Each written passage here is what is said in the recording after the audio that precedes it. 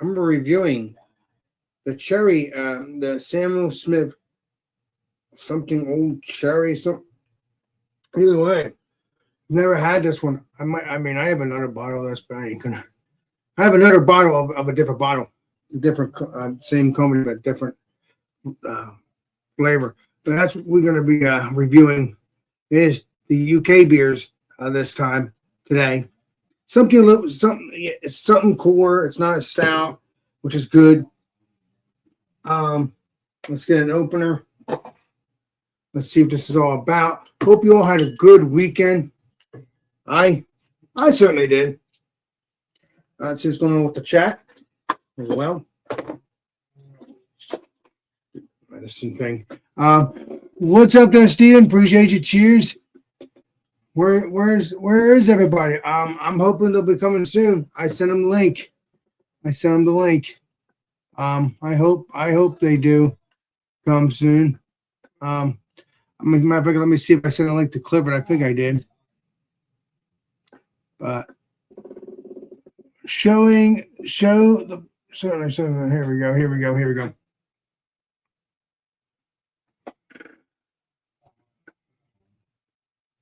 There we go. Yeah, I don't think I've had this one before, but I don't remember anyway. I'm gonna take a picture of it once I'm done pouring this up.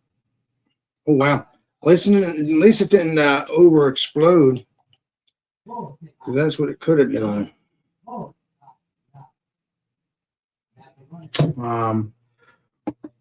we got a Clifford. Clifford. A little dark, Clifford. See the darkness. We're into the dark. Oh, that smells good.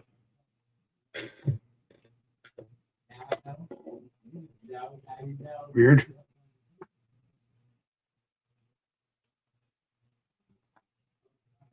Thank you, froze. All right, let's see here. Clifford, what's up, buddy? Howdy. You froze there for a minute. I guess I'll blow you up first. So you can do your review, and I'll do me. No. You go ahead. You're already starting. All right, thank you, sir.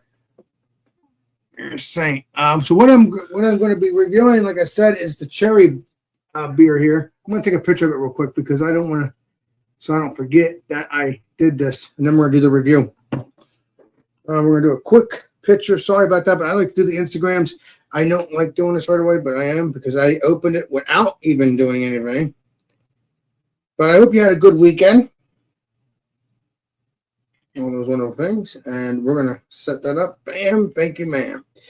Thank you, ma'am. There we go. I think. Wait, is that it? Nope. Let's do this. Hoping that will do that well. Okay. I think we're good now. So, yeah, I've never had this beer, I don't think. This is the Samuel Smith cherry beer. And I've never had this, I don't think. But it looks delicious. Good head attention. That is looking good at head attention. That looks delicious. I mean, that is looking tasty. Nice frothy head. Let's get into the smell. But that's one fingernail right here. So let's get into the smell. Oh, yeah. I can smell that sweet cherry. Smells good. Doesn't smell bad at all. Oh man, I love UK beers. They're so delicious.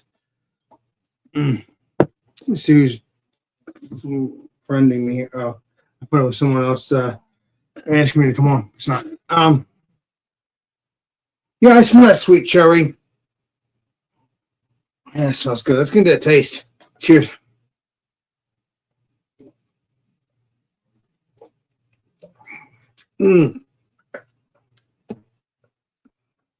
That's tasty. Taste that cherry. Taste a little bit of sweetness. There's a slight little sour to it, but not like a sour. It's just a nice soft mouthfeel.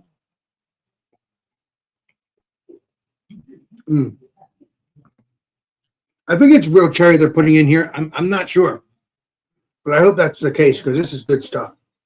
Would you like me to look it up for you, Alex? Yes, please. One moment, please. Yes, But yeah, this stuff's really good. It's a soft mouthfeel I like. The water that they use over there is so nice. Let's see here. I taste that cherry. I taste, oh my, kind of like an oatmeal taste too, I think, in the back end. But either way, that is delicious. That'd be a good breakfast beer, even though I would never do that. No need for that. But yeah. Yeah. For whatever reason, I'm having difficulty finding this. It might not even exist anymore, but it should because I got it today. But it says Best Buy to 2026, 2028 or something like that. That's what I probably said when she looked up. Yeah. Let's That's see. good. Cherry.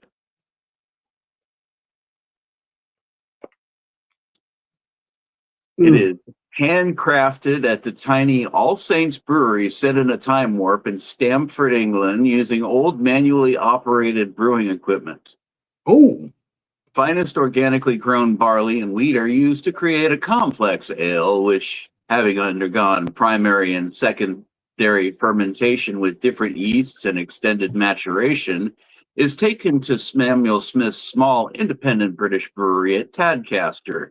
There, it is blended with pure organic cherry, strawberry, raspberry, or apricot juices, in your case, cherry, and more organic beer to create fruit beers of considerable strength and flavor. Smooth, distinctive character of the matured beer serves as the perfect counterpoint to the pure organic fruit juice. 5% ABV. It's so good. I'm not getting another bottle of this. This is too good. There's other flavors too, Mr.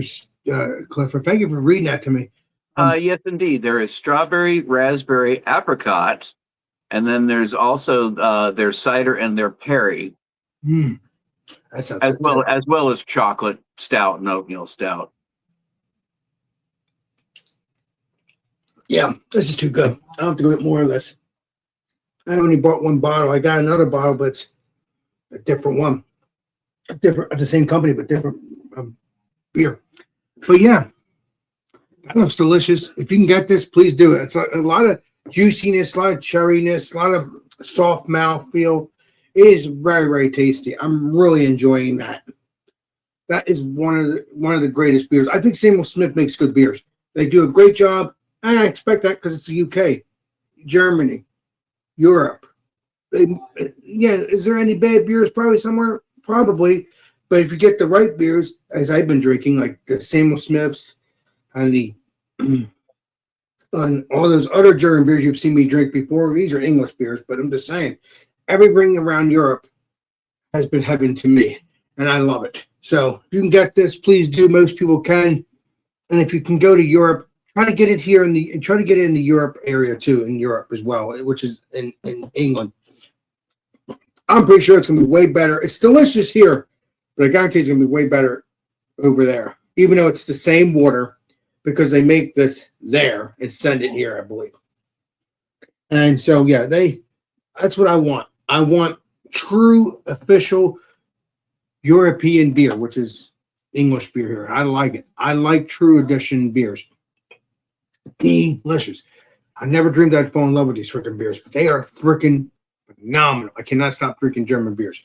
So that's it for me. So if you can get this, we're going to go back to Mr. Steven. Not Mr. Steven, because Steven's not here yet, but Mr. Clifford. And I'm going to enjoy this. Yeah, this bottle's almost done, but whatever. I'm just enjoying it. I'm not trying to rush it. It's just good.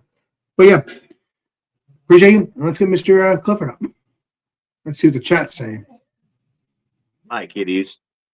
Being UK Day, and apparently being Samuel Smith's Day, I'm doing the India Pale Ale, India Pale Ale, also 5%. This is one I've had before, and I have to have the obligatory Samuel Smith's glass. So we'll just pour this sucker up. That looks pretty cool. And what we have here is a nice golden color. Let me grab a flashlight here. Let's see what we got.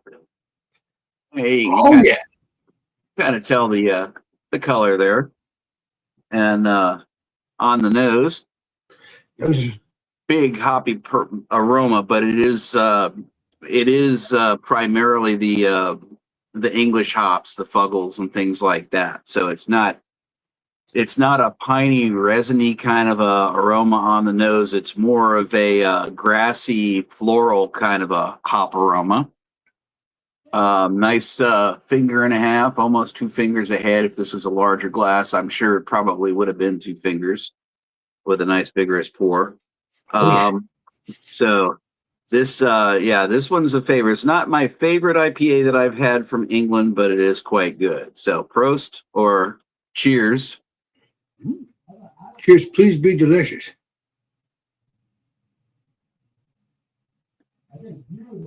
Yeah, you get that floralness in the hop, and it's nice. It's well balanced. It's got a hint of sharpness on the backside of it because of the hops.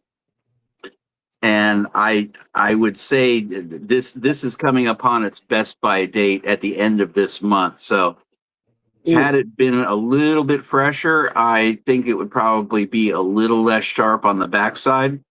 But a nice breadiness overall. It's not. You got a little bit darker color there, so you're getting almost like a little bit of a caramel note, like a caramel, caramel malt kind of a taste off of it, and quite good. So if you can find a bottle that's still within its best by date, that's the key with these British beers. It seems at least the smaller breweries, it's recommended. And if you've never had the Sam Adams organic chocolate or the Tatty Porter or the Nut Brown or any of those, I'd recommend seeking them out. All right, awesome. Good stuff. Yeah, that bottle's done. I can't believe that. I hate when that happens. It's too good not to not have it, Yeah. So wow. No hello darkness, my old friend, but like hello goldenness, my old friend.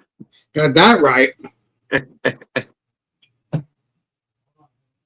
So how you doing tonight, Alex?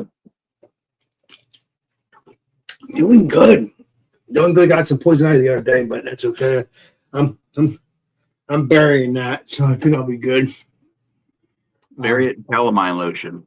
Yeah, that's what I've been doing. Yeah. That's what you do.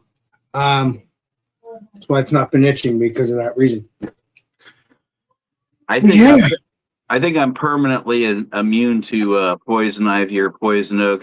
When I was a kid, we were out swimming on in a place called Cow Creek in Northern California. It feeds into the Sacramento River. My nephew and I and another friend, and we were out there swimming around. We were like young teenagers at the time, and it was close enough to the Sacramento River to where we could see, the river itself. It was right at the mouth of the river, and these 2 kayakers that had both overturned their kayaks and had all of their stuff, all floating downstream and everything. So we figured, with being the Boy Scouts we were, to go swimming across the Cow Creek, and then go rambling through probably what was a half mile of just Northern California wilderness to get to where we knew there was like a little area that we could get to and see if we could like help them. And they had already came up on shore and brought their kayaks with them, lost all their stuff, but they asked us to go call for help. So we went back through the woods, back across the creek, got on our bikes, went about 2 miles to the closest farmhouse, let them know, called the river patrol, went all the way back through all that, got there, and they were already picked up and gone, and then came back through the woods And I wound up with a case of poison ivy that it was literally from the top of my head all the way down to my toes. Oh God. Yeah. Ugh. I mean, it was so bad. My parents held me out of school for about 2 weeks because it was just when I woke, I had socks on my hands to try to, because the itching and everything was so intense. And when I woke up in the morning, it was like trying to peel the socks off my hands because it was just all just so bad. I probably should have been in the hospital for that. What? Yeah, it was bad. What do you mean you should have been in the hospital? I should have probably been in the hospital because my mom was trying to treat me with like calamine lotion and the standard poison ivy cures from back in the 80s, what they were. Yeah. And yeah, it was just. I mean, when I got those things, the socks off of my hands, it was like my fingers were literally crusted together, and have to run them under hot water and kind of pull them apart. Ooh. Yeah, it was dreadful. But when you put it on hot water, it burned because it's poison ivy. Well, it didn't burn. I mean, it wasn't like boiling hot water or anything either, but it wasn't pleasant, let's put it that way. Did you ever have poison ivy since then? Nope, never have. Well, because you've not been in Boy Scouts for the past 20, 30, 40, Well, 50. I've been in the woods plenty of times, but I just never Got it. And I know that we have some in the backyard that I've been trying to eradicate and everything with gloves on, of course, but I've never had a real problem with it since. Wow. Thank God. So I think I developed an immunity. Could I develop an immunity too someday? Because I got poison ivy in the past couple of years. I never got it prior to years ago. I have no idea, Alex. It was just I think I got such a bad case of it that your body doesn't want it. Yeah. Exactly. That is so weird. Where's Steve-O? Yeah, I know. Send the link, but I also sent it to his cell phone number because sometimes, for some reason, but you get it. You get the links from my Facebook though, so I don't get it. Yep. So I'm curious to see if when he comes on the stream to see if he starts echoing. I'm curious because I don't hear nothing myself. I don't hear no. I don't either. I mean, so far so good. We weren't as bad yesterday either. I think there was one echo, but I think it might have been Chatty. I can't remember. But everything else was no echo with us. It's weird. Well, yeah, that everybody was saying. Well, I know I was echoing. Because you heard yourself. Yeah, I understand that. Yeah. And now nothing. And same setup, same adjustments and everything. No change. It's completely different. It's weird, isn't it? Yeah. Wow. Actually, I might have another Samuel Smith, so I might as well drink this one later in a little bit because it is Samuel Smith Day apparently, or UK Day for me. That's what this beer is. I don't know. I'm probably not going to drink this tonight, though. That's is that the oatmeal stout? Oh, that's the Imperial Stout. Yeah. I don't know what the ABV is on this, though. Give me a moment and I'll tell you. I'm going to say it's 10%.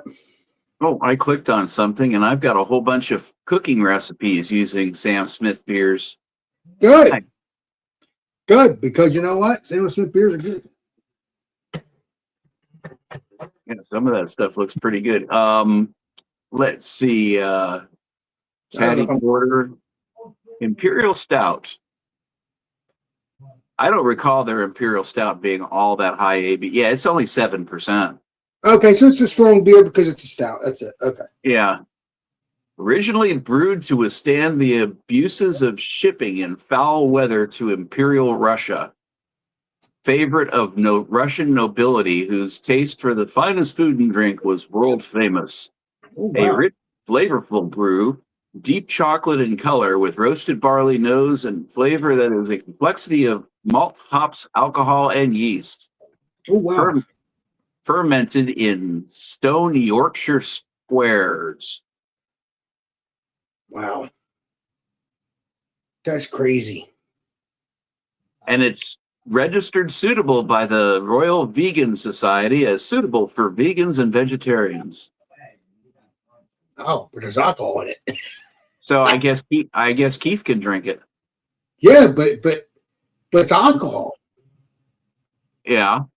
I don't know. It's weird. I guess because they use something else. I guess to make it feel better. I guess to do better. I don't know. It's weird.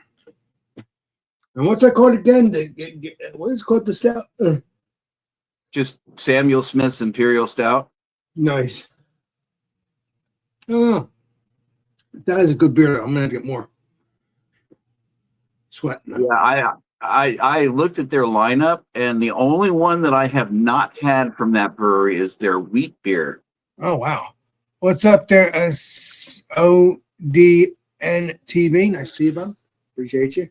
Hope you're doing well. What are you saying there? That beer gods. is golden. Nice. We got a Steven. I wouldn't go that far. Hell yeah. Hey. Hey. What's up there, Mr. Steven? Welcome, pal. Wow. I had to every time I try to get a message from you from anybody on Facebook now, I have to put in like this one-time code that I have to generate off my phone, and they've made it such a pain. Anyway. For encrypted messaging. That's what it says, but yeah, I get that too, and I never signed up for any encrypted messaging. Yeah, me either. I wonder if anybody else. That's weird because now that Steven's on, I'm echoing. Yeah, same. Yeah, weird. Bizarre. I don't hear any No. echo. I don't hear myself echoing either. It's weird. Did one of you guys already? What did you get out? What did you drink, Alex? Oh, I can show you. Then we'll go to you. I was drinking. Hold on, I'm an idiot. I was drinking this. I'll probably drink I wasn't even going to drink another Samuel Smith, but I feel like having one more. Even though I only have two anyway. This one right here is the cherry one. I'm going to get other ones of these things, but this is so good. Yes. Is that not seltzer, cider? No, it's a beer, just a regular. I'll show you the beer. I haven't seen that one. As I was telling Alex, it's handcrafted at the tiny All Saints Brewery, set in a time warp in Stamford, England, using manually operated brewing equipment. Yeah. Finest organic grown barley and wheat are used to create a complex ale, which, having undergone primary and secondary fermentation with different yeasts and extended maturation, is taken to Sam Smith Small Independent Brewery in Tadcaster. There it is blended with pure organic cherry, strawberry, raspberry, or apricot, depending upon which one you get. And more organic beer to create fruit beers of considerable strength and flavor. It's 5%. I think I have their apricot in the fridge, but I haven't seen the cherry. I would definitely get the cherry if I had. Yeah, try to get this one because this is tasty. And I've never seen the cherry one. And I've seen. I mean, we get all the other ones. That's crazy. Well, we might have to order it then. I don't know. But this is. I don't know that you can order these. Yeah, they have cherry, strawberry, raspberry, and apricot. I don't think I've seen the raspberry either. Anyway, what did you have, Clifford? Also Samuel Smith. We all did Samuel Smith. Yeah, it is Samuel Smith Day. Oh, even though it's supposed to be UK Day, but yeah, that's what happens, baby. It's hard to find other things. All right, let's get back to Mr. Steven. Okay. Let's get back to Mr. Steven. I got a mixed pack, so I could have done it, but I really like the oatmeal stout. And it is Samuel Smith Day. Yeah, baby. About right. Anyway, there's not much to review. I think everybody has had this. Oh, yeah. Everybody knows. He's got a Samuel Smith glass too. Yeah. Everybody knows how good their beer is. So, It's one of the best, man. I'm sorry, but I love it. you guys talk about how they're. Everybody knows, right, about their open fermenters and The Well, yolk that's shot well up water. waves. See what's going on here? Oh, good head retention. That does have a good head intention. Oh, yeah. She's saying it's StreamYard. That's what we've been seeing too. That StreamYard's been causing these issues. They need to fix it because Thank you, Legendary Susie. especially if we're paying for the Yeah. service, you know. Yeah, exactly. Smells very bready. Which you'd expect. It's just an oatmeal stout. This is not like the chocolate one or anything. This is the first version of like Samuel Smith I ever had was the oatmeal stout. That's good. Good stuff. Good one. Oh yeah. Actually has a coffee flavor to it. I haven't had it for a while. I remember when my friend first got it, he's like, "You got to try this beer. It's so good." And then I just started buying it all the time when I saw it. But that was before I saw they started having all the other varieties that you could get. Usually, initially, all I could find was the oatmeal stout many years ago. Well, yeah, But- that's when you're only supposed to Oh, have what it. was being imported? Yeah, Right, but then now you got all the other variants, which is pretty cool. yeah. And I have a bunch because I bought. That's how I got this glass. I think I got a mix pack that came with the glass and some paperwork that's behind me. You've seen that because Eric had that same book. Yeah, the legendary. Yes. Yeah. All right. It seems like normal. I mean, listen. So we had Samuel Smith Day. Oh, by the way, next week is going to be Imperial Stout, barrel aged stout, barrel aged stout. Barrel aged. Next Oh week man, is- unless Thank- you're not in the mood for it. I mean, I could do something else on that. well, I'm doing a little bit better with my tortillas, but not much. I put them in. I read online to dip them in water, and then you put them in the microwave in a towel for like 30 seconds. There we go. So It is better, but they are still just falling. Like they're starting to tear up. that's weird. I'm hoping you get it fixed sometime. Well, not that, but in the future. I don't know. Well, yes, Steven. So what do you think? No Imperial Stout? Or you want something else? We can do Imperial Stout anytime. I don't care. Anybody, you and the Clippers. I'm sure I must have an imperial stout. Well, you got plenty of those somewhere in there. We're good on I don't that. know. I have stouts. No, I'm sure I do. I have some Boulevard and stuff. Oh, How about- Boulevard. Does it have to be Imperial Stout or could it just be anything? No, that's no. can it Barrel- be any- Barrel aged. Barrel aged. anything that's barrel aged. Barrel aged stouts.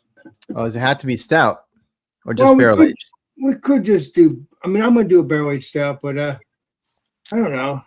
'Cause Would if you guys a barrel aged blonde ale count? let's just do barrel aged beers. I don't know if I did barrel aged beers yet. Did I? I don't think so. Yeah, let's do barrel aged beers, and then maybe in the next couple months we'll do barrel aged stouts because it'll get colder, and when it gets colder, then we could get. Because even though we drink stouts all year round, we can still do the barrel aged stouts during the winter. I think that'd be amazing if we did that. And I want to do a series. I'm going to set up that series eventually. I don't know when, but I think if I do it, it's going to be a trial one from September to February, and then that's it. And then we'll just drink stouts whenever, but we'll also take breaks because obviously we had enough stouts. And we also do stouts on Mr. Stevens' channel right there. Well, me and him anyway on Friday. So we'll have to see what happens with that. If we do a Monday stouts with Alex, Friday will still become have beer with Alex, but it'll just be one stout for his show if we decide to do a stout because of the fact that it's a certain brewery. That's the only reason why we're doing stuff. You know what I mean, Steven? Sorry, I'm trying to. There was somebody I caught on my camera when I was at work today on my property, Oh, well, see who they are. and Case. I thought they had a ladder. Yeah, he What? did. So he had a ladder. He had a vest on. I see him carrying a ladder down my driveway. Well, Officer There's Steve. nothing left on my door. He's driving this little small hatchback, so it's not like a company vehicle. I don't understand. Oh, That's see, patio. He's going over to fix your roof. I wish. The first thing I checked, I looked, I was like, did he fix my roof? I don't So you're saying this person is trying to be corrupt? Then we're going to find out who this person is, but he sounds suspicious to me. I did. I think so too. Like, I thought, well, maybe he's just here to read the water meter, but you don't need A ladder to do that. a ladder to do that. Oh, son of a bitch! Well, Are can you you, find out who this? You have a 2-story house? No, We'll still have to go. We'll still have to go give him a beating because he shouldn't be on your property. You know, I don't trust him, Clifford. I don't. Not at all. We got to find out where he lives. We got to find out where his family lives, since they probably raised him the wrong way. Don't get me And most started. importantly, we got to find out whether or not Steven is okay, because apparently his burrito burst on his shirt. Yeah, that's not no good. It's not good either. Not good. I hate the feeling. I hate it because when you're trying to bite into something and the back end freaking explodes, it's annoying. But and you two don't take that too seriously. It's just, you know, I'm talking about a burrito. But yeah, that's freaking crazy. Mm-hmm. I hope he's okay. He's probably switched the shirt around anyway. He'll be golden. He probably went and ate somewhere in the other room and then came back. Oh, where's my fork? oh God! Now your fork took off. Jesus. Oh, I hate the feeling. Hot mess. I know the feeling. I have brain farts all the time.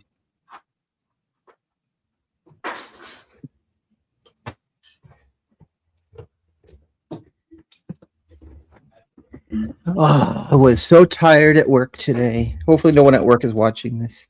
It was dead. There was nothing. No one was there. There was hardly anything to do. Well, you buried it anyway. You buried all your work. That's why you were done. You got it done. You get it done.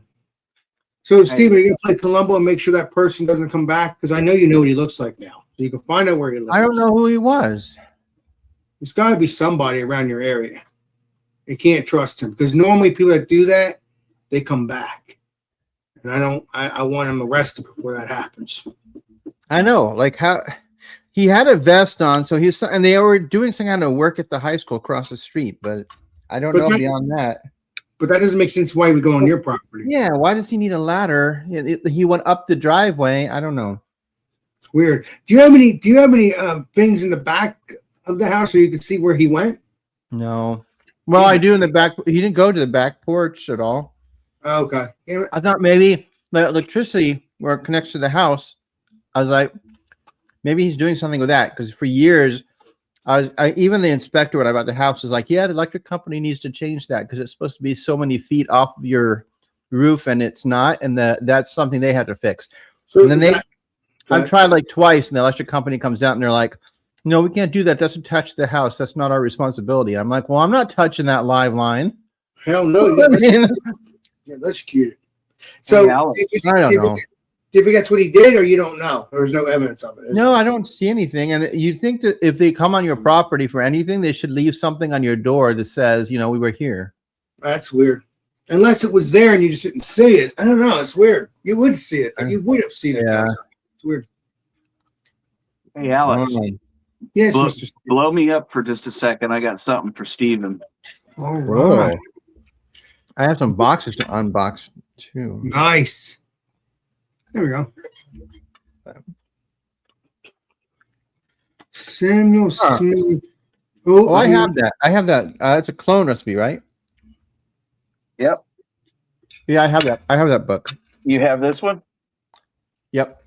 Oh, okay. Well, I think mine might be 300, but it has that recipe in it. Okay, never mind.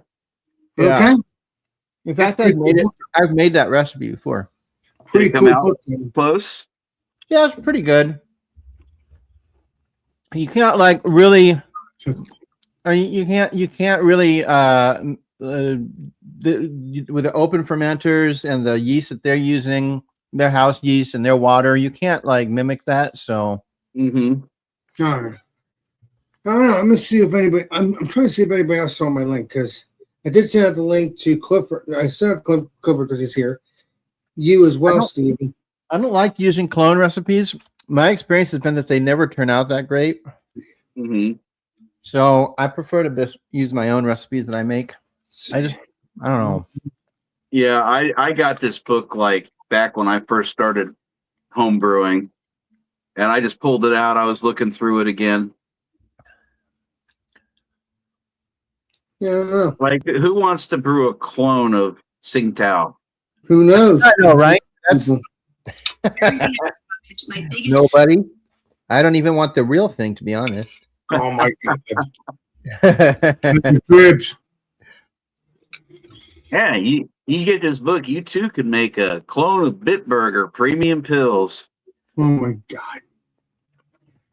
You know what? I am gonna try that other beer though. I shouldn't do it, but I am. Why not? You only had one beer, right? Yeah. Well, I only have one beer of that. This is one beer of this. That's it. No more. I'm gonna get more. Is that another cherry one? No, this is a different. This is the stout. Oh, oatmeal stout? Yeah. Oh no. So I'm gonna review now. I'm Oh, that's their imperial stout. gonna see what it tastes like. I'm gonna see what it's all about. First I'm gonna take a picture of it. Wow. I wasn't gonna drink it. I wasn't. I just thought, you know what? Let me do it anyway. Because I told Aunt Patty I wasn't gonna drink 2 beers, but you know what? These are light anyway. Well, kind of. This is light, not light. This is stronger, but you know. We've only had one beer so far, right? Yes. Yeah. Yeah, and his first one is 5% like mine. Yeah. Oh, And that That's good. Imperial is 7%. Yeah, that stuff is good. Yeah, mine's probably around 5. I'm pretty sure. All right. I wonder if Chatio is still consuming his tea. Oh, No. yeah. He's with one of his friends at the bar, at the brewery. Oh, But he said he's not feeling good, so I don't know. I don't know if it works. He's not feeling good, and he's at the brewery. yeah. Well, he's with his friends. That's why. Uh-huh. I don't know. I everybody's different, but I can't drink when I'm sick. Like it makes me feel worse. Yep. Some people are like, "You just need to drink some whiskey." I'm like, "No, no." He said he might pass. He might come on in. We don't know. We'll see. Hello, So, yeah. Bruce. What's up there, Bruce? What's up there, buddy? If you're wondering what I'm reviewing first time around, it is the Imperial Samuel Smith Stout. This is pretty cool. I like it. I've never had it, but it sounds good. Looks delicious. I mean, and then there's obviously the brewery in the background there. So That's one of their fermenters. Yeah. yeah, exactly. Let's see what it's all about.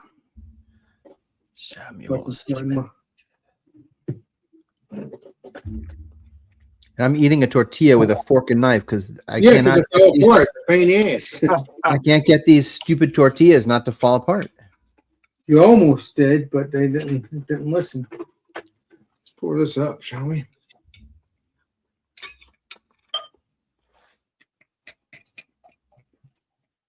Oh yeah, that's gonna be delicious. I mean, I'm telling you, they're freaking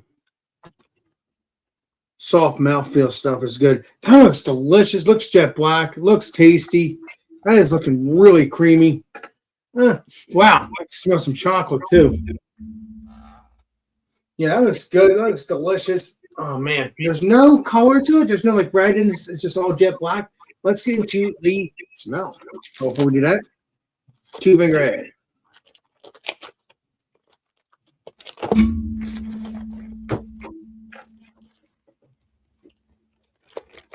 Kind of smells like a chocolate wine or like a bitter wine. I'm not sure.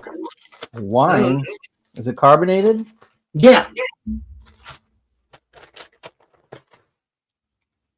Like I don't know, not wine. It smells like a chocolate malt. That's what it is. Chocolate malt It's or juice. something. Like a malt. Okay, there we go. Yeah, I'm smelling that malt's kind of creamy feel to it. Like I smell. Let's get into the taste. Cheers.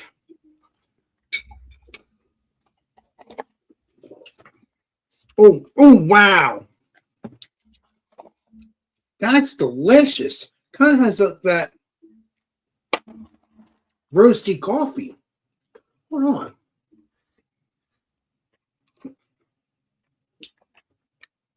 No, it's kind of like yeah.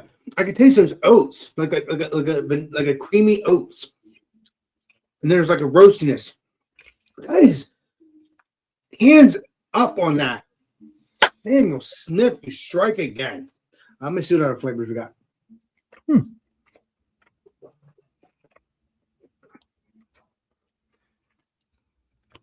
I don't know, but that is delicious because it's like a sweet. It tastes like a vanilla, but it's not. It's like that oatmeal, even though it's not oatmeal. There's obviously oatmeal in this because we put oatmeal in this. That is just freaking delicious. Wow.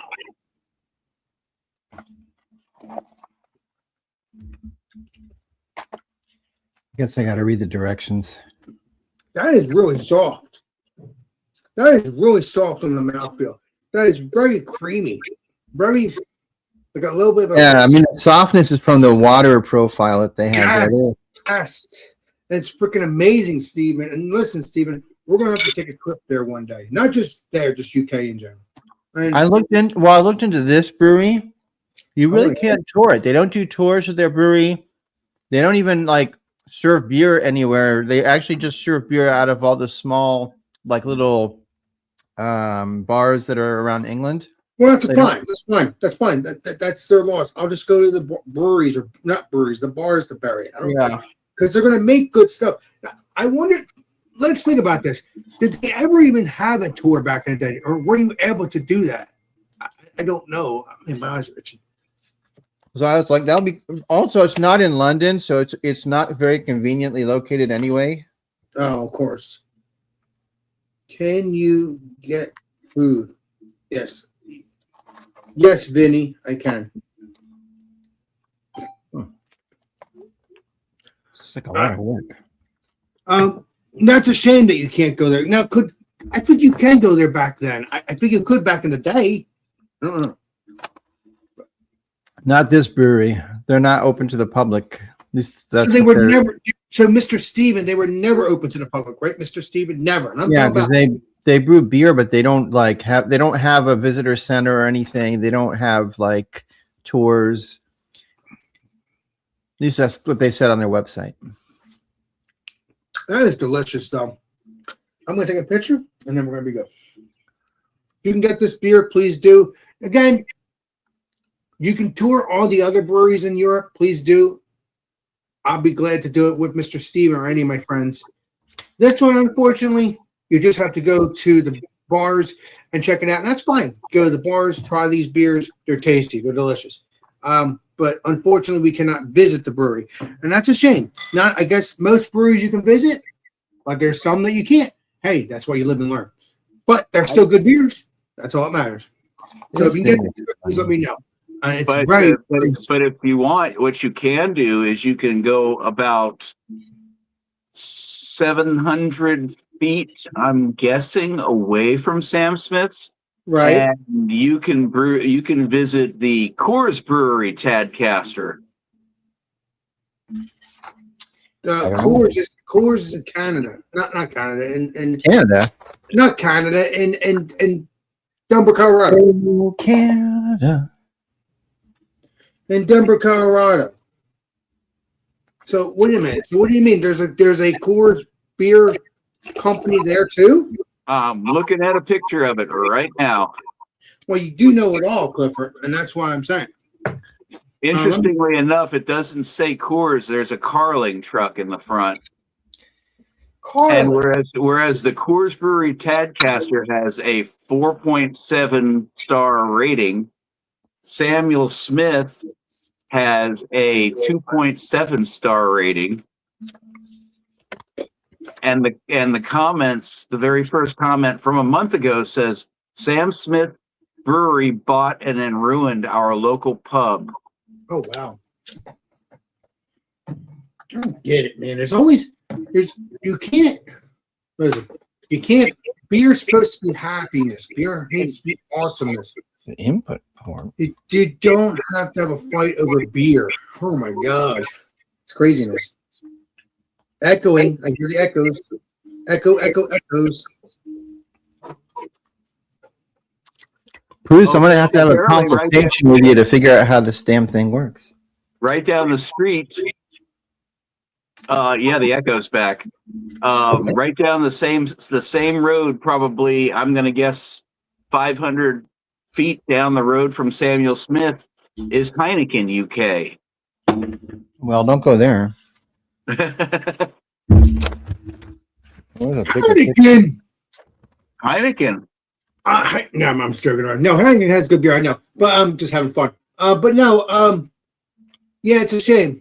The Samuel Smith beers. Go to the pubs, go to the bars, check them out. It's going to be good either way. You'll get good food. I'm hoping we can do that someday. Me and Mr. Steven, me and Mr. Clifford, whoever. Doesn't matter. Whoever wants to join me, we'll bury it. Once I bury my passport, in the sense of getting that done. But beyond that, I'm hoping we can do whatever we got to do with it. God, my eyes are itching. Wow, I am blown away by how many breweries are right in the same area. You're talking about the UK, right, Bob? I'm talking about where Samuel Smith's brewery is. Right, that's UK. Literally 2 doors down is John Smith's brewery. I wonder if that's any relation. Yes, it is. I believe so. As a matter of fact, I'm going to look for John Smith's beers. I've never had them, I don't think. Or maybe I did. I don't remember. I've been so interested in these Samuel Smith beers, I'm not even sure. I think John Smith is the brother or the cousin of Samuel Smith. Not sure. I'm thinking they are, because same name, same last name. I think they were together at one point. John and Samuel Smith Brewery. I really think they were at one point, and they had a little falling out.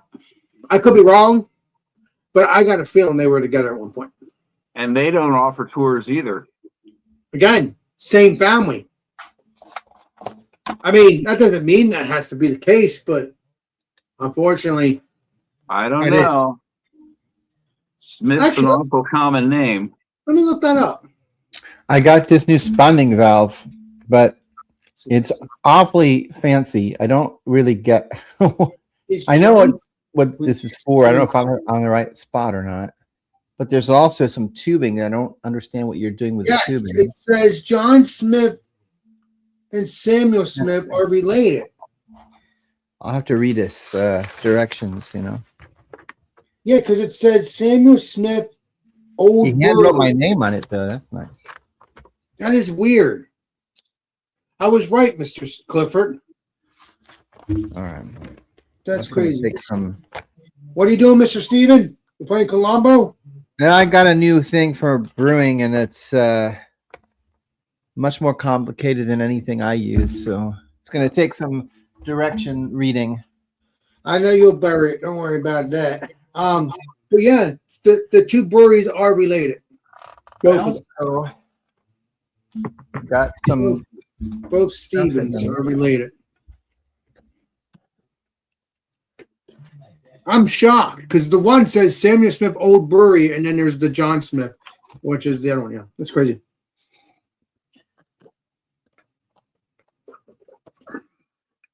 Wow, this is. I gotta get more of this. That is just too good. You never had Samuel Smith before? No. I've had Samuel Smith. I've had the oatmeal stout. What other Samuel Smith beers I've had? I've had the Samuel Smith oatmeal stout. I've had the Samuel Smith organic stout. I think that's the same thing, oatmeal stout, but it's confusing.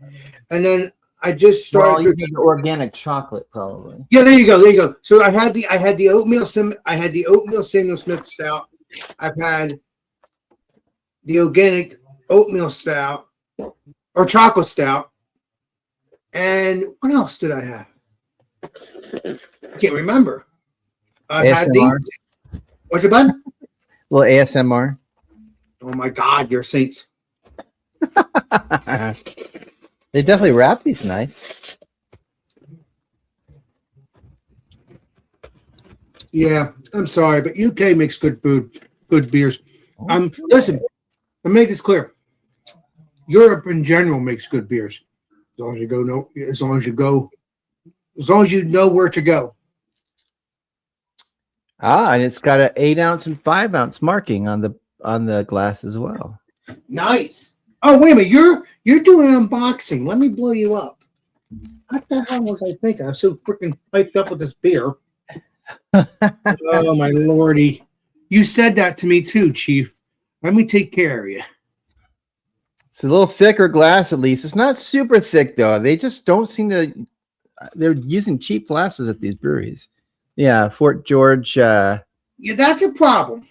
That's a problem And because they put 5-ounce and 8-ounce marks on the back if you want to measure for tasting. That's cool. I like that glass. Ooh. They put tape on it though. Wait, back this. Oh, Ooh. Oh, this one looks cool. I hope this. Where'd everybody go? What I should do is put this in the glass. It'll be easier to see. thank you, Foster.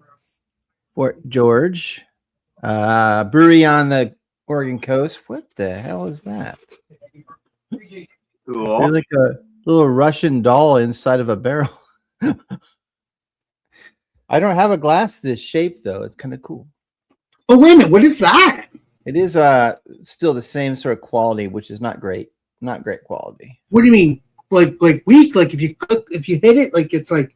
Yeah, it's kind of thin. The glass is not very strong. Well, just be golden with it. Just be careful then, because you don't want that. Because that's a lot of money you bought from Other Half and all that nonsense. A lot of Stephen beers. These are not. I didn't get those beers yet.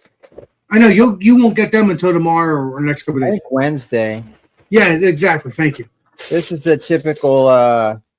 I like these. These are like the sniffer glasses. It's kind of like what? It's not even easy to see the. Kind of like this, right? But it does say, maybe it's easier to see without this in there. It does say Fort George on it. That says Astoria, which is where they're at. There's can you fling the the line glass? on it too. What? Can you flick the glass and see if it's strong in the sense of like, No, it's the same. Okay, don't flick It's too. thin. It's thin. Okay. Fort George. Get your finger wet. Get your finger wet and rub it over the top and see if it sings. Huh. God. Those are saints. Yeah, it's not very good quality. But Well, just be careful with it, Mr. Steven. That's all you know the deal. So this is Port George Brewery, right, Mr. Steven? yeah, Okay. a t-shirt. I'll have to order some myself. Can I order Port George beers? I guess I could. I don't know if they. I don't know. They ship to you because they're in your area. Well, this is not beer. It's a t-shirt and some glass. Oh. I mean, I can buy their beer in the grocery store here. Oh, so you just ordered some merch from them. I get you, Brian. Yeah. I get you putting down, Mr. Steven. Nice shirt, though. I like that. Oh, look. They sent me some beer coasters, too. Ooh. Cool. 4 of them. They must think I have friends. Well, you do. You do. But unfortunately, some of your friends are like me and are a little bit too far away. But you also have friends that are near you, Mr. Steven, that you can share with. That would be cool. If they like beer, but I think you told me they don't like beer, right? Or they don't do YouTube or something like that.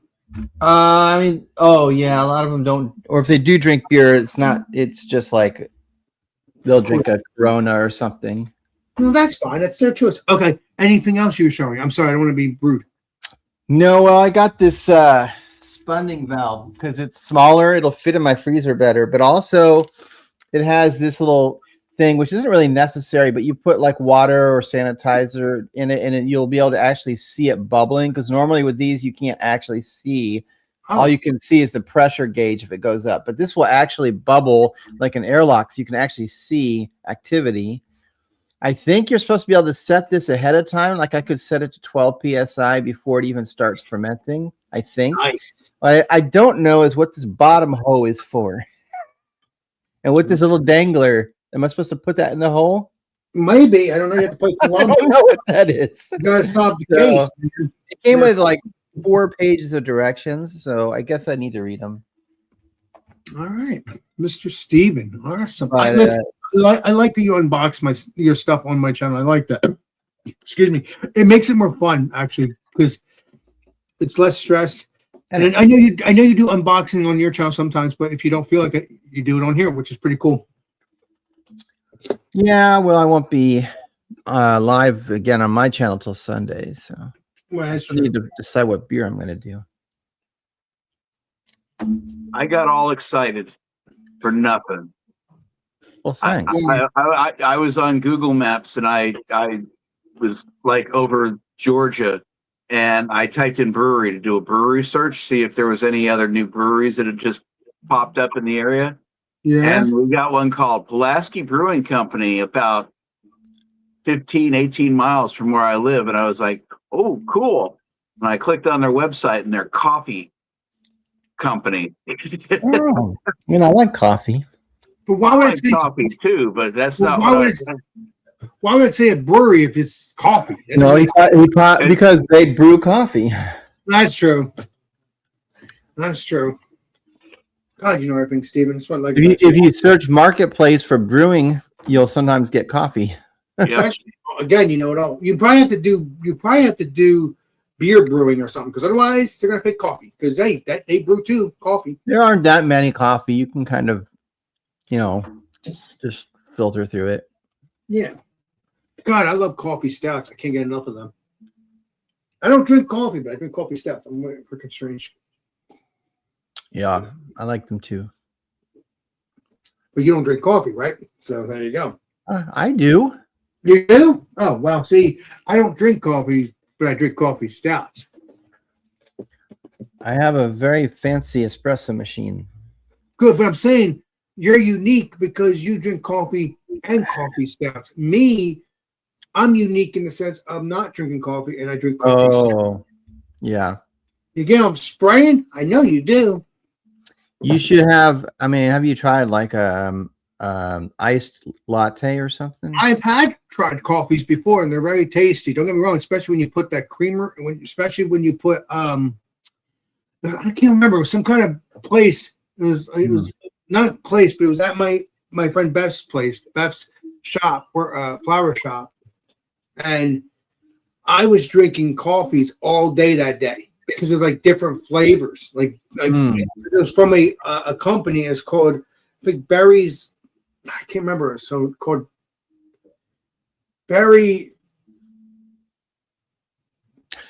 Motel Cafe Coffee, because back in the day, his great grandfather had a hotel, so that he named that coffee company the Berry Hotel Coffee Company.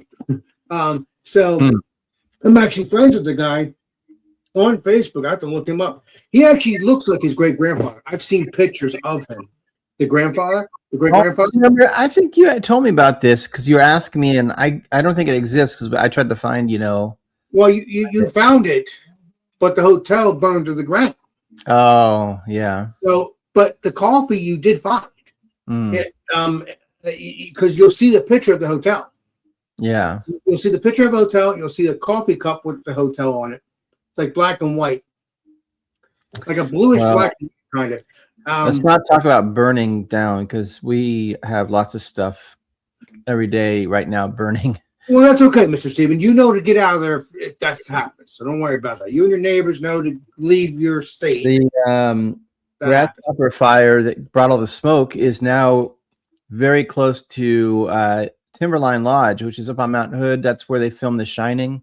If it jumps the highway, that lodge may burn down. Well, you better go talk to the firemen. Make sure they do a control burn.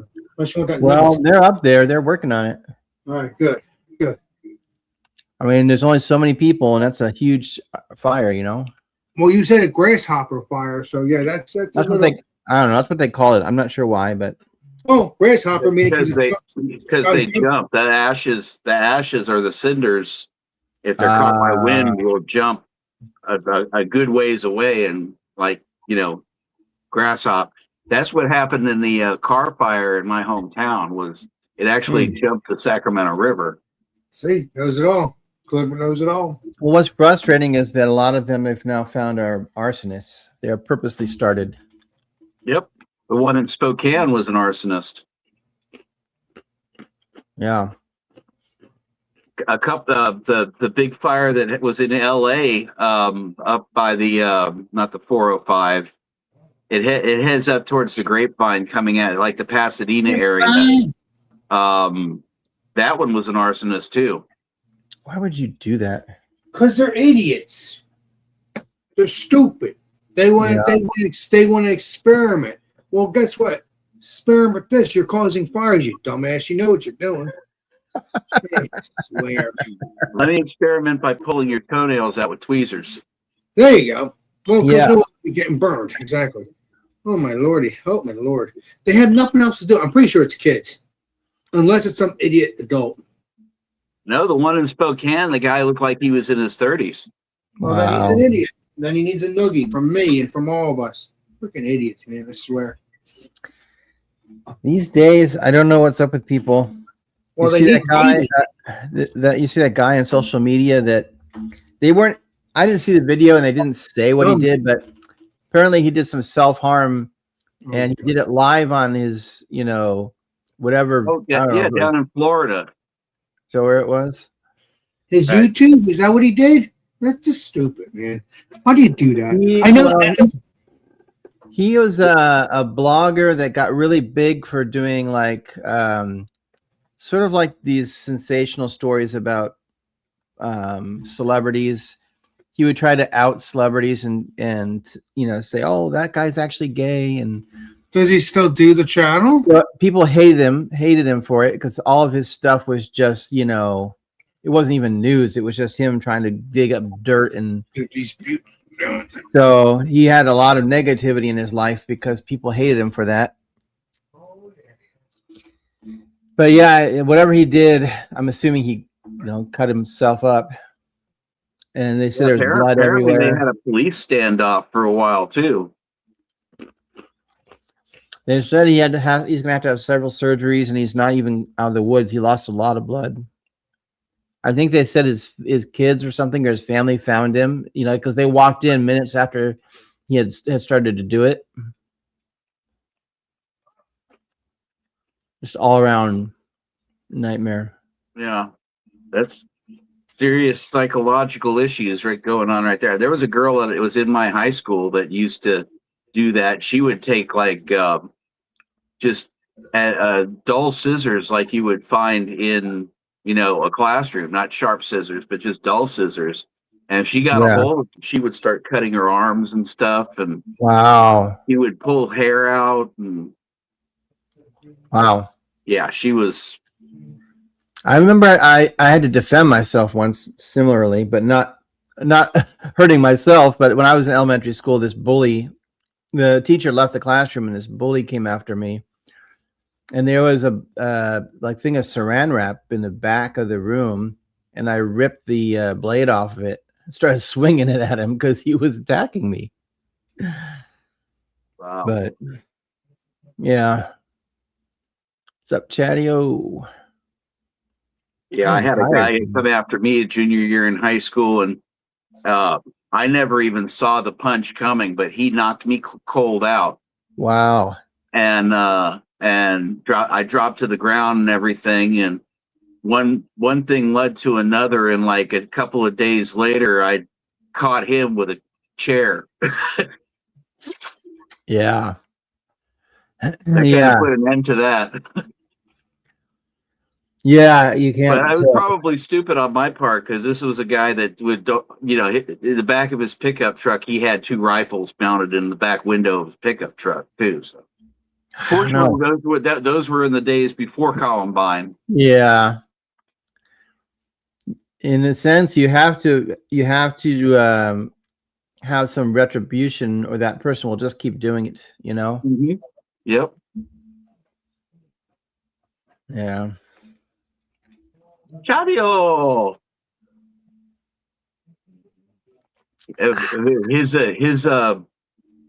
His beverage of choice tonight is going to be NyQuil. Maybe.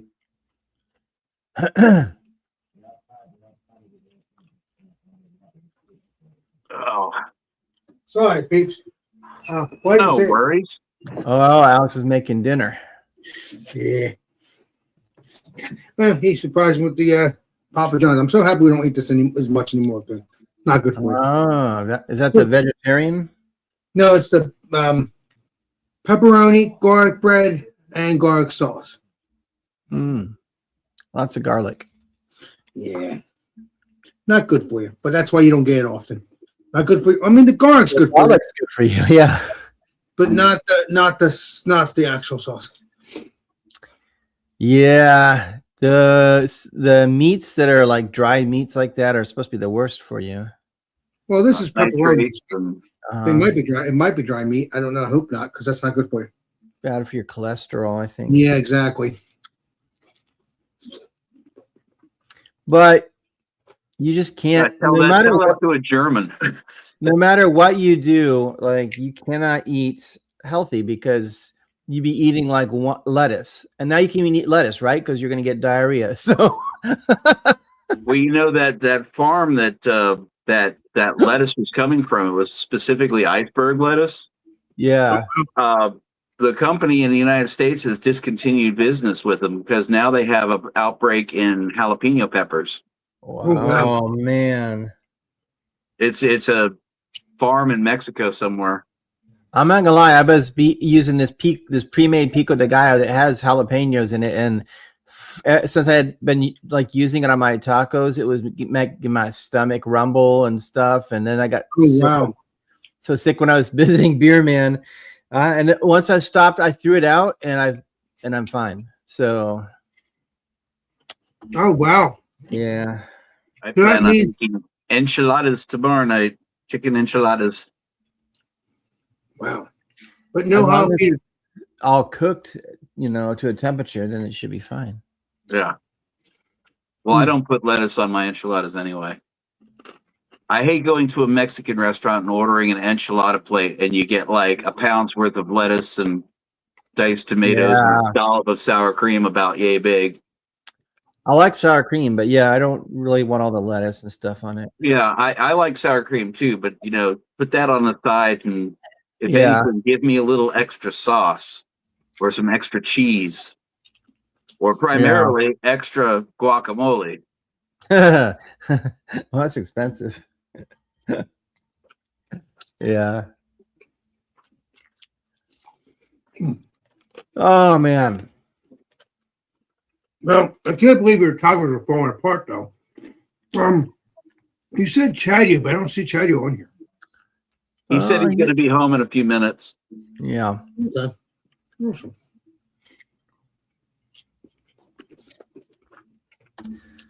Yeah, I was simple and I had to go grocery shopping, so I just got a rotisserie chicken and tossed it in the oven while I was to reheat it while I was bringing my groceries in, and just diced up some little baby potatoes and fried them up. Nice. That was my supper. I thought you were going to say you were going to put the chicken in your enchiladas. No, I've got the whole other side of the breast of the chicken and a little dark meat. So I'm gonna got that shredded up, and that's gonna go in tomorrow. I got some peppers from the garden that I need to use. Where'd you go eat for dinner? At least those are safe. Yeah. Yeah. Beer man, you missed all the glasses I got from Fort George.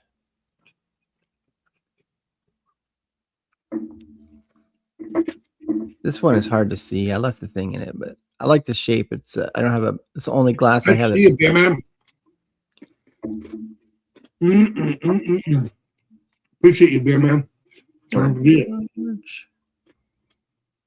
I'm gonna have to get it.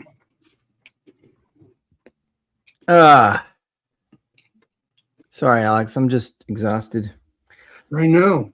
It's Monday, and yeah, my boss was not. He was at, like I said, a different site. So I don't know if he'll be there tomorrow or not. Was that where you're exhausted because he wasn't there to help you? He was no. It was no. I don't know. It's weird. Sometimes if it's really dead and there's like nothing going on, it's more tiring than if you are actually working. Oh. The day goes by super slow and drags, you know. Oh. Yeah, I hate to feel it. I got some of these little guys and some of these little guys. I was gonna say, if you let it continue, it turns to a different color, right? Yeah. Nice. And this one's actually, if I had kept this one going a little bit longer, it would actually become a purple pepper. Ooh. Yeah. Wouldn't you like to be a purple pepper too? You Peter Piper peck to pick a peck of peppers. They say red peppers are healthier or something for you, but I mean, it's the same pepper, right? It just you let it. Isn't green peppers and red peppers are the same? Like, yeah, there's different varieties. You can get stripies and everything. This one is specifically bred to be red or purple, depending upon how long you hold it for. Mm-hmm. I've got another one that's like one of these guys that is a bright yellow. Oh wow! And now you went outside and got them. Yeah. Okay, nice. Yeah, I pulled them off so I get them nice and chopped up tomorrow morning and get them all ready to go in with the shredded chicken and all that kind of good stuff. And Bubble Gut needs a garden. You got a lot of yard, don't you? Look like you had a big yard, Bubble Gut. You could put a garden in. I thought he has a garden. I don't like outdoor work, so I would never do anything that required me to do more work than I have to do outside. But you could, I guess. But back in the day, the government was pushing people to have these victory gardens because they were short. During wartime and stuff, it was hard to get vegetables and things, and so to help. They encouraged everybody who had any space to put a garden in their yards so they could supplement their food, Did the army go there to get the food, or? There you go, no, Stephen. No, yeah, half and half. Yeah. Isn't that cool? No, Alex, it's just that during wartime, a lot of times companies that would do one type of business will start producing stuff for the government for the war efforts, for example. So if you had I'm just totally making this up, but if there was like a bread company that stopped making bread because the government said, we need you to fill ammunition, then they're not making bread. But anyway, the idea was that if you have grow your own garden, you don't have to worry about whether there's fresh produce, in the grocery store, because you can get it out of your own garden. So some people would do that if there's wartime craziness. Yeah, it was popular back then, and the government was, suggesting it. I'm surprised they're not doing that today. Well, yeah, I mean, during COVID, it probably would have been smart. Yeah, exactly. I'm gonna be back in a second. Exactly, because people were losing food that way for a little bit. Exactly. In my neighborhood, I probably have homeless people trying to steal all my vegetables. Exactly. Or chickens. That's what you should get, Bubble Guts. You should get some chickens. I wish I had space for chickens. My don't need a wife lot of wants space, do my you? wife wants chickens badly. I don't think you need a ton of space. You don't, but I don't have a very large yard, and most of the space that we already have in the backyard is set up with um, planting beds and things like that. So I've we seen don't have. some interesting devices where they put the hen house, or whatever you call it, on wheels, Mhm. and then when they, every however many days, they can just literally pick it up and roll it, and the chickens can even be inside, and they just Yep. move it one patch over to give them fresh patch. Yeah, but I've got a bad back. Yeah. And we set our yard up in such a way where it's kind of like it would be an obstacle course trying to maneuver something like that through there. Plus the fact we also have an issue with raccoons. Oh, yeah. You'd have to. I don't know. What do you do about raccoons?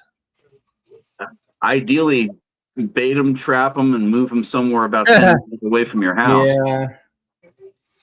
I guess if you have you have to make sure your like hen house is really secure. Yeah. Either that or, 22, but I don't really like doing that. Yeah, my uncle, he didn't have chickens, but he would sit on the balcony of his house, the back of his house, and there was a huge field behind his house, and he would just shoot. I think it was mice or squirrels or something. He'd just shoot them. Yeah. But he was out in the country, Yeah. Appreciate you, love it. That's the worst part is I'm in the middle of the 6th largest city in Georgia.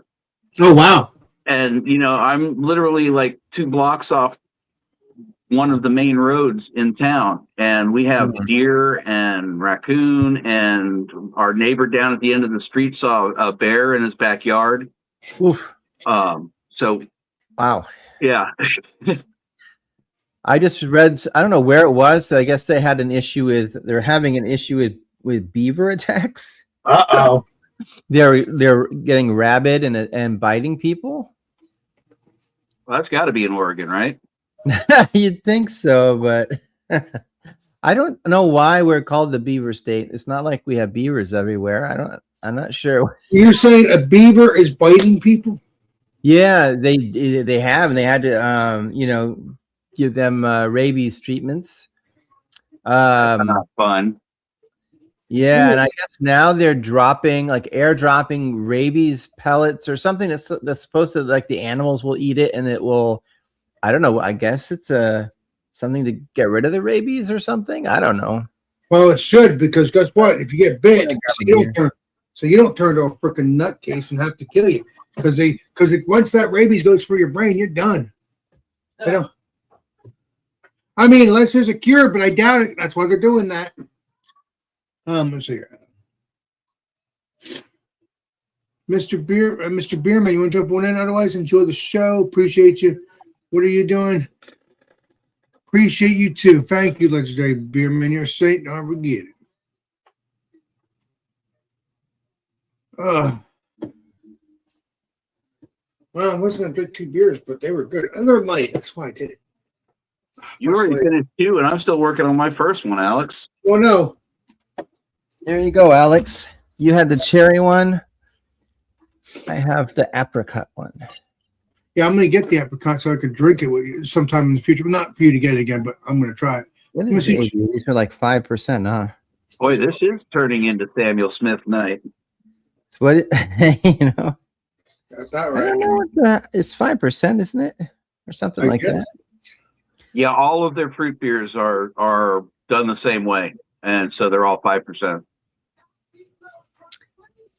Yeah, I don't see anything on the bottle, but that's what I think. Weird. You think I should? I don't think there's any. I think this is filtered. I don't see any kind of sediment.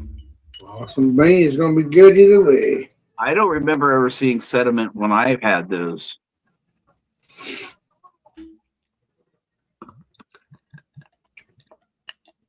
Yeah, the only one from their entire lineup that I haven't had was their wheat beer, and I've never seen that one. Wheat beer, interesting. I don't know. I don't think I've had her. I can't even remember everything I've had from them, but Yeah, it doesn't look like they make the winter welcome or the winter warmer anymore either. They should for the winter. They're being stupid. they made a winter. I don't think they called it a winter warmer. It's celebration. I think they called it winter welcome. They still have it though, right? I'm about to try it. I looked on their website. I didn't see it. And they owe us that. Well, it definitely smells like apricots. Sort of subtle though. It's not like, you know, I mean, apricots aren't that strong anyway. What's up there, let's say, Mr. Jordan? Nice to see you, pal. Cheers, all. Awesome. Ooh, Appreciate that's actually really good. Yeah, Samuel Smith makes good stuff, man. Much stronger flavor than the aroma. Yeah, you get a lot of apricot flavor from this. I would like to try that cherry one. I haven't seen it. You'll I get think, it tomorrow. I think my favorite from all of them was the strawberry. I've never had the strawberry one yet, but I'm going to get it. I think with the strawberry I thought I had was cider. If not, then maybe it was. It might have been a cider, but I don't know if it's a cider. I think that might have been the ale. I can't remember. Whew. What's up, Jordan? It's Samuel Smith night. It is. I don't know. I wouldn't accidentally do that. It's normally the UK, but we all were able to get this. So I already had it. So when you said UK, I was like, well, I'm not going to try to find something different. I already had, because I bought that like mixed pack or whatever. Plus, I think I got a 4-pack of the oatmeal stout or something. So I was like, it's freaking good. I'm sorry, man. It's the water though. I'll tell you what, if you ever come across the Taddy Porter, that was really good. And that's from this company as well. Yeah, it's Sam Smith. That one, the nut brown, and the Taddy Porter nut brown and the Yorkshire Stingo, which I think was seasonal. I didn't like that one. You didn't like that one? Mm-mm. I did. By the way, Steve, did you see the new acquirers on the partner program or no? The what? YouTube partner program. Did you see the acquire? Because I'm confused. I got confused. I saw some videos about it. Partner program. I don't. The YouTube partner program. Remember when we're partners on the YouTube partner program? This is monetization. The new requirements of monetization. What's the new requirements? Well, I have the videos. I don't know. It's just so confusing to me because I'm watching it and it's like I didn't know I didn't know anything had changed. Well, no, the full thing is not changing. It's just. I think for new YouTube channels. I think that's what I heard. I don't know if it's true. I don't That's know. what I heard. I could be wrong, but our stuff I think should not change because we've been on YouTube and partner for the past year or two, whatever. YouTube doesn't care. What do you mean YouTube doesn't care? What do you mean? I mean, they don't care if they want to change it. They're not going to like keep it the same for some people, not other people. Yeah. That's what I mean. Like they don't care. I don't see anything different on mine. No. You're not gonna see anything different to you'll see it in your YouTube studio or something like that, and I'll tell you. But no, nothing's changed right now. I don't think it's changing for us. I don't think it is because we've been. I don't know. It's confusing. I'm trying to explain, but it's hard to explain. Huh. No, nothing's changed for us. I don't see anything like news-wise. Okay, then never mind. Then maybe it's just maybe they're telling us now on their YouTube thing, but they're not letting us know until fully on the YouTube side of things some other time. And this will be. I did see that you can do longer shorts now. Yeah, that you can. Yes, that's newer. Was there a time restriction on shorts? Yeah, it was 1 minute. You can Now you can do 60 seconds or something. take me down if you want. Oh, sorry, I'm an idiot. Yeah, it was 1 minute, and I think you can do up to 3 minutes now. And they really messed me up because for the longest time, they set it up so you couldn't do a thumbnail. You couldn't like upload a thumbnail for your short. Right. So Right. but the weird thing is, so what I would do is I would put a thumbnail, like the first 6 seconds of the video would be a thumbnail picture as part of the video. And after you upload it, then you could go to your phone, edit the video, and select that as your thumbnail. It was such a pain, but I had it finally worked out. And then just recently they've changed it. Now you can upload a thumbnail, but it has to be like a vertical thumbnail that fits a smaller size. So the Which thumbnails does- don't fit now. It's like, It's stupid. it's stupid. Yeah, see the requirements right here. That's in there. Everybody's talking about that. There's the new thing. There's one of the videos. There are a lot of videos you see in that now. Let me blow myself up here. So you can show, but you have to go to the YouTube stuff. Watch the YouTube things I'm watching. I'm looking at my dashboard and everything. I don't see that anywhere. Yeah, because it's probably not there yet. It will be with us soon. Yeah, but they would have to post something somewhere. Yeah, they will. They're going to post it on there. That They dude are. look like Dave Grohl. I know. But we just have to update it once it tells us that we accept the new terms or whatever, even though we're monetized. That's all. Everybody. That's what it says anyway. I don't know. But you're still going to be monetized. So you don't lose the ability to lose your earnings, if you know what I mean. Like, because it'll make you stop earning if you don't fix it after once they tell you, obviously. It's not going to happen. It'll be rolling out to let you know. But get it done between the 31st of January and August. Not August. February 1st or something like that. It's confusing. It's confusing. YouTube's so confusing. It's so confusing. But no, I don't mean to stress you. It's just you'll see the videos. They're out there. Well, I know I'm not interested in people's videos. I need to see it right from YouTube because I don't trust what people just put up there. Yeah, but they're based on what they're seeing on YouTube. I think that's what's going on. I'm not seeing anything. That's all I'm Okay. saying. That's okay. I'm not bullshitting you.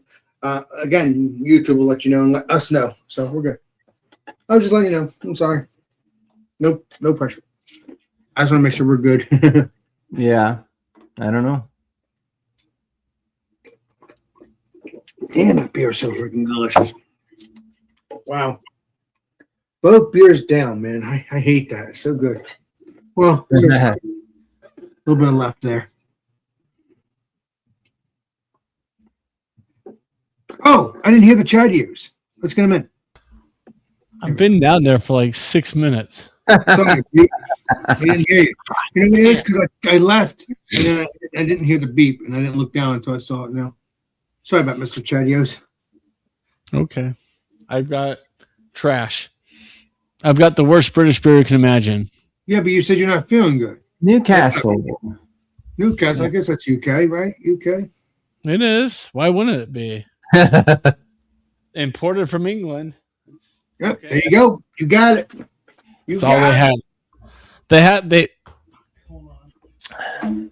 No, they had the Samuel Smith, but they had a 4-pack for $18. I'm like, you guys can go fuck Nah, yourself. that's a lot of money. Nah. An Unless you really 18 like of 11.9 or 11.2. I'm like, nope. They used to have the bigger bottles, like what Steven has for like 5 or 6. Hmm. it. So, Here we go. Newcastle lettuce brown water. Ooh. Oh no.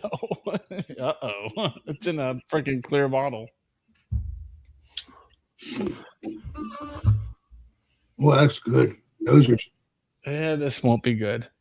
That's because you're the Chadios. It's not going to be good again. Come on, guys. Jesus.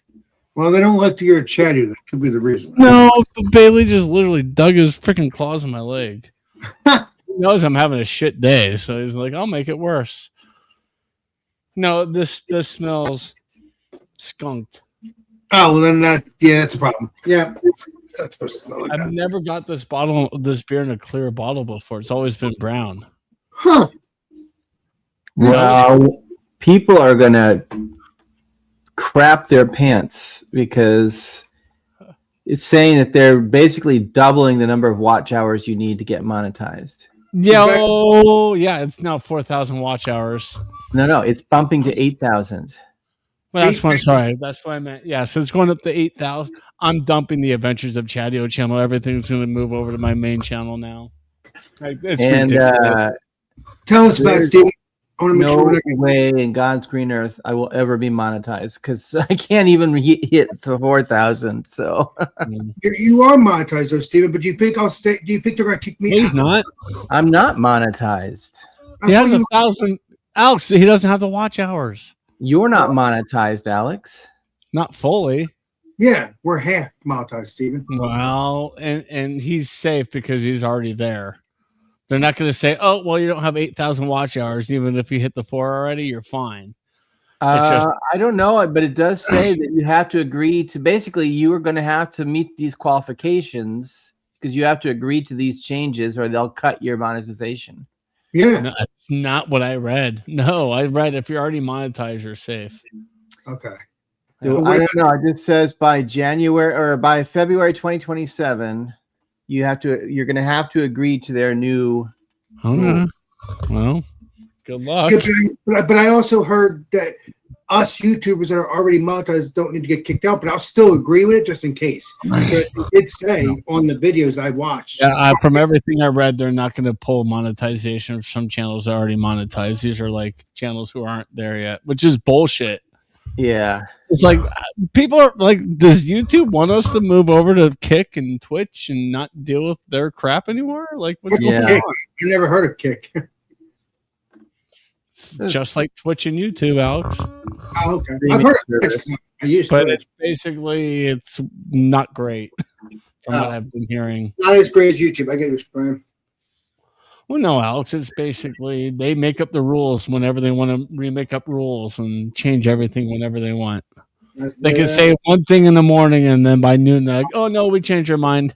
It's now this," and then they're booting channels. It's crazy, Chad. Yeah, it's crazy, man. These platforms are basically on their way out at this point. So what about Yeah. so if I don't get to the 4,000 watch hours to my second tier, I would have to deal with the 8,000. Yes. That's what Steven's seeing, so I guess I Right. must have misread That's it. correct. Yes. And It's it's I'm not sure whether they will remove your ability to do super chats or not. I'm they thinking will. they won't. Oh, from what I read, no. but- Yeah, I don't think they will, but I mean, I haven't seen anything definitive. You just told me about this, so I just was kind of looking. Yeah, this it was just announced like 6 hours ago. Yeah. They could always, but nothing. But I've seen nothing directly from YouTube. I've only seen it from like That's what I'm saying vidIQ. too. I haven't either, but Yeah, but I That's watched all I've seen is from like vidIQ and from like Think Media. But I'm like, but I Yeah. haven't seen anything from YouTube. So I'm wondering if this is all BS just to try to put fear into people. I don't know. No, I watched my Yeah, YouTube. I watched, vidIQ and TubeBuddy are really well known of giving incorrect information out.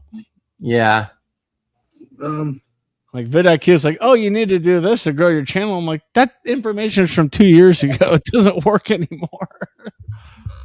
I This don't right here- know. this right here is the YouTube, one of the YouTube channels, and that's what it says 10 hours ago, right there. YouTube, unless it's bullshit.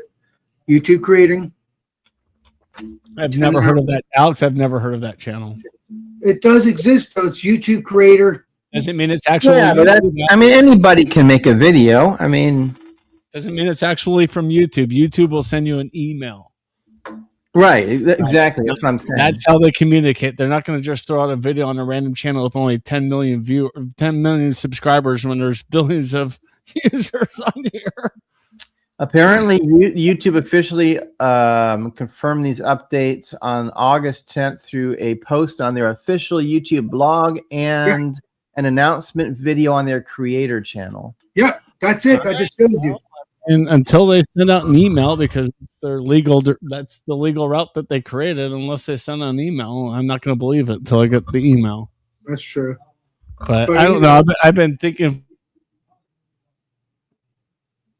Even before all this crap, and before I went live, I've been thinking of just axing my victim.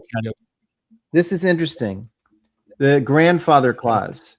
YouTube has confirmed that creators already active in the YouTube Partner Program will not be removed or lose their monetization status, even if they don't meet the new entry thresholds. They simply have to sign the updated agreement. Okay. That's all it is. Okay. So it sounds like maybe we still will only have to hit the 4,000. Maybe. Okay. Yes. Unless something changes. Already. It's only. It says they're mostly doing this because people there's a huge increase, and I've seen it. People just doing AI videos. Mm-hmm. I don't do AI. And they're also just regurgitating stuff, and there's no. And so they're getting monetized super fast for videos they're not even making themselves. Nope. And so all those videos that's repetitive in that video, they say the same thing like 10 times in like 4 minutes. Yeah. They're gonna start. They're gonna start blocking those. It says, like, taking them down, as well as people who don't post videos. They're gonna start blocking them if there's not activity. And then people who like repeat content that's not, like, they're basically trying to make it so that the people who are actually working hard are getting rewarded, and not these. So that there is what made me go. I think the Adventures of Chadio channel will probably be done by the end of the year, and I'll just start putting my vlogs and whatnot on this channel, my main channel as well. That way, YouTube can't sit there and say repetitive content. It's like, no, because there's reaction videos, there's hiking videos, there's food videos. It's so, and I've been kind of kicking around that idea for a while. There's more. So the fan funding safety net. YouTube verified that the entry level for fan funding, which is like your super chats and memberships, that remains completely unchanged at 500 subscribers and 3,000 watch hours. Mine was. There you go, Alex. You're good. Yeah, but what about the second tier, though? I have to get the second tier. You have to hit the 8,000 watch hours. We don't know yet. I don't know yet because it said here that you wouldn't. Yeah, I don't know if you're grandfathered in, because there's a grandfather clause. It was. From what I saw, it was just confusing. I'm like, so you're saying I should be okay after I get the other tier, then? You should be okay even at the tier you're at now, Alex. That's what it sounds like. No, but I'm saying once I get the second tier, I'll be okay as well. I mean, whenever. Yeah.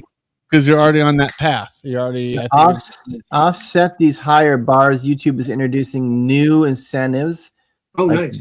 Bonuses for YouTube shopping, and localized earning boosts for driving cultural trends, whatever the hell that means. I don't know what that means, but that means I need to start wearing my FUBU t-shirts from the 90s. I don't know. I do, but I do. Nadia, you need to start wearing your yarmulke and. I do repeat stuff, so that means 2 minutes. I'll go get one. So I do repeat stuff, so that means YouTube's not going to want my stuff to be pushed. Not necessarily, Alex. No. But yeah, I would just play it safe and add other stuff to it too. They just don't want people basically trying to abuse the system and get monetized and make money for not doing anything. Like, they're not putting the effort in. Yeah, but I'm putting the effort in. I always have. No, then you're fine, Alex. They'll see that you're fine. Yeah. But yeah. Oh, Smithwick almost bought that, but it said it was from Ireland, and Ireland is technically not the UK. Oh, yeah. But yeah, Steven, thank you for saving. Okay, I already drank a Samuel Smith, Chadio. You're safe. I've got this bullshit freaking. I got Newcastle Brown. So, Steven, thanks for helping me out with that. So I don't have to sign in until January 1st, right? You said, or February 1st, Steven? You'll get some kind of message or email, I'm sure, that says that if you want to continue, you'll have to agree to their new terms. And just agree to it. You're fine. No big. Yeah. I don't know if this is accurate, because I'm really just asking YouTube's AI, but I asked it if you haven't hit that 4,000 watch hours to be fully monetized, will you be forced then to get 8,000 watch hours? It says no, you will not be forced to get 8,000 watch hours immediately. You can still qualify for full monetization with 4,000 watch hours, provided you reach that milestone. And you have to reach it before February 1st, 2027. Well, this is only day one of this coming out, so they're going to make some adjustments. So you have a grace period until February 1st. They'll give you about 6 months, and they're going to adjust it. This is mainly getting rid of those shitty AI channels. Right, that's true. AI channels. That's what they're doing. Yeah, exactly. Only thing I use AI for thumbnails, and thumbnails are basically okay to use. If you have not reached that milestone by February 1st, the application requirement will automatically double, and from that point forward, you will need 8,000 watch hours to get approved for ad revenue. Those ass lickers. But would they kick us out on the partner program the first round, though, or are they going to just let us be? No, because you're already in on that one. Oh, you'll still be able to, but I mean, that's just super chats and memberships. It's not. Yeah, it's nothing crazy. Yeah. No AdSense. And by the way, yeah. I literally make like 3 cents a month. You're not getting Chad, you rich. Yeah. But it was, Alex, I'm not getting. I'll make about $200 this year on YouTube. I know. It would have been nice to like actually hit that threshold, though. We will hit it. We just have to go. Not 8,000 subscriber or watch hours. I won't. Not in God's goodness. Every brew day, you have to go live. Every day you're driving to work, go live. I'm just kidding. There's no privacy left. I just have to put my brew kettle on and leave it on all night for 24 hours live. The 24-hour brew kettle live stream. So the deal is once they get to January or February, I just have to hit the agreement and I'm good until the 8,000 when I bury it, whatever. Then you need 8,000. And let me tell you, I haven't even come close to 4,000 or 5,000 or 1,000. I haven't done anything. I've got like 3,300 and something. Yeah. Keep pushing Sundays. Keep pushing. No, I won't.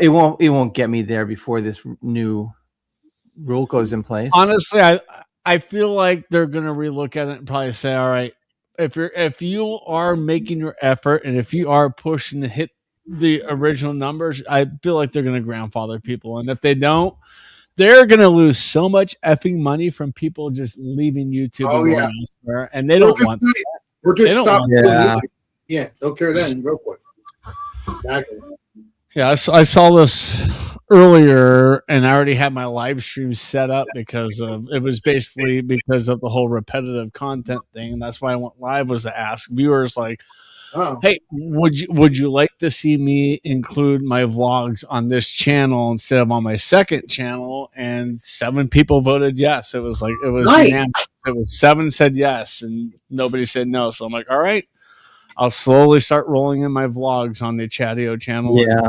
Pull back on the Adventures of Chadio channel, which sucks because I like that logo so much better. I started doing longer videos as well. I'm doing like almost 30-minute videos because I was reading like they always say you should do like 10 minutes or less because people just won't watch your videos that are longer. Well, that's I did a poll and I asked my subscribers, like, what do you prefer? And the majority of them wanted longer videos, but also if it's a longer video, like if you do the math, you're going to get more watch hours because they're watching more of it. Right. And they're not necessarily watching. Exactly. They do what my neighbor does is they put on YouTube and they do shit around their house and it's just noise going on, which helps these channels with their watch hours and it keeps them feeling like there's somebody there. Yeah. And it gives them plenty of time to be able to drop all kinds of advertisements in that you have to wait a minute. Well, you can adjust that. Alex can adjust that when he starts his StreamYard. He could click a thing that says, do you want to have conservative ads, which means fewer ads, normal ads, no ads, or Yeah, a lot of I do no I ads. was- on But my I live. lose control over the I- ads because I do conservative because I only go live for 30 minutes. So it's just basically it's going to be Yeah. like 1 15-minute ad. I do And no all ads the ads 'cause- are set to be skippable. I have my ads skippable. So I'm like, Ads suck on a live stream because your entire live stream is you're still talking and everybody can't see you or hear you because they're watching an ad. And then Exactly. so I turn it off because yeah. Twitch is notorious for that, and you can't turn it off on Twitch. I don't think I have ads on my channel right now because I'm monetized on the sense of the Yeah, price. Alex, there's ads. You're not making money, but there's ads. YouTube puts ads on. They're making the money. You're not. That's just how it is. yeah. That's just the life of it. That's just how it is. So you're saying when people are talking to me, they see ads on my channel as we speak right now. I have to admit that. I don't think right now, but during the if they go to watch the replay once you post it on YouTube. Oh, okay, Yeah. that's crazy. But I don't know. I saw what was released today. I'm like, well, I'm glad that was already kind of rolling. The shit was rolling in my head before this. Yeah. Because it's like, the Adventures of Chatio channel will never be monetized. And it's like, I had vlogs on the Chatio channel for years before I moved to the other channel a year and a half. And I'm like, might as well just move them back. Yeah, because now YouTube is basically, for the longest time, YouTube's like, nope, you're pigeonholed in this one little area. If you step out of that area, your algorithms would be thrown off. Now they're basically saying, oh, no, we want variety on your channels. It's like, Right. all right, you want to play this game? I can do it. We all can do it. Now, do you think Alex, you could do walking streams, or you could do a video of you reviewing like a hamburger at a restaurant or something. You have options. You have options out there to start doing other stuff. I just don't think I'm going to play that game because it's at this rate, you're never going to make a reasonable amount of money, even if you get monetized. So I'm not quitting my job. I love my job. I always knew that at some point I would not be doing YouTube because something like this would happen. So, I just was posting videos. I brew beer. I was brewing beer before I started YouTube. Hell yeah. I'll be brewing beer long after I leave YouTube. So, But even if you leave YouTube, me and you will still be friends, Steven. We'll still be doing beer. Yeah. I was thinking am I just done? Like that hit me I know. Weeks ago, that way. I'm getting burned out. Am I done? Like I've done this for almost 8.5 years. Am I done? So wait. Now it's just like people want me to keep pushing, keep going. Eric, what's your opinion on this horse shit with YouTube? Eric? Eric. Can I hear anybody? I don't know. Now I can hear you. Yes. Hear you. But I don't think he can hear us. Yeah. I don't Hey, think Eric, so. you got a giant booger hanging out of your nose. Oh my. Eric, can you hear us? I can't hear you. Can't hear us. If you can't, you leave and come back. Or leave. I'm just kidding. Alex, can you make us back to our normal self? Don't leave. I haven't seen Eric in years. It feels like years. Oh, there we go. Thanks. I was a little bit too close to Eric for comfort. I've known Eric forever. Eric's a saint. I've known him for quite some time too, and he's been a saint ever since. All I know is every time I plug in my mixer now, because Windows 11 is stupid, it pulls my sound from my soundbar to the mixer. Like I'm listening through my mixer. I'm like, there's no speakers. No speakers. Yeah. Like Windows 11, we're trying to make it simpler. I'm like, you're not. You're making it worse. Stop, Microsoft.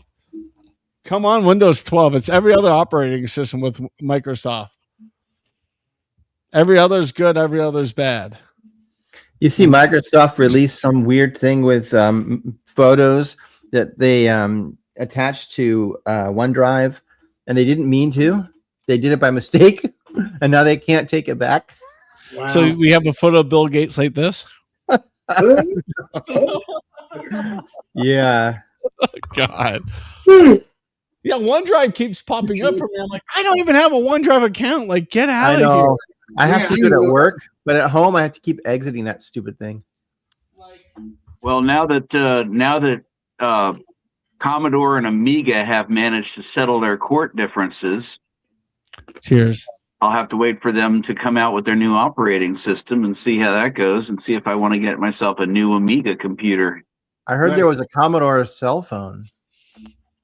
I didn't hear about that. Yeah. I don't know if you guys are taking the piss or what. Like, I haven't heard Commodore since like the 80s. It's still around. It's a thing. Yeah. Wow. Okay.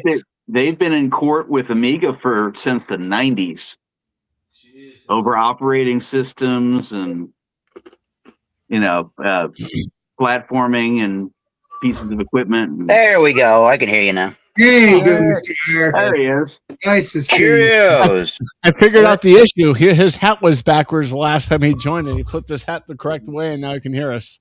Eric, Not what do you think I about can this? halfway hear you now. What do you think about this YouTube thing? review? That's that. Let's get I don't to- know. Drink Duff. I don't know what I'm drinking precisely here, but what I know is experimental series, and I think from the brief 30 seconds before I came back on of trying to look this up, there should be a number of the series. I have no idea, and 7.2 was the can date, and they do a single hop varietal. Maybe I can guess what it is, and then let you all know later. Vitamin C. I was there with my buddy Kyle yesterday in the town of Plymouth, Nice. Massachusetts. Vitamin C, and it's their throwing. Or this will be a good beer for Bumpy. Throwing darts, Oh my God, that would be a bumpy beer for sure. and then Yeah. there's this guy is throwing his dart blindly. Yes, that would be bumpy for the bump. The bump. Yeah. This is some kind of New England IPA because generally that's what they were selling at that store. But that Popeye beer- the Bumpy Man. I love it. Let's see. Oh yeah, kind of Popeye-ish. Oh, yeah. So Vitamin C is out of Weymouth, Massachusetts, by also way of Plymouth, where they have their secondary location. I don't think that they do any brewing. I don't think they do any brewing there in Plymouth, though. Whoa. That beer looks delicious, baby. That's golden. That's golden, baby. I guess. Let's see if I can get any smell out of this. Well, it's golden because you have the lighting just right in your house, in downstairs. Where I'm at here, yeah. Knows it. And it's funny you popped in because when I was at the grocery store picking up beer, I was thinking about you when I saw the Narragansett. Oh, hell, He was thinking about you. I love Narragansett. hell yeah. All right, so we got a lot of pineapple smells in this particular beer. Some guava, grapefruit for sure, but definitely a lot of pineapple. Ooh, a lot of pineapple, yeah. White bready malt. It's got that. Sometimes I get these lactose kind of notes, even though they're not using that, but it has that milky sweetness to it. Little dank and hop oily in the background. I don't know if there's a lemony lime. I don't think so. Maybe there's a little lemony something or other. Let's see how the throwing darts taste from Vitamin C. Please be delicious. Cheers. There he is.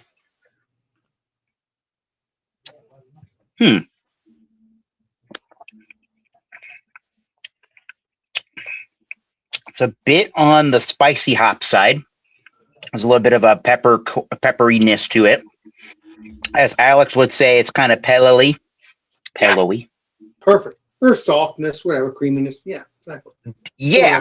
There's a nice carbonation bite too, so it's keeping it nice and lively in the carbonation zone. Definitely there's a pineapple style note to that one, and the guava and the grapefruit's in there too, but definitely pineapple like in the nosing. There's like a cream sickle. Let me see here. Yeah, maybe there's a little creamsicle-y note, but it's super dry before it gets to that. In the finishing notes is kind of where that pepperiness is, and then it dries. It's not super bitter. It's not super aggressive. Do I even know the ABV? You know what? I have no idea, honestly. They did a bang-up job on the can, except for what hop and what ABV. I'm going to say 8%. I'm not going to say 8% at all. I was thinking a delicious English ale. 3 to 5, maybe. I'll look it up. at some point and see what I can find. But very quaffable, light side of medium. Quaffable. Yeah, light side of medium. There's almost a little berry-ish kind of a note before it gets to the pepper, and then it dries. There's a lot going on in that finishing note. Crisp, clean, ultra refreshing.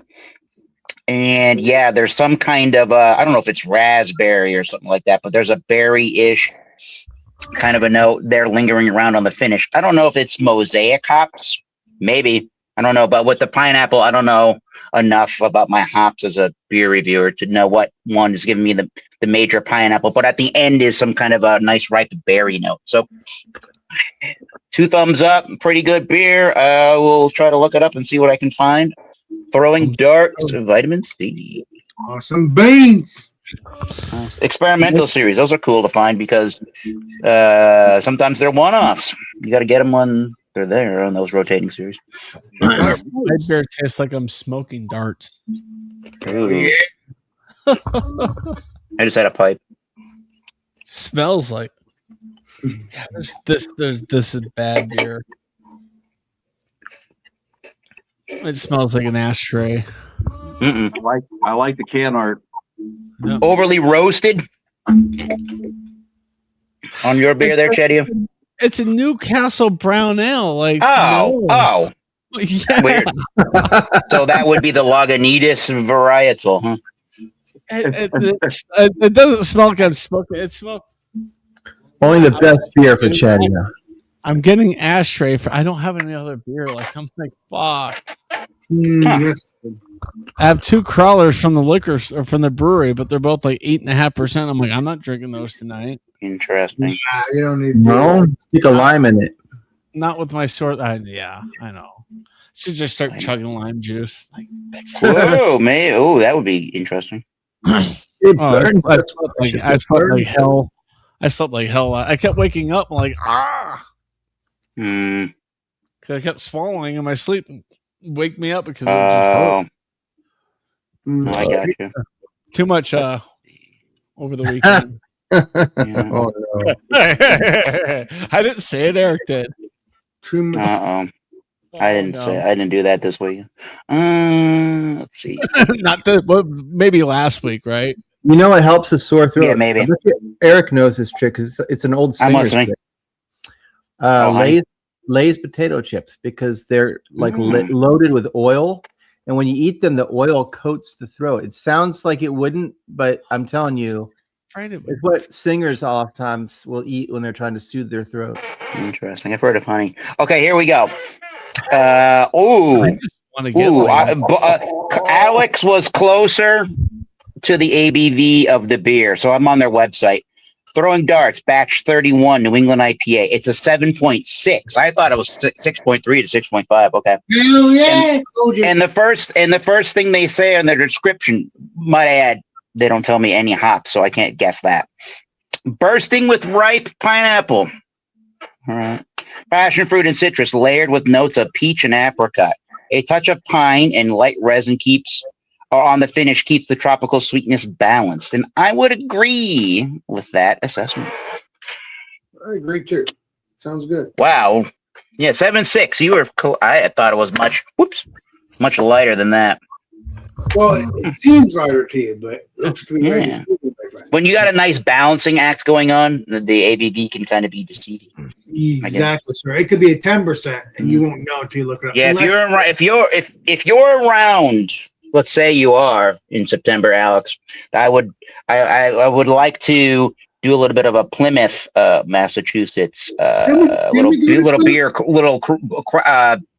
brewery hall tour, and we can definitely get over to Vitamin Seats, right? And then there's Second Wind Brewery, pretty nice, right off of the same street, basically, and it's right off of the waterway of Plymouth, and you can go. I don't know if I recommend it, but you can walk by. You saw what they call the Plymouth Rock, and you get on their recreation of the Mayflower, called the Mayflower 2, if you want. I might stand next to the rock, not get on the rock. I'll see how it is before I do Yeah. that.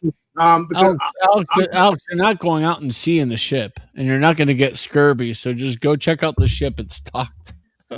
Yeah, it's primarily docked. A couple of times they might move it around and you sail it, but that's about it. Yeah, They might. I was actually on that in Galveston, Port of Galveston, when my Oh, wife and I were first dating. They brought it out there. Is this the real Mayflower or is this something similar? Mm-mm. No, it's a replica. Based off. They of- call it the Mayflower 2. Oh, nice. What? In a nutshell, because why would anybody know otherwise? Nobody knows really what happened to the actual Mayflower. No. Probably Well, taken out of service, taken apart. yeah. or That's something. what I would guess. Pretty much the latter half there. Yeah, taken apart. Yeah. Yeah, part of it Wouldn't be is in a surprised. pub in New York somewhere. So I guess we'll do that. Oh, I guess we'll do that, Eric. How far is it from you though? Because I think the last time we went to somewhere. less than an hour to get to that area. All right, so we're good then. It's not Yeah, too that's, free or my girlfriend lives about 20 minutes from what they call Plymouth Center. That's where all that is. Well, then she can meet up with us if she wants. She's the daughters of the Mayflower. She probably is. She's from Ohio. But no, Eric, Daughters of the Edmund Fitzgerald. She didn't wreck it. She did not wreck it. No, that would be Gordon Lightfoot. but No. Eric, she can He meet up. wrecked a lot with that concert. That was the worst concert I've ever seen. Oh my She god! can meet up. She can meet up with us Yeah. there, since she's not Yeah. too far away. If Yeah, she wants. Yeah. I mean, that's her choice. As long as she's not working. Let's say that she could be up her ass. Yeah. All we know. And if I got the name right, I think it's Caitlin. I think I got the name right. Job. Is it Caitlin? I think I got Yes, it. sir. I got it right this time. Finally. Jesus. It's not Kayla. Yeah, it's not Kayla. It's Caitlin. Eric's dating Caitlin Clark. Keep it out. You're Ooh. saying. Well, at least someone's making more money than me. Oh, wait a minute. I don't know. What's the minimum? What do they make? You know what? Whatever. A Yeah, lot whatever. more than they used to. Mhm. The I think- equivalent to the NBA with the games played. How about that? So, like minor league baseball? Pretty much. AAA level baseball. Anybody that's watching, let us know if you want to jump on in. Or 500,000 a year. Mr. Paul, nice to see you, pal. I got a couple. I got yesterday, buddy. How are you? Cheers, pal. Let me know if you want to jump on in. I'll send you I got a couple of weeks ago with my buddy Kyle over to they call it Polar Park, where they make that's based off of the Polar Beverage Company, where they make all the seltzers and whatnot. They got a ballpark there in Worcester, Massachusetts, for the AAA of the Red Sox. They did a pretty nice job. They took it out of Rhode Island because Rhode Island and the city that was there, Pawtucket, didn't want to redo their stadium, so they moved it. And I think they should be kind of ashamed because actually that was a pretty nice stadium for a minor league ballpark. That was nice. Peter Griffin's pissed. He took my ball. By the way, Eric, you said there's breweries near the Mayflower, right? Yeah, there's two of them there, right within walking distance. Walking, then we'll have to walk from the Mayflower to the breweries. Oh, you definitely could do that, 100%. Yeah, baby.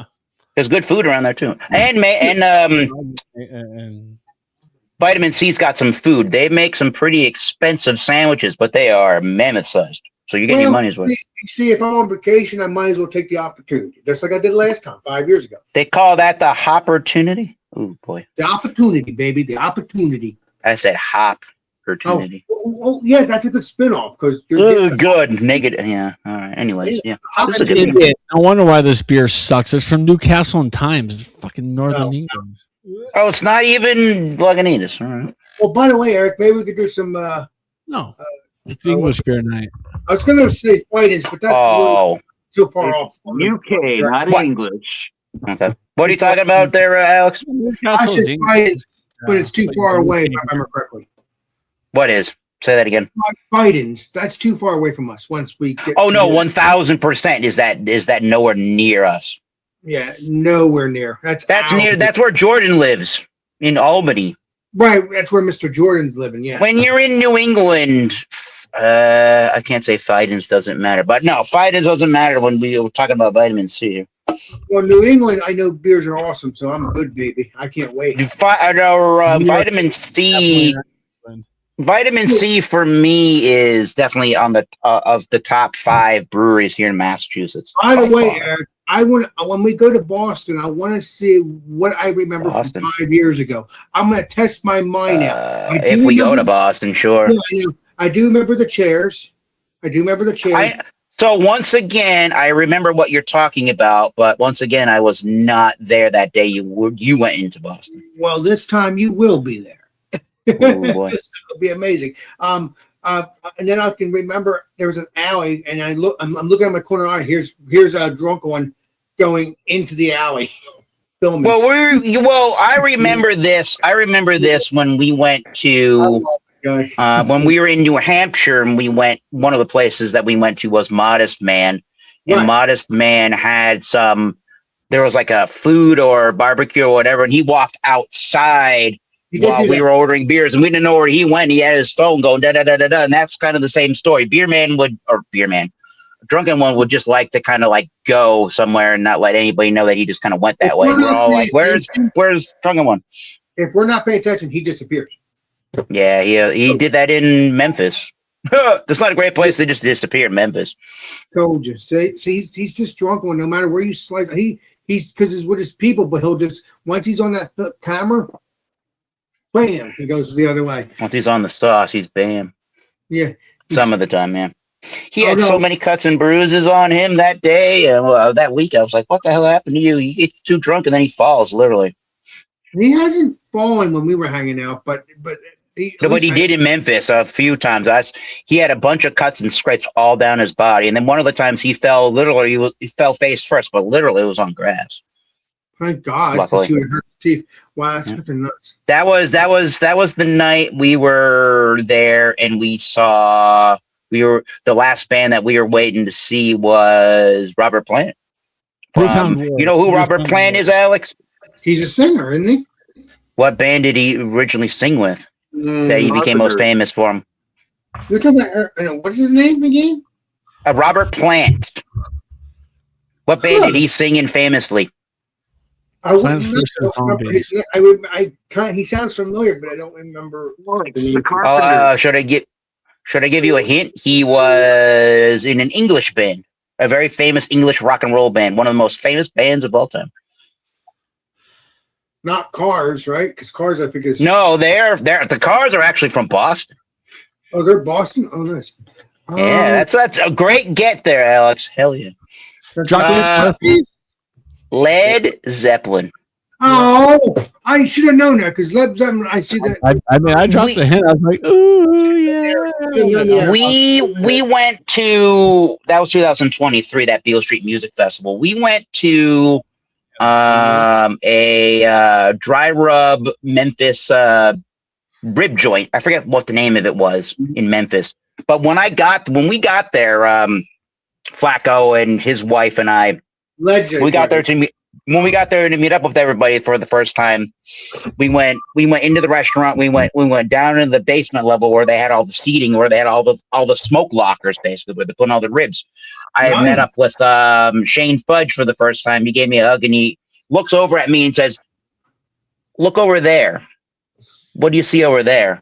I'm like, "I don't know. I see this big dude with glasses on." I'm like, I just see a dude over there. He's like, no, look again. I'm like, what? He's like, that's Robert Plant over there. I'm like, holy shit, what? And he was just over there eating. He was just over there and he got a salad and then he left. And there was a bum rush of well, there were a few people that noticed him when he was leaving and went and got we're getting some pictures and an autograph. And I remember Shane Fudge went and got a little quick video of him before he left. And then he turned the video camera around to him and he goes, "That was Robert Plant, ladies and gentlemen." I'm like, holy crap. Yeah. But you met him too, so how is he? I didn't actually go over to meet Robert Plant. I leave them alone. Leave them alone. They're famous. They eat, they sleep too. Let them be. Isn't that crazy though? He specifically went to a barbecue rib joint and he just got a salad. Wow. That must have been a great salad. Because That's the best salad in Memphis. because in his eyes he's just a human being. He's famous. He's making money, but in his eyes he just wants to do what normal people Exactly. do. I shared a combo platter with Drunken One. Yeah, That was a good night. That was good food. Hell yeah. I thought we were talking about famous people. Oh, He didn't Robert Faceplant, did he? Oh. only at the Blues Festival. Yes, sir. Have you seen the outtake videos from the Rush tour when they do the end of Working Man? No. Okay. You know the song, right? Working Man? 100%. Yeah. Yeah, Okay, oh yeah. At the end, Alex and Getty, they're sitting there and they're doing this big jam session, and Annika, the drummer, she's all doing her thing, and she comes to an end, and the band keeps going, and eventually they turn and look at her. Well, she's like, the first time, she's like, okay, and ends the song. The second time, she's like waiting for him. Okay, bang. The third time, she pulls out her cell phone, turns around, and does a selfie with the guys in the band looking at her. Like, oh, jeez. Are you going to end the song? So the one they did last night, they were doing the ending again, and she reaches back behind her and pulls out a newspaper and starts reading the newspaper while she's jeez. That's pretty funny. Pretty good drummer there, I guess. Yeah, man. He is a very good drummer. And the guys are having fun again, so I'm happy for them. That's the point. That's the point. That's the point. Yeah. I think they're coming in September to Boston. Yeah. Yeah. I wasn't planning on going, but I'm thinking about going to see him in Atlanta. I'll tell you what, because Getty just turned 73. How many more tours is he gonna do?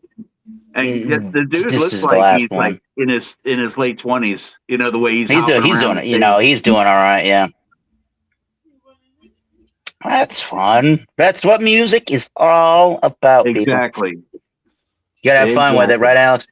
Got that right. I love my music. Eric, I got your girl right here. I got you. Oh boy, are you sure? Got your girl. Oh Jesus. Yeah. Hello. Hi, Eric. I haven't seen you forever. Don't forget you have 3 kids with me. Oh my God. Whoa, no.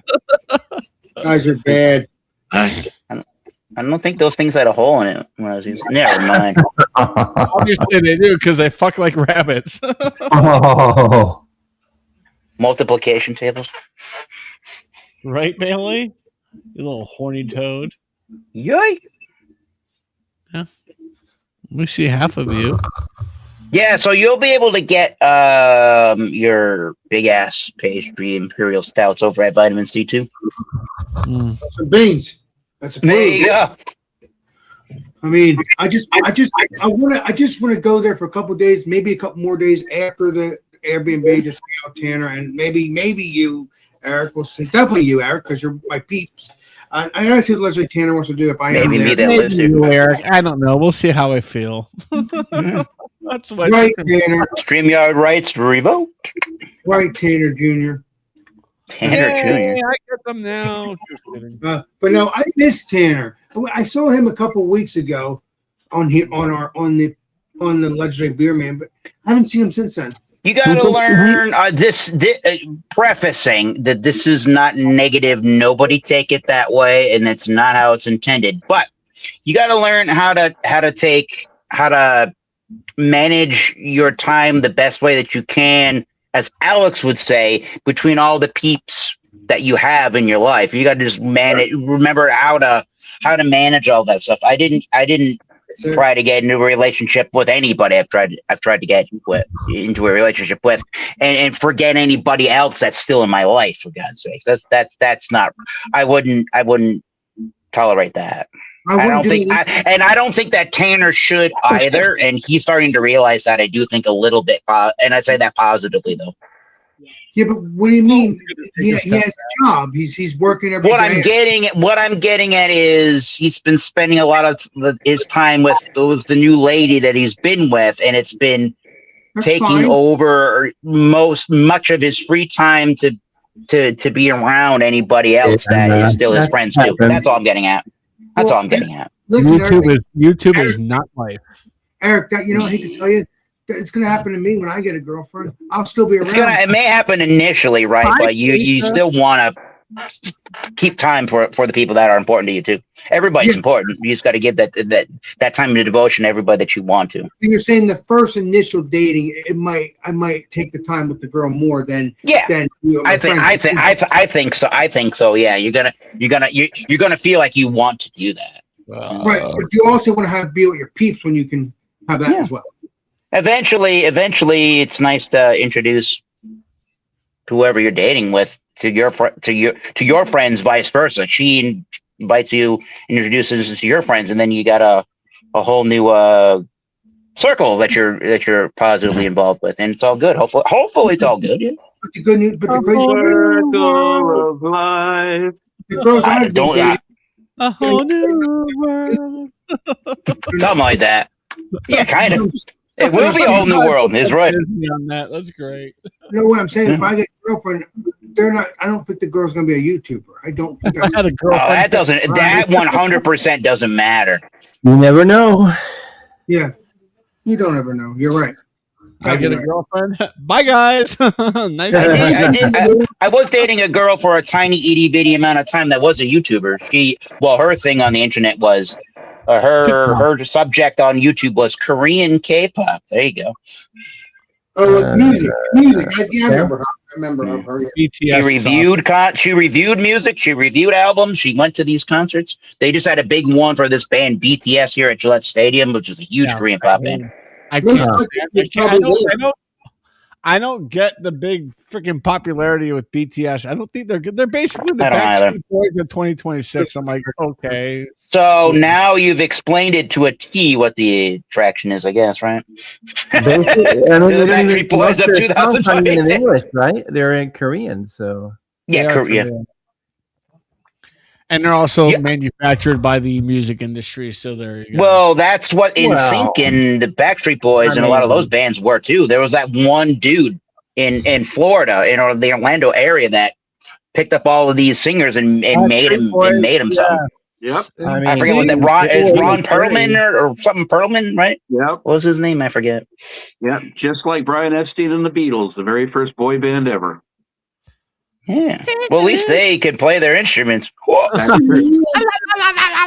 Oh wait, no, that was Yoko. Sorry. Oh, Yoko, yeah. Oko no no. Oko no no. Yoko. no. No. Yoko no no. Ah! It sounds like SpongeBob back in the day. Ah! She was the original SpongeBob. Oh my God! There you go. Look at Any that. of you guys remember that in the very early days of YouTube, there was a guy that used to do videos where he impersonated the different Beatles and he impersonated Freddie Mercury and the members of Queen. That and sounds everything. familiar. Yeah. What does that sound Yeah. familiar? So he That's would cool. he would have his wife come in with this, sunglasses, dark sunglasses, and just a long wig, and Oh, and fuck. he'd be doing it's John Lennon, and I'm making a pot noodle today. And first you take the boiling water, isn't that right, Yoko? In England, they have instant noodles called pot noodles. Alex, you get them in a cup. But in England, though, not New we have England. Pop Noodle. No, in literal England, yeah. Right, exactly. Pot and noodle. That sounds delicious. Actually. It's cup Pot noodles. That's noodle. what it is. Yeah, it's a cup noodle, basically. Yeah, they call them pot noodles over there. Noodles like we have here. Having visited England and Ireland, time for Scotland. Hell yeah. What? So that's a pretty good beer. Scottish beer. I swear to God, if you bring out the Tenants, I'm gonna be like, I'm taking my next flight to Georgia because I kind of want to try Tenants. Even though So another piece of another little tidbit, and then we'll get off of that trail. We're thinking about with the Airbnb situation that we want to have a smaller type of an Airbnb than the initial one, just because we Cost. seemingly, Alex, feel like we have. Beer Man reminds me, and then it makes sense, right? That we seemingly have a smaller group of people, so we don't need as large of an Airbnb anymore at a larger price. Oh, okay. That's fine then. So he found an Airbnb that was in this town. We were there a couple of years ago, not in this Airbnb, but in the same town, called Old Orchard Beach, which is right outside of. It's a beach community, obviously, but it's outside of Portland, Maine, Yep. and it's a little cottage. And then everybody, if there's 5 people there, everybody still gets, or 6, everybody still gets up. How much is it going to be now? Since it's going to be a lesser, other than me, possibly being there? It's $400 more about 100 and I think Beer Man was talking about like maybe $190. Total a night or each? Yeah, for everybody, for the whole, like I guess it's a 2-day stay. That's a steal if that's for the If you have like Yeah. 5 or 6 Everybody, I people, think everybody still basically gets a bed. Everybody still has a bed at this place too, which is nice. dude. What is And I think you go outside and there's literally the beach right there too. beach? Then I'm definitely gonna do some beer. Yeah. dance. Yeah, Alex, that'll still be a pretty good time. Do some keep your mankini at home, Alex. do some chatty reviews on the beach. Keep your Yeah, that mankini might be at fun. Yeah. Portland, if you hunt Maine. around with Airbnbs, you can find some killer deals. Here's the Yeah, question. Look well ahead. And where's this Well, that's- Airbnb at? Where is this at? The It's- town, I'd have to see if Beerman confirmed it. I think he might have booked it, but the town is called Old Orchard Beach. It's the next basically it's the next town over from Portland. And Well, that's more like the touristy. I mean, Portland's kind of touristy, but Old Orchard Beach, we were there a couple of years ago. They got a pier, they got a walk. You can Nice. walk around and do things. It's kind of it's okay. I had lunch there 30 It's years easy to drive. It's easy to get to Portland from there and do That's stuff. good. Alex's question is, can he take a train direct without having to change trains from where he's at to Portland, Maine? Yeah, you should be able to. I could. Help You him- should can be able help to, him- yeah. help him out, Eric, could you help him with the research on it? Yeah, it should be easy enough. Yeah, I we mean, can if he can- we can if get he we can can get get you it we can get direct, we can get you there. Yeah, We're getting you there. We'll get you there. Yeah. like we can get you from there. Yeah, I just want some Then I stickers. meet you, and then I meet you on the next platform, which is yeah. That'll be easy enough.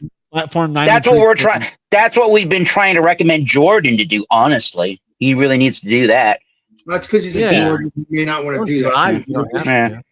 It's going to be. I'm not prefacing again. I'm not trying to be negative, just a realist. I think it's going to be hard for Jordan if he says, "I want to come to Boston to do all these things," and he doesn't know how he's going to stay. How he's going to facilitate that and where he's going to stay and do all those kind of things.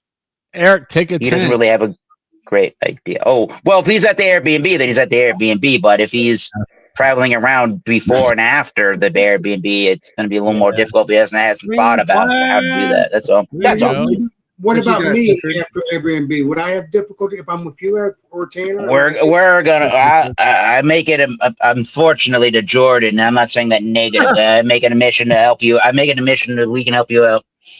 My eyes. What do you mean help me out? I saw that laser pointing. I'm like, don't pointing at it. You shouldn't have to worry. You shouldn't have to worry. Okay. Is what I'm getting I at. know in theory, Fine. There you This is go. great. the first few Phoenix days for I'll be what? going to your house, unless those Yeah. plans change, because who knows with you, Eric, and your family. I never know. I just go with the flow. We should be okay. We should be okay. But I think we're all right. Okay. See if I Well, as can long as your find parents says okay, you may say We okay. should, Yeah, Yeah. make sure they're going with yeah, too. it should be. It should be. You're I a think it grown should ass be okay. man, Alex. I say, We should Bobby, be okay. I said Eric's a grown ass man. He doesn't have. No, we should be okay. We should be okay. Help. We should be okay. Help me Alex. figure that out. You've missed 2 of Clifford's beers now so far. oh, I'm sorry, Bumpy. That's all right. Bumpy. Just pointed it out in case you wanted to see Listen, what he was listen, Bumpy drinking. Junior. If you don't want to There blow you me go. up, that's fine. There you go. I didn't see. Blow him up and destroy him. No, I meant. I can Oh, leave. my I can leave. I'm just trying to, there's a lot of talking and, Yeah, I'm sorry. A lot of Stevens. Yeah, a lot of stuff. This is a beer. All right. And this Oh, nice beer glass. came from this can. Oh, Oh, Guinness and Gun. Yeah, baby. in Tequila, this. tequila cask blonde ale We're not Guinness and Gun. Somewhere around there. It's not Guinness. No. from Scotland. Brewed with lime and grapefruit. Nice. Wow. So it's a 5.1% ABV Scottish blonde ale on the nose. Those are. You get a lot of the lime. Big time lime, not as much of the grapefruit. When I first poured it, it had a decent head on it, but now it's reduced a bit. Decent Well, lacing on Alex it. took a while to get to you. Oh yeah, that always helps. Jesus. Yeah, in a 2017 green flash. Say, nice glass. Glass. Yeah, it's on the nose on this. As I say, it's big time line. It almost comes across smelling like Sprite to a certain degree, with a little bit of breadiness underneath of it. On the taste. No, tasters, please be delicious. Cheers. I almost get a little bit of ginger, like ginger ale, which I think of as I dribble down my chin, which is almost like sort of like getting that not really ginger ale, but more like a ginger beer kind of a flavor to it. So yeah, it's interesting. Innocent Gun is one of those beers from Scotland that it's like I'm really hit or miss with. This one, I would say I'm kind of on the borderline. I picked this up this afternoon. It's not as chilled as I would like it. I could imagine this beer probably being about 15 to 20 degrees colder than what it is. But I mean, it's probably at about 64 degrees ish. Oh, wow. This one could stand to be colder, but it's not bad. It's it almost comes off like a Scottish Radler. I don't get that tequila cask taste at all. I get like a little bit of a vanilla note, but that's about it. So is what it is. So let's see. Cheers in Scottish is what? Slanza? Is it? I don't know. Sure. I know it as 2 pints prick. That's how I say it. Okay. Pints prick. No, I had a Mexican lager that was aged in tequila barrels earlier. It was okay. No, Clifford's right. And then just the oak came in too much for me. Huh. That makes sense. I don't know if tequila barrel would impart that much, but It was mezcal would make it nice and smoky. Oh, I had Oh, one yeah, that was, mezcal would. Yeah. Well, that was very big time. You could taste it. It was almost like you were drinking straight Don Julio. Oh wow! Oh. It was done with a lighter beer like this, but it was Sure. from Unknown Brewing, which I think is in South or North Carolina. But I don't remember what the beer was called. But yeah, that one had a very pronounced tequila. It almost was like you were drinking a freaking margarita beer. Ooh. No, this one was just like the Mexican lager was just like too much oak.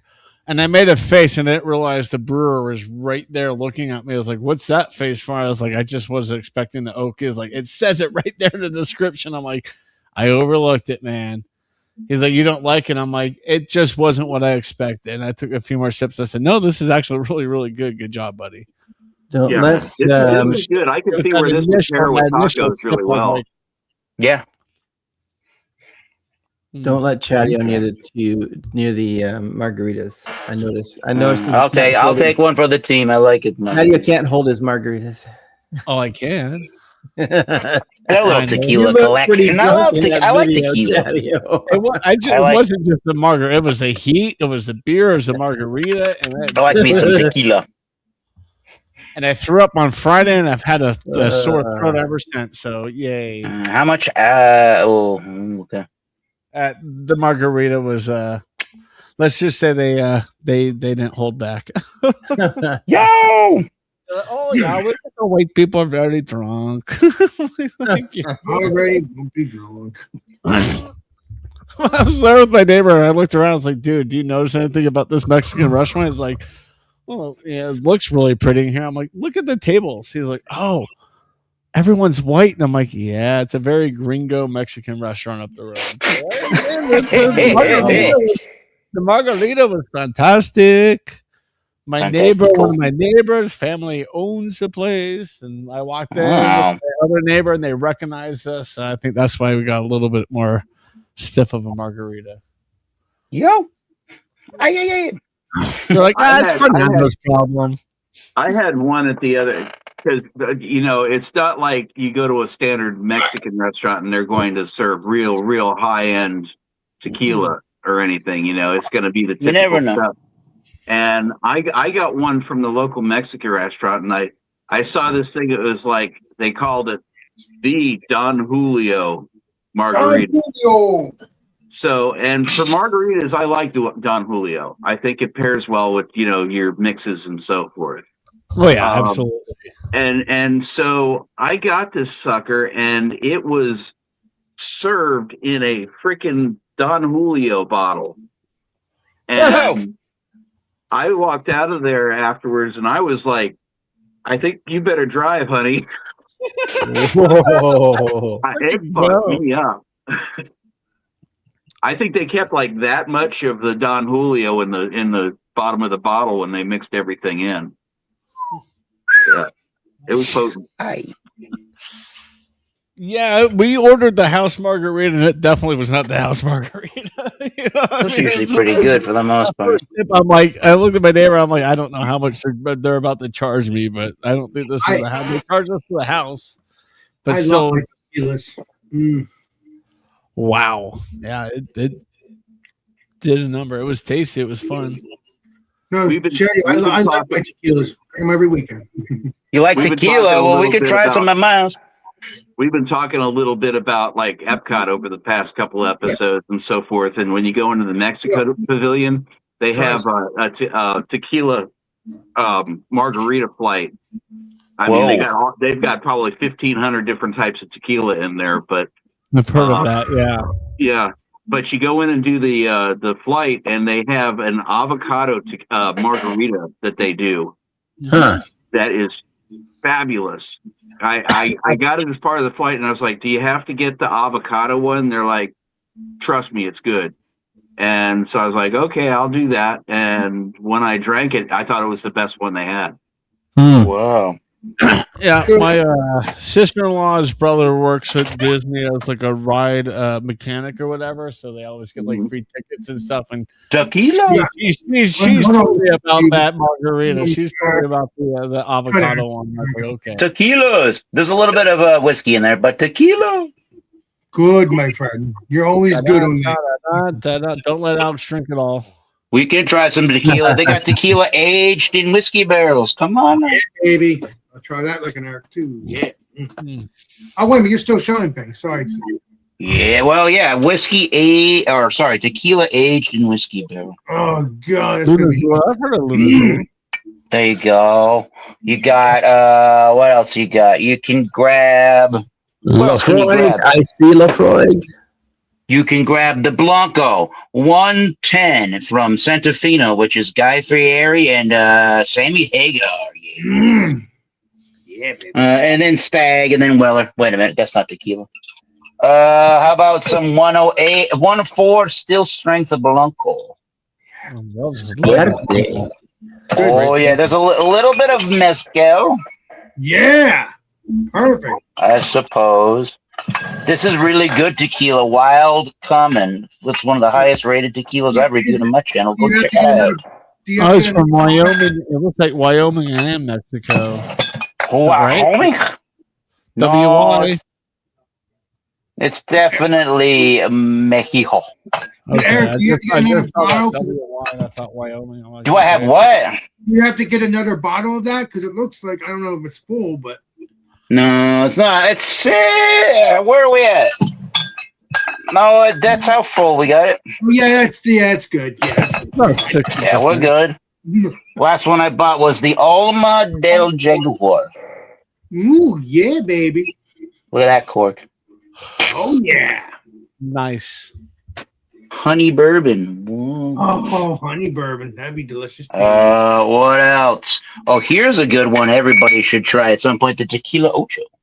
The tequila oat. Oh, what is it? Oat? What? Ocho. Yeah, you can get a whole liter at your Costco for under 50, for like 40 $43 and change.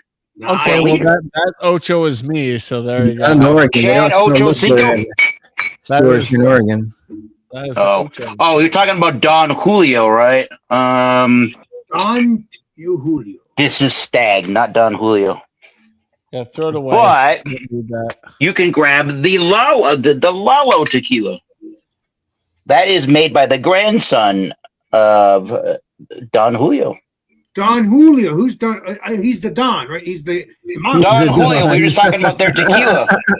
Yeah, he's a Mexican. He's a Italian slumlord. Yeah.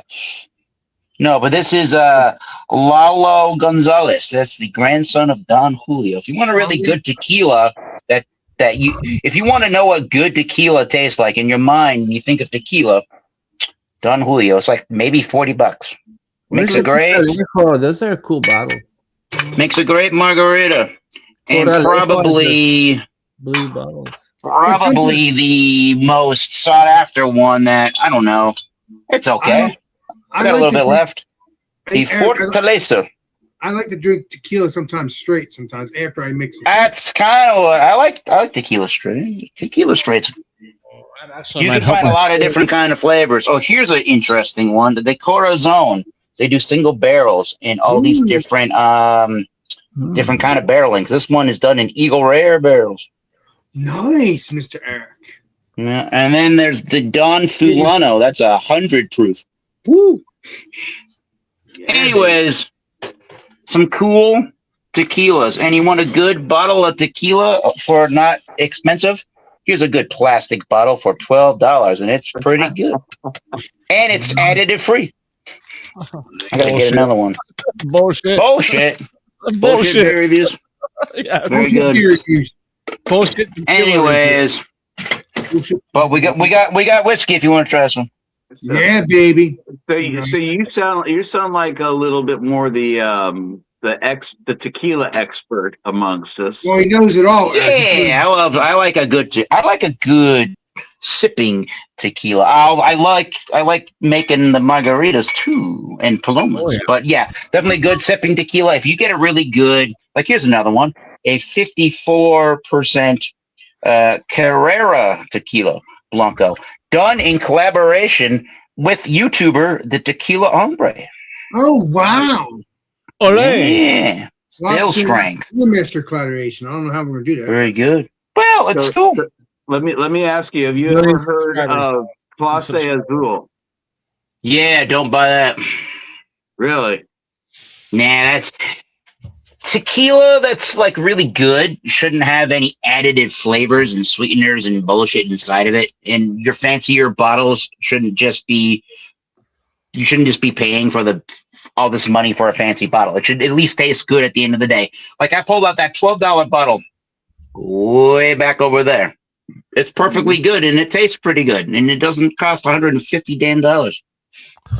Hell yeah. I think it's all about using choice ingredients and letting your agave mature under or in the ground properly, because unlike, I don't know, well, you can get aged in barrels, right? But unlike, here you go, Chadio, Old Elk. There's one from Colorado, I suppose, in Branding. Yeah, but unlike port down a drain.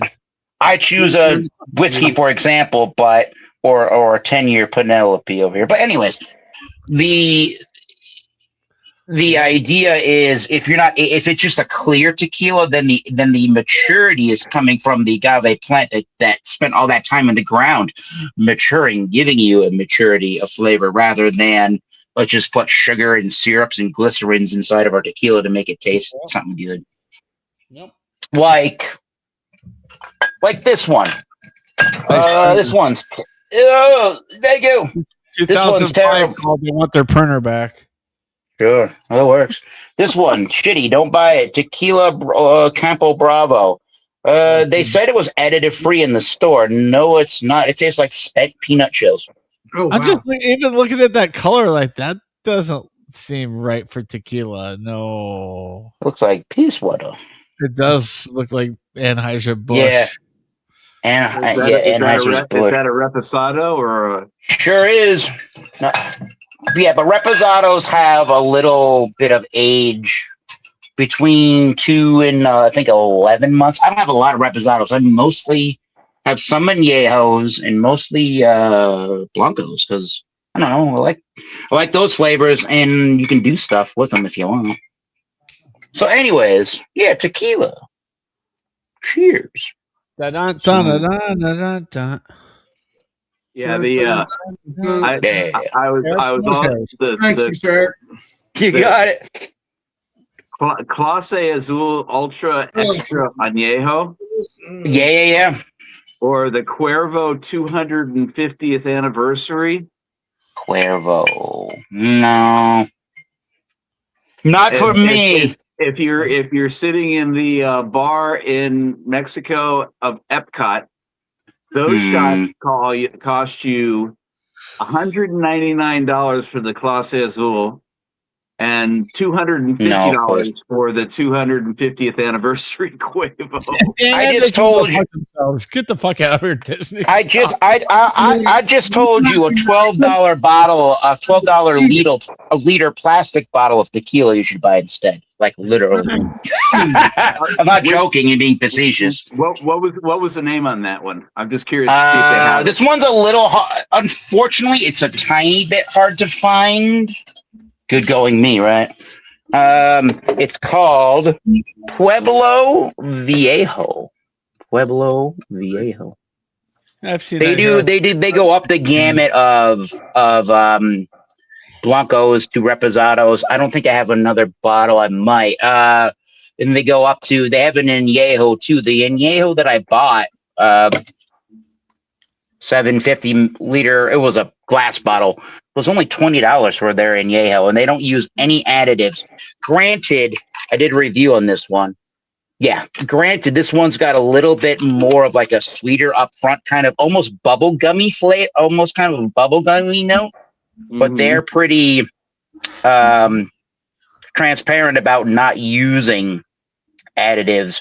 Again, additives meaning they could use sweeteners, they could use syrups and things like glycerins to kind of thicken up the body to make you think it's a more extravagant, whatever kind of a tequila drinking experience. But if they're adding all these different things to do that, then you're not really either A, you're not really tasting the agave plant, or B, they're trying to cover up the fact that the agave is really not mature enough to do what they're trying to do with it. So they got to try to do other things or to mask that flavor, or they're trying to give you the experience. They're trying to give you the experience that they think that the international market maybe wants in its flavor, right? Which is sweeter tequila.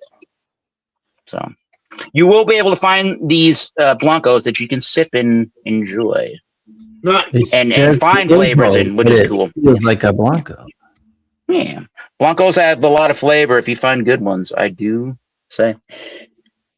But Viejo, I was looking through here seeing what some of their more pricey things were for blancos. They had De Leon Blanco, Don Julio Blanco, Milagro Select Barrel Blanco. Okay. Oh, okay. Yeah. And Patron Roca. I think you're going to do best probably with the Patron line, honestly, for like mass market produced stuff. That's actually pretty well made. Yeah. That's their higher end selection. And Don Felipe. Oh, yeah. I would be curious about that Patron one out of all the ones you named there. Yeah. Yeah. Because I generally flock to Don Julio or Patron whenever I do have tequila. Yeah, I think for like not a lot of money, I think Espolon's okay. I think there's a Cimarron that's all right. Not really my favorite. There's Pato tequila that's maybe under $25. That's quite awesome for the price point. Literally, you don't have to. Again, point being here. And here's a liter for $12. Point being is you don't really have to spend a lot of money. It's almost like with vodka to a certain extent. A lot of this crap is marketing. You don't have to spend a lot of money to get a good quality tequila Yeah. at the end of the day. Right around the $40, right around, let's say even under $50, you can find a lot of good things in tequila. You don't have to spend a bunch of money. Interestingly enough, as I work my way through this and it warms up, I'm getting more of Ooh. that tequila barrel. Yeah, a lot of the times tequila, you get like this cooked nature, the sweeter cooked nature to the agave plant. Like almost roasty notes to it. Yeah. And sometimes cinnamon, sometimes I say lemon lime, and almost like the outer skin to like a jalapeno pepper sometimes. Yeah. Yeah. Okay. Interesting. Those are thought. common notes to Blancos, if you ask me. A really good Blanco tequila, you'll be able to get a cooked, almost maybe cinnamony notes, and sometimes anise, black Anise. licorice, mint. Anise, I nice. knew somebody was going to say that bullshit. Anise, black licorice, and mint. Sometimes you get that too in tequilas and Blancos a lot of the time. Black Yeah. licorice tastes like. Yeah. Unfortunately, at the moment, I think the only thing that I have in the back is Tres Agaves and Good. Humidor. Trace agaves. Humidor. Good. That's another one under 30. That's another one under $30. Good buy. That's a very good buy. Is Trace agaves. That's not it. What you looking up, Alex? No, I had a picture of the tequila that I normally drink. This is what I drink sometimes. Ugh. That might be something gold. Solo, it looks like Solo agave. That could be an American brand doing an agave spirit, honestly. Because in the United States, everywhere around the world, so just in general, tequila is legally bound in Mexico by a couple of different states, and it's bound by their own corporation called the CRT. And if it's not made in Mexico and in those particular states where it's legally allowed to be made, you can't call it tequila. So if there was a brand in the United States that made a Blue Weber agave spirit, which is what you legally have to use to make tequila, if there was another brand here in the United States that was making a spirit based off of the Blue Weber agave, legally they can't call it a tequila, so they basically will call it an agave spirit. Yeah, but Yeah, Alex is called a Solo agave. I don't know if you've heard of Solo agave. so this is sir. not a tequila then? I don't know enough about that bottle to tell you. I have to look it up. I have to look it up to know. Is it I'll do it. I love Cool, my thank you. tequila. I love my Cherio tequilas. You would I Alex, think it's probably just a blend from Indiana maybe. because they're known to blend there. Let me pull up Chrome. Oh yeah. Incognito Solo agave. Where do I put this thing? Because if not, I'll have to get a Mexican tequila then, because I need to make sure. Oh, it's very easy to find those things. I bought a really good tequila at the store that BJ works at when we went down there. I bought a real good one. Nice. Forget what that was called, but it was right before Cinco de Mayo when I went down there and saw you, Alex, and that brand that I wanted to try that tequila from, they had a sale on it, and I went and bought it that day. Oh, nice. Forget what it was called. It was called Mijenta, I believe. Mijenta. Can you That was get a it, great. Can you get it around there too, Eric, or no? 100%. Yeah, you can get that. I bought it locally in your area, so yeah. Yeah. It was great. That was fun tasting. Tequila's fun. Do you still have some of that in the closet? No, I got enough tequila. I got enough. If you come over, I got enough crap we can try. You always have plenty of stuff, so we're good. Mhm. You're the king. I got a bourbon made from bourbons in every one of the states of America. Nice. That's pretty crazy. 250th anniversary, I guess. Well, that'll probably be gone by the time I go to your house next month, if I go. Heck, next month I got too many bottles. None of these will be gone. All right. It is from Listening. Jalisco, Mexico. Is Solo Jalisco. agave. So You got a Mexican tequila there, So Alex. it You is like? from Mexico. Yeah, I figured it was, but yeah. That's You do know it all, north, Shady. north. That's very far north. He looked it Mexico. up. Yep. I know nothing. I know. It's so good. 11-year rye whiskey. Oh, it is Jalisco, isn't it? Steven? Jalisco. Jalisco. Yeah. Yep. Yeah. I always mess with my friend from Mexico and call it Jalisco. Jalisco, Jalisco. Jalisco. Yeah. Sierra, All okay. right. Well, I'm gonna head out because. Hey, Steven, have an next day at work tomorrow. I'll see you when I see you, brother. Nice to see you, All right. Steven. You guys. In 20 years. Yeah, see you on Friday. Yep. Beer Man, that Sierra Nevada this year is pretty darn good with the Oktoberfest. It's a little bit more maltier than I would think for a fest beer, but other than that, I think it was solid. Oh, do they collaborate with a German Every year. brewery every year? Yeah, this year it's out of. We looked it up on Thursday. It's out of Bavaria. It's Hallerbräu. Oh, all right. So it's from the Bavarian area, but yeah, it's a little more maltier than I think last year. Last year was more of that fest beer where it dries off at the back end. This one is slightly malty, but very good. It's hard for me to call it a. They fest did beer. one with Eininger that was top effing nut. Okay. That thing was delicious. This is when the they other did one that. that I have on hand. Oh, tequila. You know that one? No, sir. Is that Herradura? No, it's Dora. Dura. Yeah. And a Not the bunch Hera. of, I take it Steven dropped off because it has a bunch of Yes. Spanish words would be perfect for him to translate. Bye, Steven.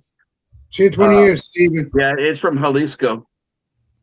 That is the main hub of tequila production because there is a literal the literal town of its namesake is Tequila in Jalisco, Mexico. Nice. Tequila. Yeah, I've probably primarily used this for doing, just like if I need a quick drink or something and I don't have the other Yeah. stuff, I just Yeah, those are Sure, that good. Yeah, yeah. I like. Yeah, I think you can.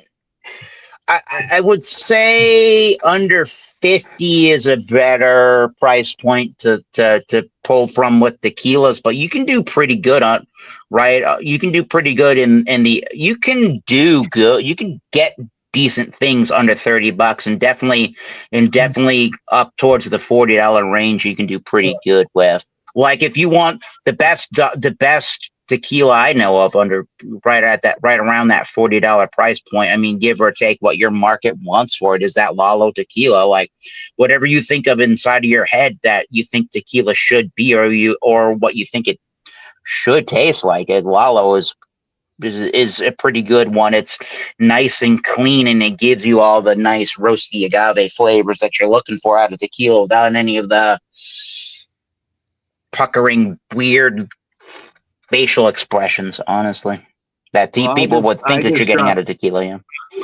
I just dropped a half an ounce into the tequila beer, Oh, so we'll see what. It improves the aroma a little bit. I'm not getting quite the lime grapefruit overload. nice. That's Sprite-y kind of a thing. Oh, sure. By the way, I talked Oh, to it definitely amps up the tequila note in the beer. What do you attribute to that note? What, the tequila note? Yeah. What is your definition of the tequila note? I guess. What are you getting as the tequila note there? I get it makes what I gather as the tequila barrel and that vanilla note kind of increases a little bit. Got it. I've actually got an agave plant out in the yard. Oh, no shit. Okay, so I get a little bit of just the leaf aroma. Okay. A little more vegetal. Yeah. Vegetal makes a lot of sense in tequila. I will give you that. Good. And I also get, I want to say, and this may sound weird, but a little bit of a buttery note since I added that. Mm-hmm. That makes sense if these barrels were more on the side of an añejo production. So we talked about the nerdy for a second. We talked about the reposado. That's a 2 to an 11 month. I guess they would say 2 to 12. I guess month aged blanco tequila. And then when you get to the añejo, that's between 1 and 3 years. Then anything after the 3 years on is what they call an extra añejo. So just that little amount of time in the barrels honestly do make a big impact with tequila, because again, the most of the maturity is actually coming from it being planted in the ground. So I guess it would depend on what kind of barrels that were used in that tequila production and what kind of, or what the variety of the tequila they were using, the style. If it was añejo, that's probably where you said some buttery notes and more of that barrel influence. That's definitely kind of leans towards that. Aside from a Surgeon General's warning, and that it says silver tequila, which I'm assuming would be Blanco. Everything, it's 80 proof, 48% ABV, and everything else is written in Spanish. Nice. So yeah, we're legally bound to most things, like your base spirits, rum, tequila, gin, vodka, whiskeys. Most of those base things, like I'm saying before, flavorings and like do this apple. What am I thinking of? Like a Crown Royal or something like that. Most of your bases are going to be 40% by law, and it's that way in the United States. A lot of the time when you go into Mexico, they have a lot of their blancos and their tequilas at 30 for whatever reason. I think it's taxation reasonings. 37, I believe, 0.5% a lot of the time. Small tier, but still delicious beer, man. I enjoyed it the other day very, very much. Yep. Yeah, a little thick, but yeah, I'm definitely going to pick up more once it starts cooling off this year in about October. I gotta try that. That sounds good. The cool thing in tequila is when you get into the higher, right, quote unquote, higher proof stuff, that really roasty agave note and some of these baking spices, even in blancos, will like really start to amplify and really start to pick up in intensity. And that's where a lot of like these deeper, richer flavors, even in the blanco tequila, will come out. And I think legally in Mexico, they're not allowed to go any higher in bottlings than I think a 110 proof, which is like 54, I think, or 55% ABV. Yeah, sorry. But that's literally just designed by law. And I mean, I think I forget the reasoning behind that, but I think at any higher point than that, they must think that now you're just maybe the layman's term of adulterating the tequila, and you're kind of masking things at that point, maybe to Mexico. I don't know, right. But you won't find 60 to 70% by law. Trying to find.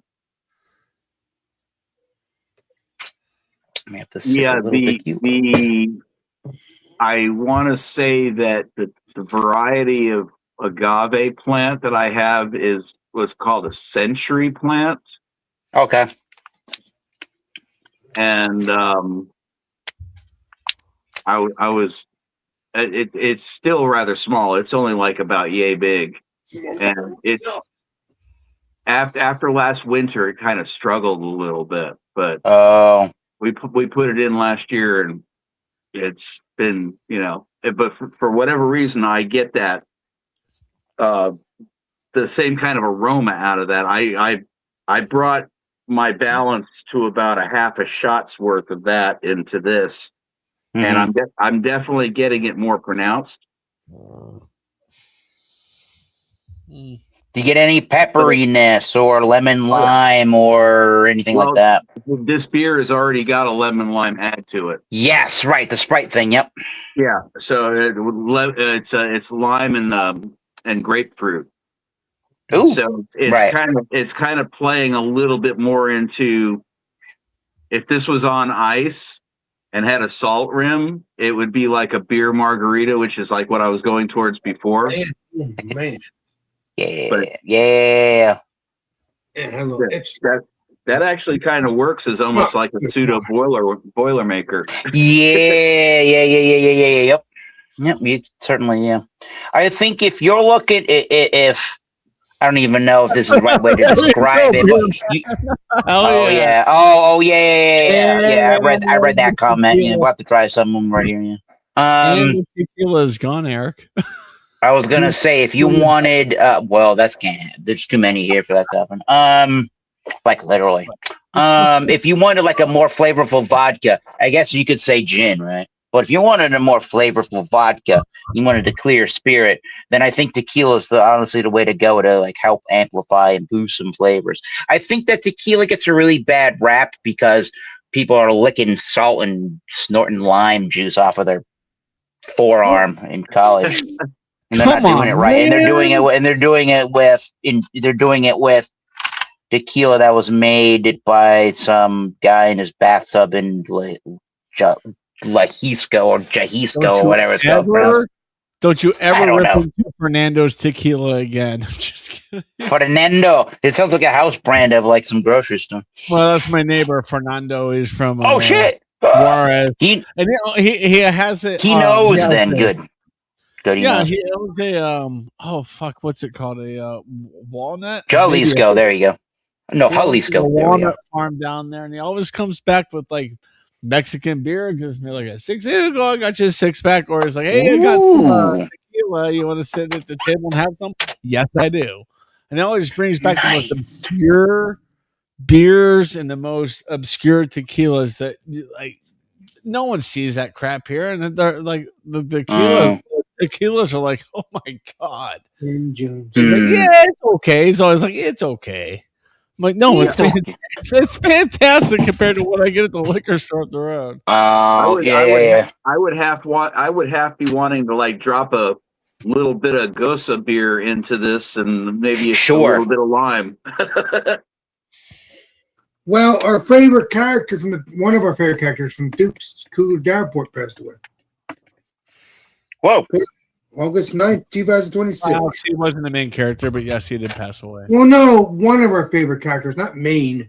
I don't I didn't know. see. That's I wasn't allowed to watch Dukes of Hazzard because it racist. Yeah, racist. God. Them damn Duke boys are at it again. I'm just kidding. It's not. But, This country was founded on racism. Did you know that?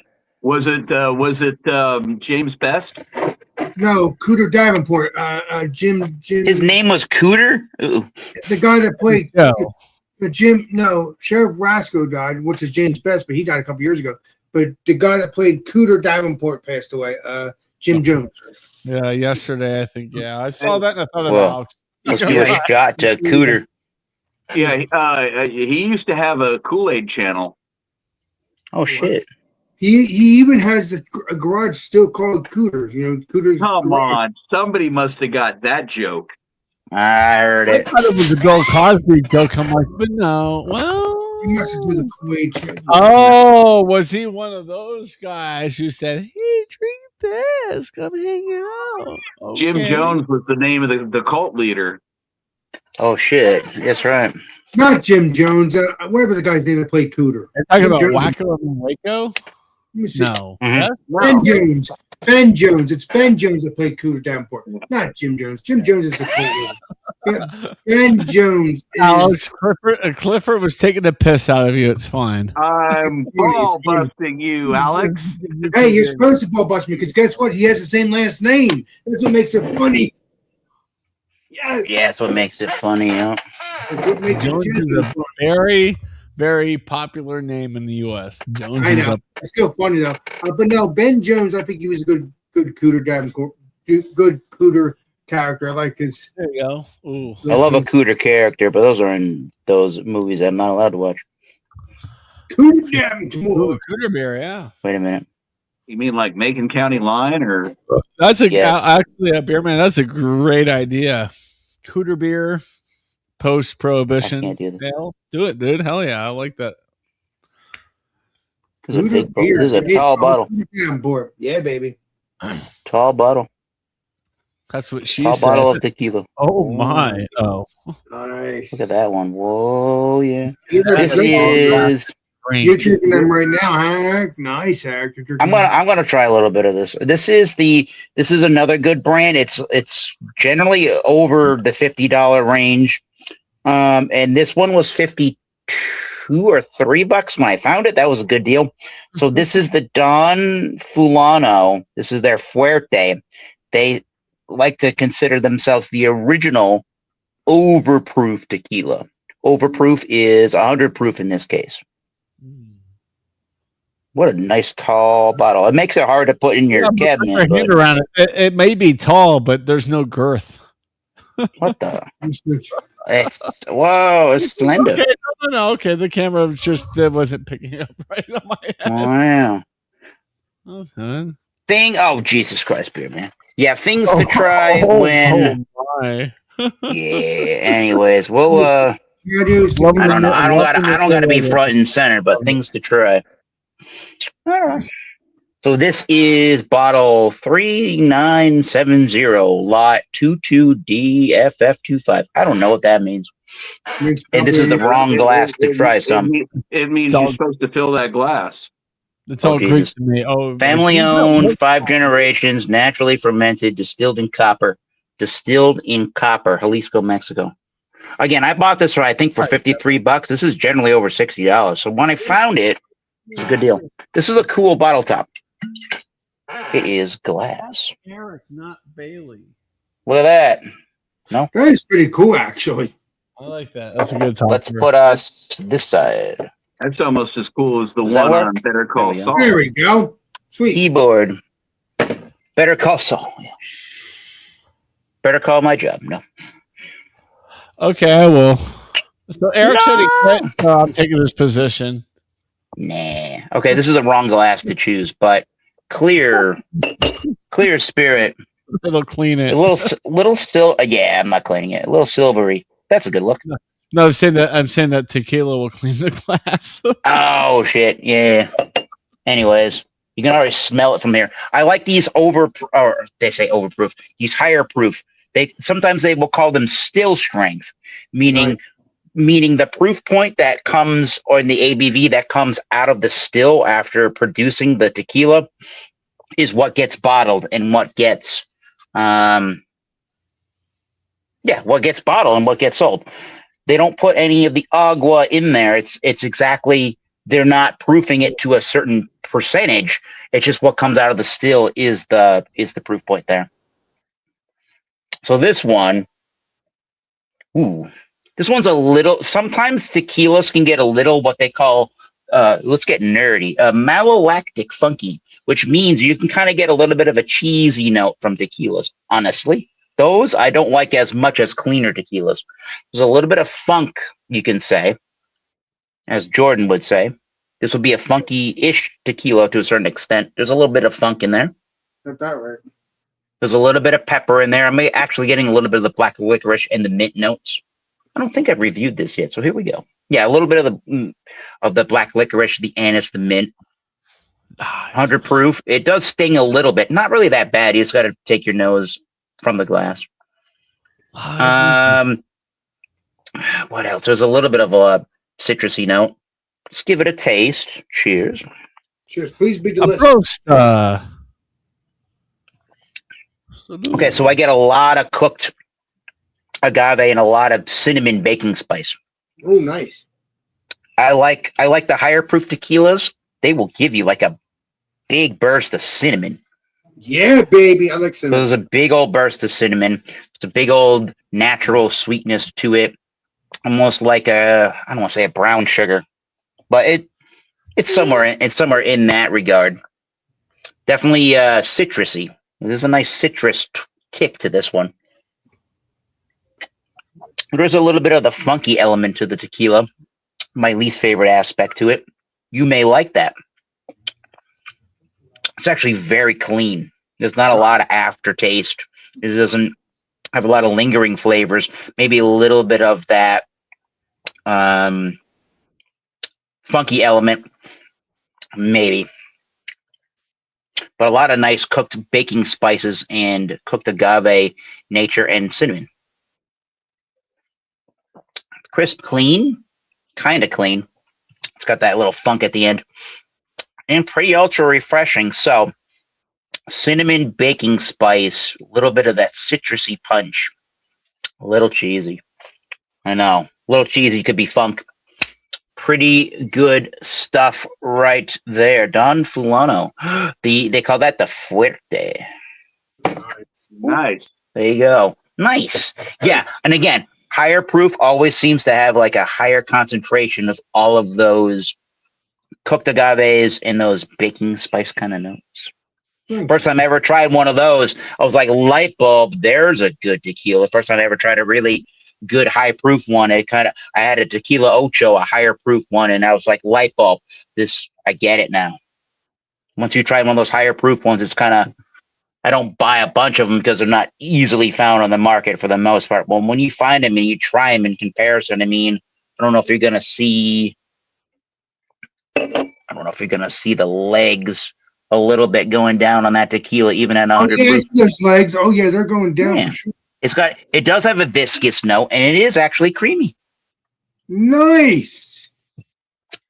Anyways, yeah, 2 thumbs up. There you go. Tequila. Eric, how did you Second know my favorite nickname spirit. in high school? How did I become a dick in high school? No, how did you know my nickname from high school? Creamy. I don't know. Alex knows that. Oh no! Oh, I'm gonna try a little bit of water in there. I did want to share a little something with Chadio and Alex real quick. All right, let's do Go it. ahead. Close your eyes, Eric. Well, Eric as well, but It's all good, Eric. and actually Bubble Guts as well. All right. Oh yeah. What the heck? Cooters. Brown ale. Let's go. Yeah, Out of That's from Dukes of Hazzard, right? that's It's Georgia. It looks like that's Augusta. Howard. a brewery in Georgia, and I think they were doing that in some kind of collaboration with. You can take me down. Take me down. They were doing that in some kind of a collaboration with him, the actor. If Oh I'm my not God, we made mistaken. Eric disappear. You meant with I Ben gotta put this Jones? bottle back. You meant they were doing a collaboration with Ben Jones? Maybe. Mr. Ben Clifford? Jones? I think so. I seem to recall hearing about that. And that was actually a very good brown ale. I haven't seen it in probably 5 or 6 years at least. Oh, Matter of fact, I haven't seen much from Jekyll Brewing at all. I don't even know if they're still in business. Uh-oh. oh, wow, that's a problem. The Duke boys are at it again. The Chadios are at it again. Ooh, that water brought out a Chadios bunch are at of. it again. They're taking out They brewery drove the one. General Lee through a brewery. Oh, there it is. Beer Man's talking about malolactic funky notes in brewing and distillation. So I added water to the tequila, and I get that funky, cheesy note even more. Nice. Yeah, not as good. No, leave it alone. Not as good. That's not good. So what I like in tequila, personally, some people really like that funky note, and I think Jordan, keep it funky, right, would like those kind of notes. I like a clean. To me, I like a cleaner tequila. It's got more of the cooked agave nature and more of the spicy, peppery notes versus the funky stuff.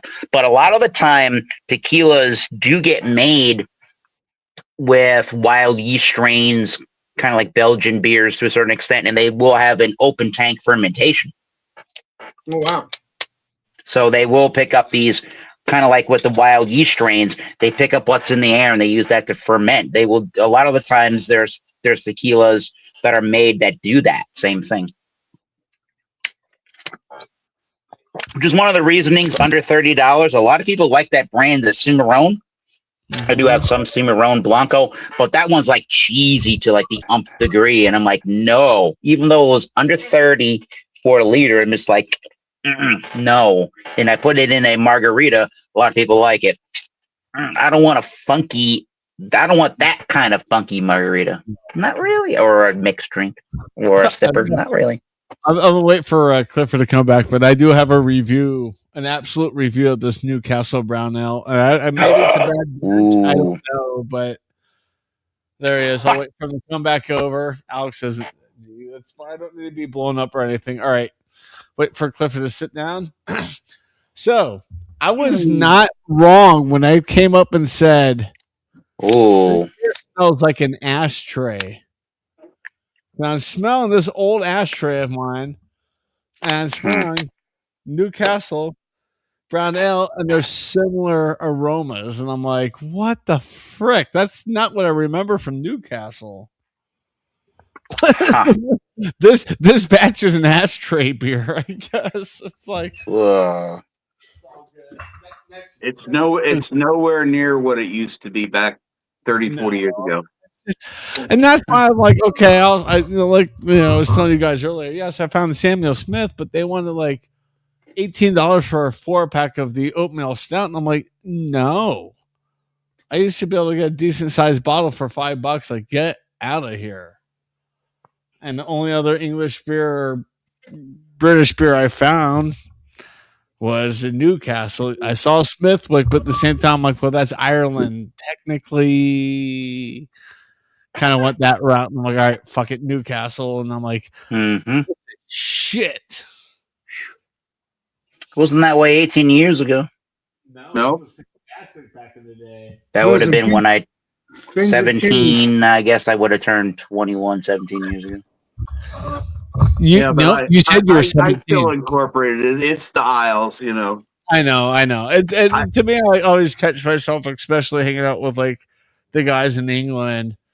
Yeah. I have to catch myself to separate Ireland from the UK. Northern Ireland. You know, I figured Nobody we tried cares to about add Northern Wales in there by drinking the Sam Smith, since they use those Yorkshire Squares, which are manufactured from slate from Wales. So Mm-hmm.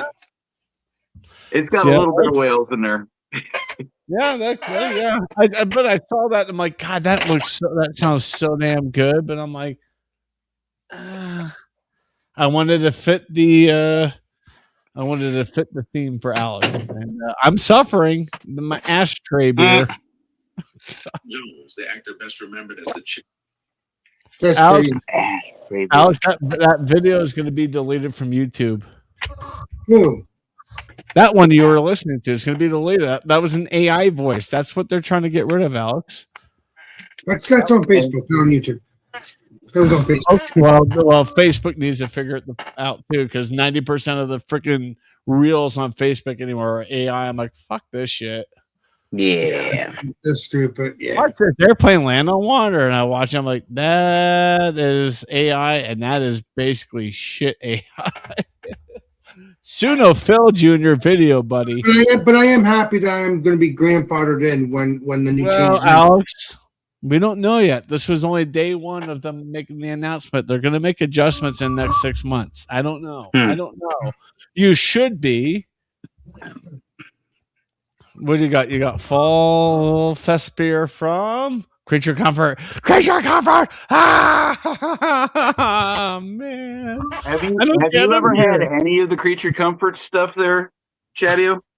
I've had it in Georgia, and I had it in Florida, not in Colorado. But that's why every time I see it, I'm like, man, it's like Yingling. I'm like, son of a bitch. Creature Comforts. I don't think so. Creature Comfort is Georgia, and they're good. I had that. I don't know if I have. What is the first one I had? The automation? Automatic. Pale ale. Automatic. Yeah, I got it at the Buc-ee's in northern Georgia, and I was like, okay, Creature Comfort, because I've heard of Monday I've had Monday Night Brewing Company. Monday Night is another good brewery. Are they still around? Monday Night? Oh yeah, nice. Monday Night makes some exceptional beers. I'm gonna have to get a job that way. I can send Clifford some money and like box it up. Well, you'll be getting one soon, Jeff. One of my favorite beers from them is called Tears of My Enemies, which is a bourbon barrel aged imperial, and that one won like gold medal at the Great American Beer Fest back about probably just about 8 or 9 years ago. It's That's when exceptional, and they do that's when I was variations there. on it. But Absolutely. it never shows up and anything that you could put into a 6-pack. It's always the Yeah. 375s and so forth.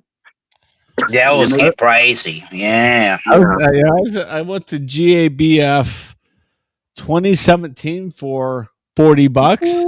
It's now like it's $180 now. Oh no! Beer festivals are expensive to go to these days. Hell yeah, in they general. are. You got that right. They're not worth it. They're not freaking worth it anymore. Going. Trying different breweries in a day or a weekend is a better option. I'll tell you what, this is a hell of a lot better than the current Sam Adams Oktoberfest, which is the only other one I've had so far this year. I have not had that yet. All right. I'm looking forward to you trying to Sierra Nevada since you're originally are from Northern Cal. I'm curious. Yeah, they've been kind of up and down with it depends upon the brewery that they collaborate with. This one's yeah. They collaborate with I said a holla brew, Something like that, yeah. Holla, something like that. It's a little bit more maltier than I was expecting from it for a fest beer, but it's not like malty like a Märzen, if that makes sense. If I'm not mistaken, I think that's at about Hallarn. Hallarn. God bless you. Yeah, exactly. It's Hallarn. It's like, if I remember correctly, it's like halfway between Munich and Berchtesgaden going towards Salzburg. Yes, I think so. And I think I think it's Bavaria because Tracy and Ricky looked it up and they're both convinced like, oh, this sounds like it's from like Dortmund or something like that. And they looked it up like, oh, fuck, it's from Bavaria. Yeah, no, they would. The Dortmunder area, I don't know of any Oktoberfest that ever come out of Dortmunder. That's all the country. They don't. It's a Bavarian type of a thing. Yeah. They just do export beers, right? So my friend Tracy is going to be in Deutschland for Oktoberfest. I told her, I said, I don't give a what you bring me back. Steal me a Stein from an Oktoberfest event. She's like, well, it's not called stealing because I hand them like five euros and I can, give it back and get my €5. She's like, it'll cost me €5. I'm like, so $27. I'm like, shit, that's I was just kidding. You know what you'll get for that? Huh? You know what you'll get for that? Here, I'll show you exactly what you get for that. Give me a second. Oh, yeah. I've got a Paulaner giant. They're the big mugs. It's like, yep. That's why I like to my neighbor and friend Ricky is like, every time we go down there, I always give their glasses back. I'm like, I would at least take one. He's like, but they're always like Paulaner or whatnot. I'm like, I would at least get one. That way I would know this one is specifically from Deutschland. Like, because my Paulaner mug I use to fill up my cat's water fountain. That's all. Yep. That's it. Yeah. I have one. Yep. That's what you're going to get. That's a Moss. And then if you want a half pour, it comes in what's called a Hofmass. It's 1 liter or a half liter, and they're different. There are different heights and different gauges around the center. But yeah, this thing is. I mean, the glass itself probably clocks in at about 5 pounds. Now picture yourself inside of a beer tent, and you've got these petite little women that are carrying these things full of beer. There you go. Exactly. I got the same thing. And they've got like 15 of them in each hand. Yep. Those are, well, what helps them carry those beers are the Dickie Tintons, man. Oh my God. You see those ladies like, hello, nurse. But then you're like, wait a minute, 20 years from now, they have hacky sacks. Tig old biddies, and they can, they got the strength. Yeah. But yeah, I got mine I got this at the Target up the road from me several years ago. Whoa. With the liter can in it for $7. Yeah. Because it was on clearance. You can't go wrong with that. In hindsight, I should have bought 2. Yeah. But this is how I fill up my cat's water dish. That's why it's kind of dirty. Mm-hmm. But yeah. I got a glass I got something like that. I'm trying to remember. I don't even remember the brand. It's one of those. It's a German dark lager brand. What the heck is the name of it? It's a really tall glass, but it's really thin as well, and it's for one of their Germanic dark lagers. What the hell is the name of that beer? Schwarzbier? Yeah. It's a Schwarzbier. Yeah. It's a Schwarzbier glass. It's really tall, but it's really thin. Yeah, probably Kostritzer. That's the one. Yeah, that's it. No. That's the closest glass I have to that. I got some dimpled mugs, but there's the half pint or the half. That's a good Here's beer. the half moss. Here's the half. That's the pint in America right there, right? Basically. Yeah, this is the half. This is from 2022 Oktoberfest from my favorite brewery where I was at tonight, 222. All right. But no, Dry Duck. Dry Dock is dead. No. Oh, Alex, you already heard that story. You already know. Well, they're not dead because it's Left Hand is now producing their beers, canning them, and in Massachusetts, you should be able to find the Dry Dock Apricot Blonde. Georgia's 100% on the list. Oh my God! What? Don't fucking waste your money. It is. It's always been horrific in the cans. It's never been great in the cans, and that's what they decided as their first beer nationally is the Apricot Blonde. Like, is there a right hand? Is there a right hand cream ale? Ooh. No, well, Left Hand Brewery Company is not named because someone had a left hand there, the owner. It's named. They call that the Stranger. Woo. It's named after the Left Hand Canyon up towards Longmont, Colorado. So they named it Left Hand after the canyon. Yeah. The left hand's the Stranger, right? Yeah, that's if you sit on it. Oh God! All right, I got my joke out. Never mind. There you go. Chatty. Oh my God! You sound like one of the seven dwarves over there. So fun because it made me laugh. Back to Clifford. I think that's Hope Brow is the name of the brewery that Sierra Nevada paired with. Okay. Yep. Yeah. And that's from the town of Shyming, which is like right on the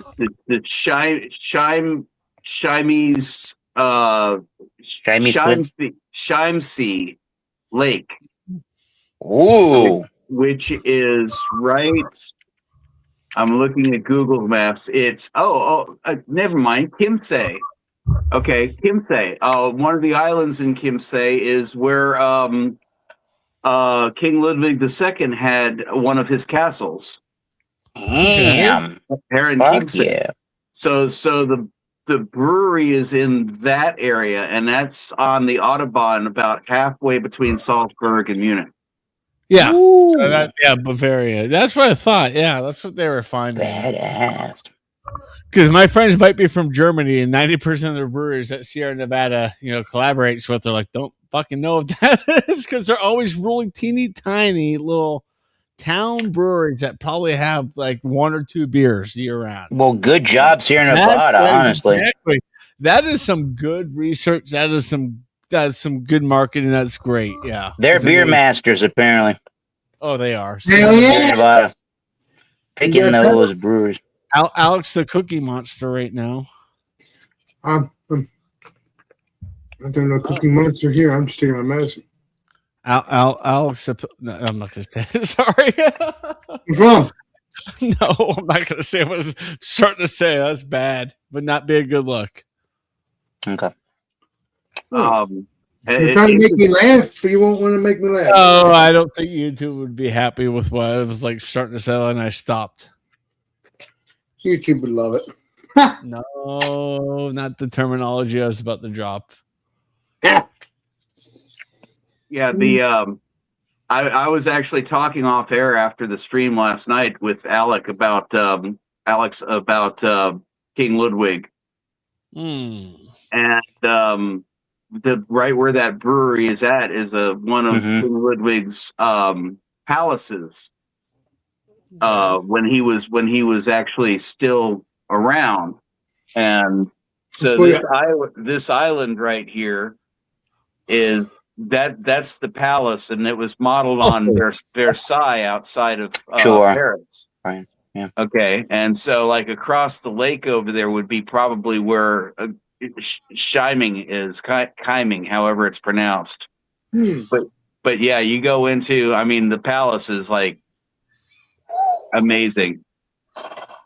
Damn. When was the last time you were in there, Mr. Clifford? 1989, 90, 91, thereabouts. You're going back there soon, though, right? You're going back there one day again, right? Oh, I would love to. You gonna pay the trip?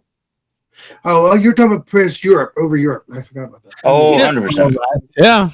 Yeah. Yeah. You pay my airfare. I'll pay for the hotels. I get a discount. Hell yeah. Yeah. Hell choose, yeah. I like to do There's that. actually military hotels that I could stay at that are just, a yeah. boat ride away from that. Yeah. U.S. Armed Forces hotels. Yeah, because even though you're military, There you go, Eric. I messaged you. American military, you're still Army, so it doesn't matter. They'll Yeah. still do what you gotta do. He's a vet, and yeah, he was stationed. I would love to go back there and spend a couple weeks just hitting brewery after brewery after brewery. Well, that's why I told my friends, but that's the only reason why I want to go. Like, what about hiking? I'm like, okay, when I'm hungover, let's hike, but after that, let's go hit more breweries. Get some more Chad years, yes. Well, see, what you should do if you go there, Chadio, is you should spend a day going hiking, and you need to hike somewhere special, and you need to go to the local bar that's at whatever that something special place is, and you need to get yourself a Radler. They have beer And then gardens. hike back, and then you'll understand what the true meaning of a Radler is. Oh, no, 100%. Germany, you hit a hiking trail, and maybe a mile in, there's a hut there with beer and like a glass. Alex, You put your money in and take a beer. Yes. So you go to the hut and you put your money in and you get the beer? Cool. Well, Welcome to Germany. Yeah.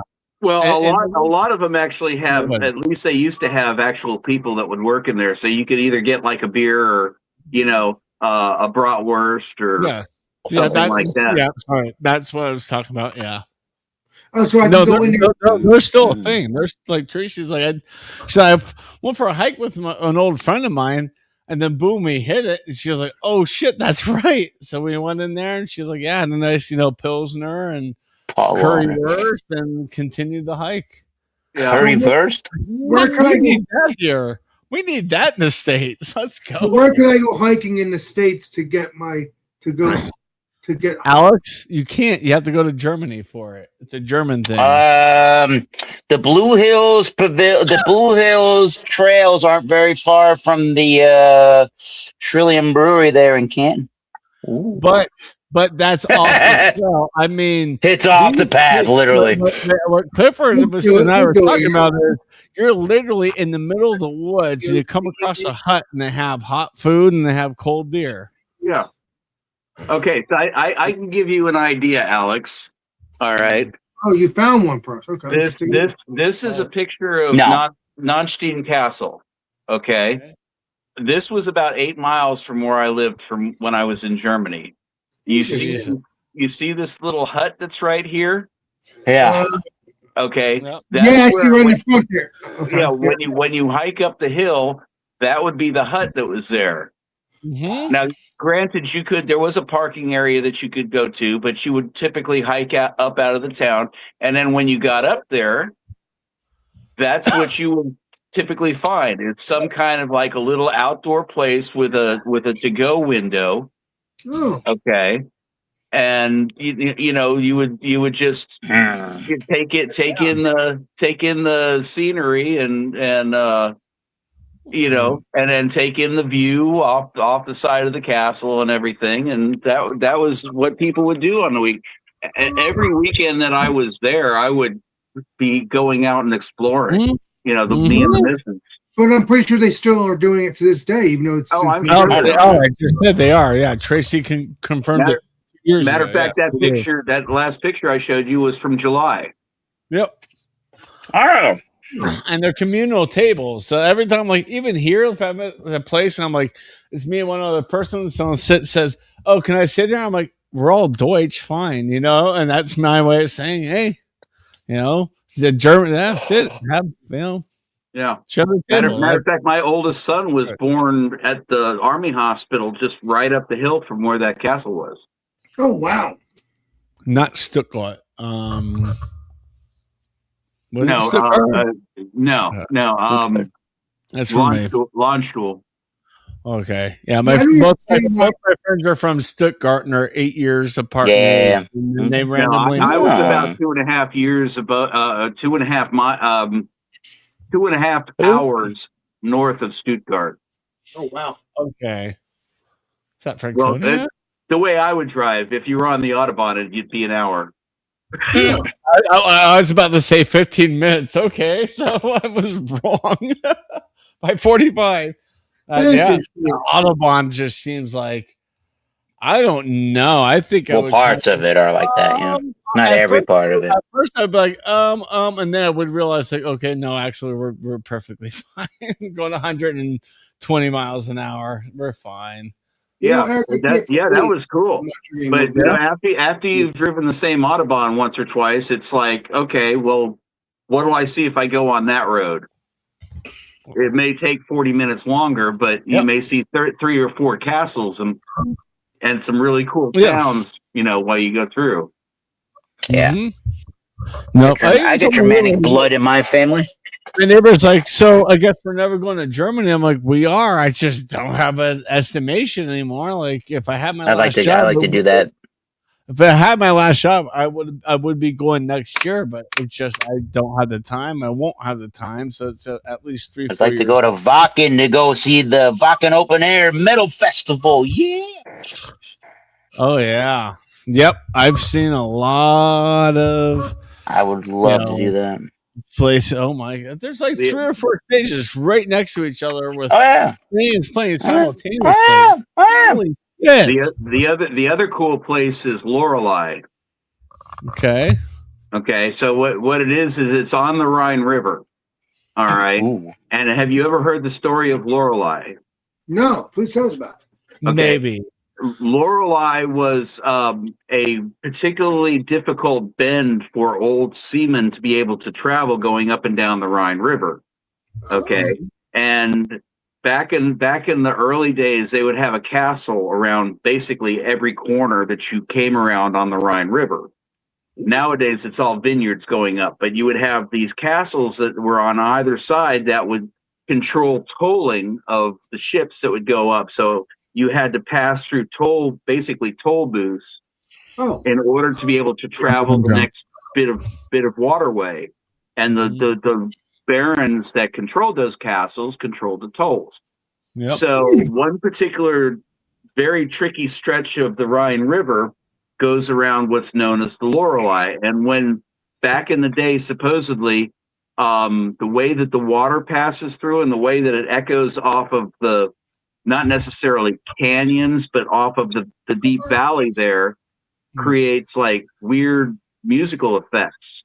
Ooh, wow. And so there was a folklore tale about like a mermaid creature that would drag if the sailors got lost in the song and were not paying attention to what they were doing, their ships would sink. Oh wow. And there's a statue there, and there's a big auditorium up at the top of the hill up there where you could see concerts and Holy. Yeah, it's cool as fuck. Whoa. Now that would be badass.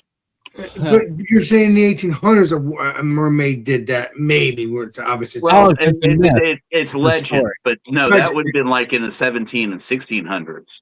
Okay. Yo, whoa. Alex, it was 2023. I'm just kidding. It wasn't all that far away where they had, if you've ever seen the movie A Bridge Too Far or know the story from World War II about where they drove the tanks to try to get into Germany to take down Hitler. Mhm. That was one of the areas that they had to cross, and Patton was the one that wound up crossing it before the other general, I think it was Montgomery, was trying to cross across up in Belgium. Oh, And they wound up getting pinned down in Belgium, but Patton got across, and that was when they first started entering into the true motherland of Germany to go take out Hitler. Wow. and what's the movie called? It's called Too Long of a Bridge. A Bridge Too Far. That's not the one about Patton. That's about the northern side. Great movie. If you've never seen it, I highly recommend it. It's too far. Let me take a look.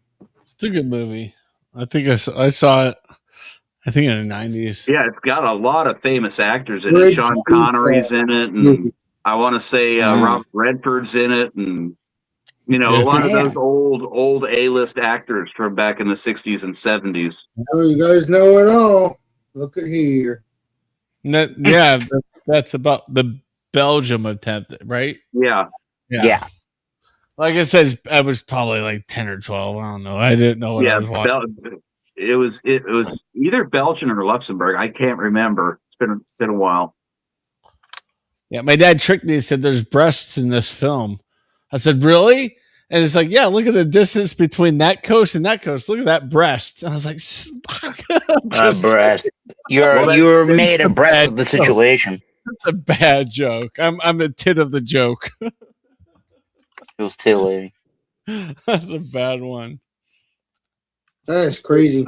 If I'm not mistaken, there's a town in Belgium called Brest. Oh, God. Brest, I think. Yeah, Brest. That's France. Is Never that mind. Belgium or is that France? Yeah, that's France. Yeah, that's what I thought. Brest is France because they Sean have Connery's in this, too. I didn't know that. Yeah. That's right. I was in the movie. Screwing them. Never mind. Your sister. Screwing your mother. Screwing your mother. What the full SNL with that?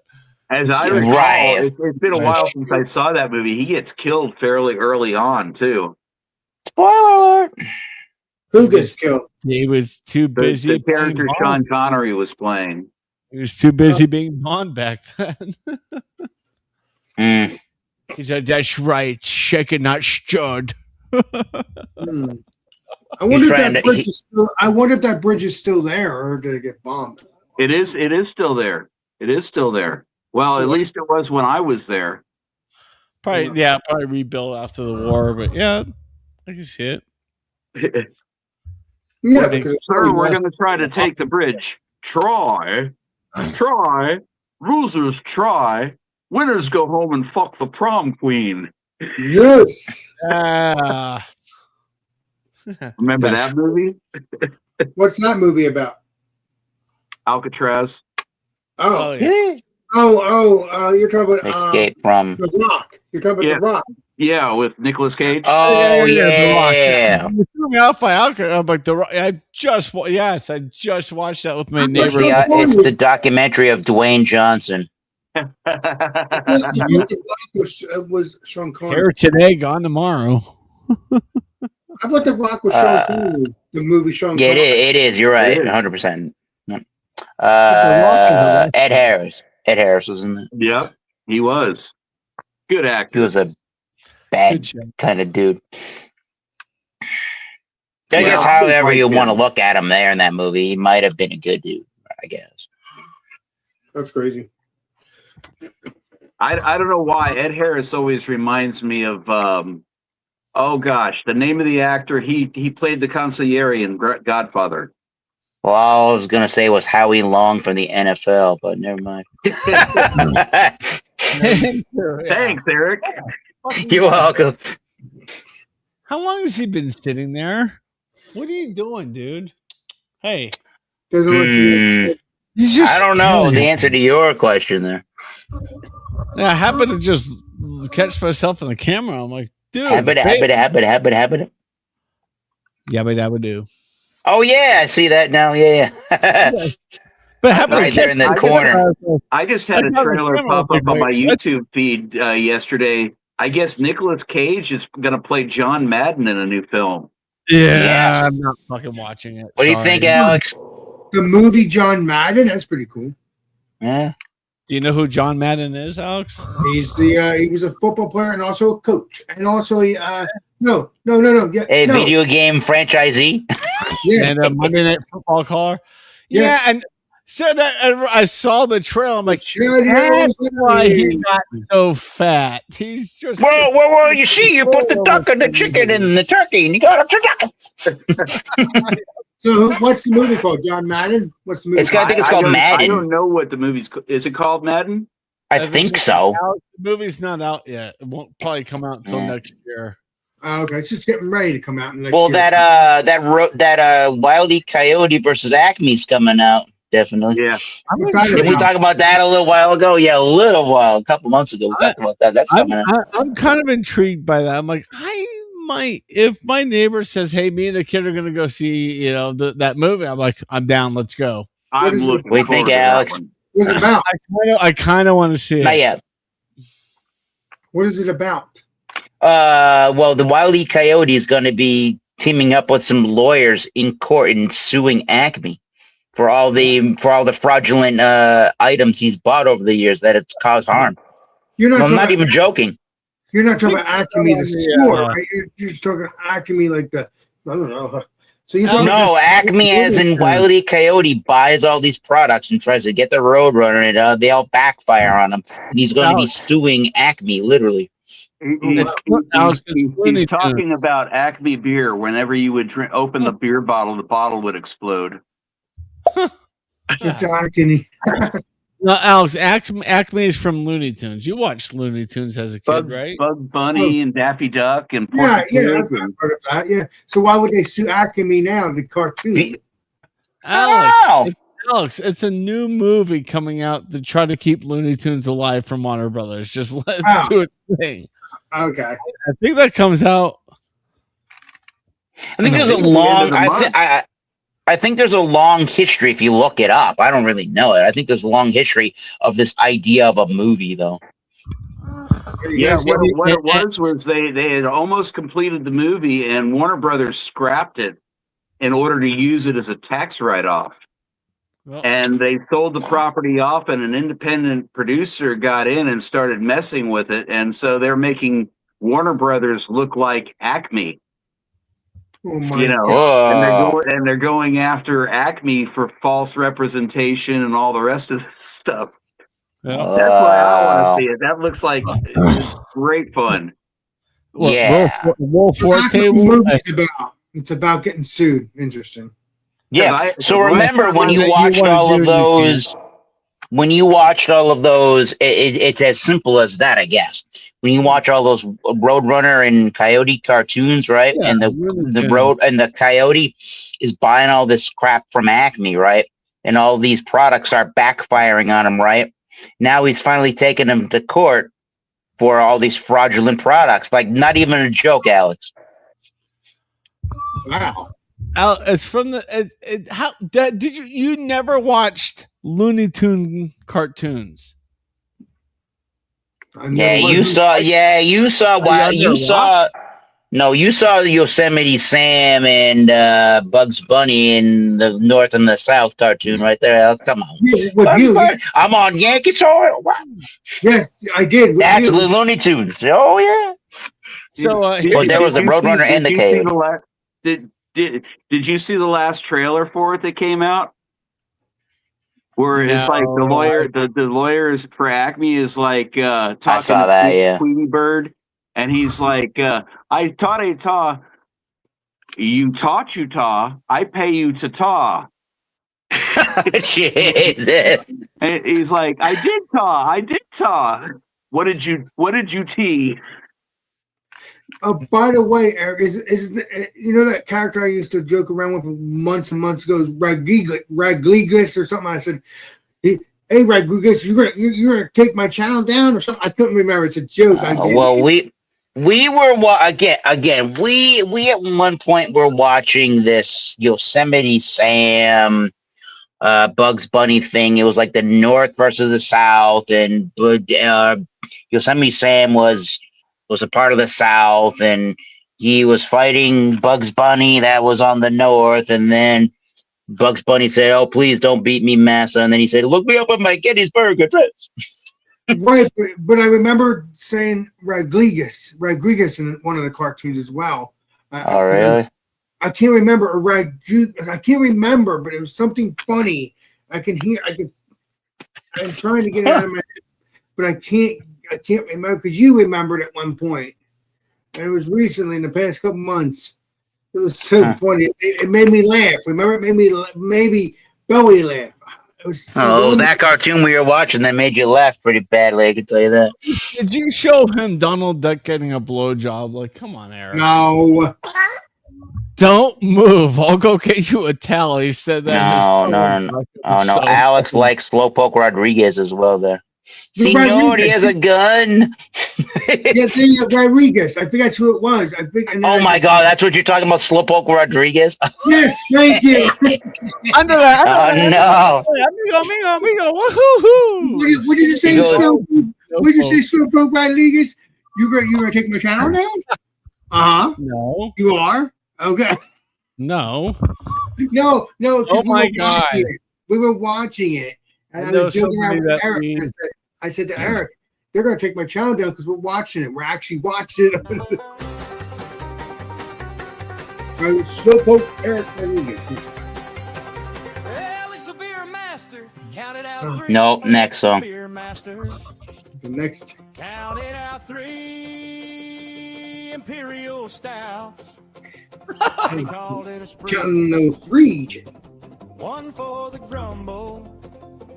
2 for the grin, 3 hit the table, and the wobble walked in.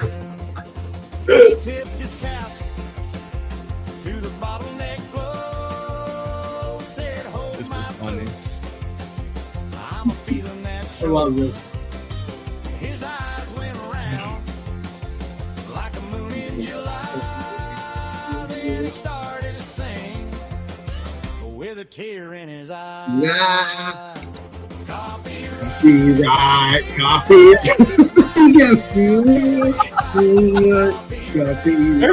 Like this.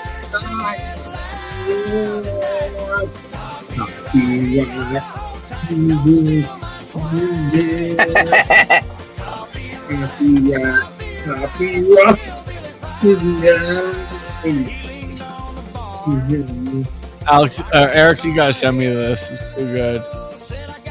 Send them to Ted. I think I can. So you can play it on his channel and pretend that's me. Not me, so. You're an Eric. It's just Suno. We could probably. Yeah, it's what we used, yeah. That's what I used for that. There should be somewhere that's gonna link to it. He said he put a link to this. I can send it to Tradio, 100%. Yeah, so he can play it on his channel too. Oh, I will. Copy This is gonna be channel. another cooking video. Yes. Here we go. Copyright.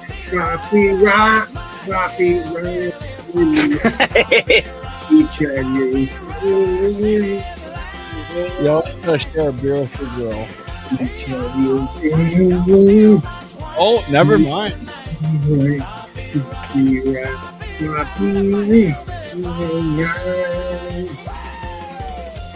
Cheers. Oh, thank you. There's other stuff too that Mr. Eric has too, which I have to start using. That's a funny one. That's just like, okay, yeah, that sounds like Alex, and then boom, the copyright chorus came out. I'm like, oh my God, I need that. So good here, son of mine. Review, let's pour it. Let's go. I'm the beer master in a YouTube world. Life in glass, fantastic. Pop the top, flavor drops, imagination, liquid creation. Come on, Alex, let's go drinking. Stout King, roasted mouths, share a glass. Watch us pass, legendary people. We've got class. I'm the beer master, glass world. Life in liquid, it's fantastic. Swirl the gold stories told, crafting magic bold and never tragic. Come on, Alex, let's go drink it. Drink it up, fill the cup, drink it down. Wear the crown, legendary town. Never gonna frown.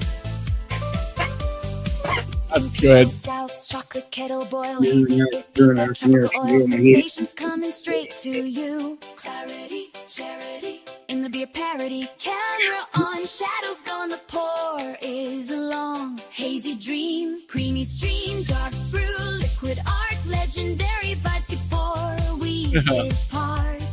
Ooh, What? ooh, ooh, Are you out? ooh, yeah. Funky sours, puckering the soul. Alex, give the score 95. Keep going, buddy. Package waiting at the studio door. Tap the glass, let it pass. You're my star wherever you are. Sour, our finest hour. From hot vines to malt, worth the salt. So low, instant follow.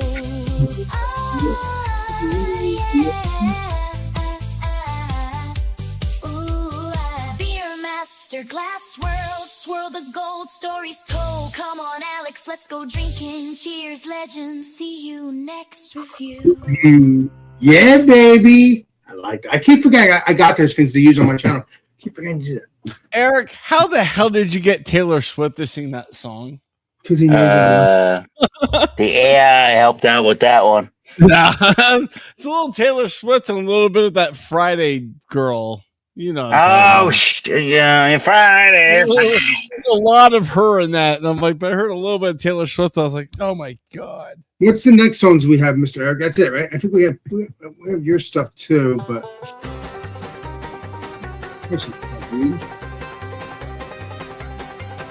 Alex the beer master counted out 3 imperial stouts and he called it a spree.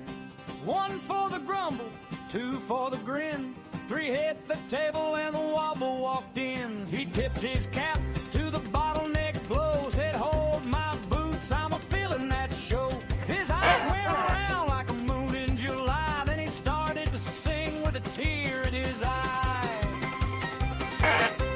Copyright, copyright, that's my hero. Copyright, copyright.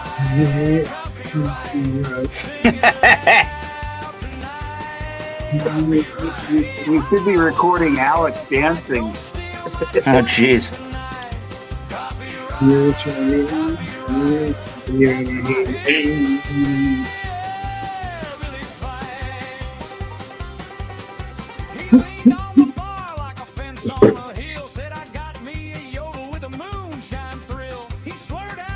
let's drink some moonshine, baby.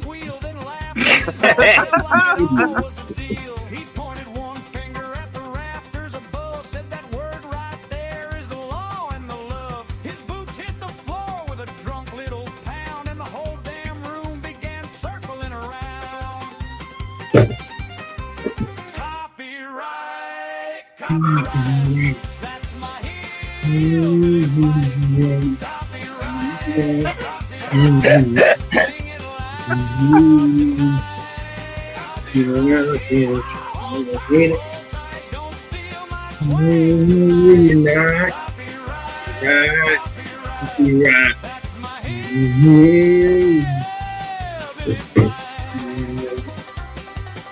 Now Alex was buzzing, but proud as could be, wrangling that word like a mule in a tree.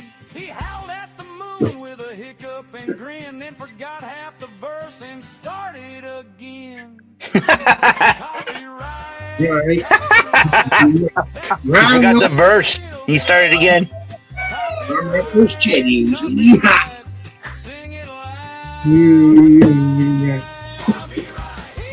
Hold tight, don't steal my twang tonight. Copyright. That's my hero. Alex the beer master still bellowed away. 3 too many stouts made a fine Monday.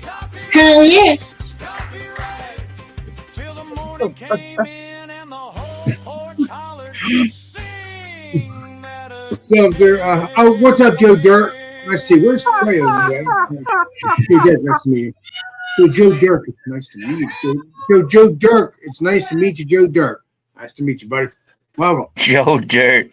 Well, there's your themes, Alex. Yeah. We got Cletus in the house. I heard my song going. God damn, that's my song. I see the next one is there. And there's your hold music. Well, no, that's music that if I'm leaving, but I never do it. I keep forgetting. Makes me want to go to Chad. You're sleep. I ain't know who a Chadio is. Is it Cletus? Hey, Cletus. Cletus. Are we going online, Alex? Hell yeah. Oh, God, I remember those days.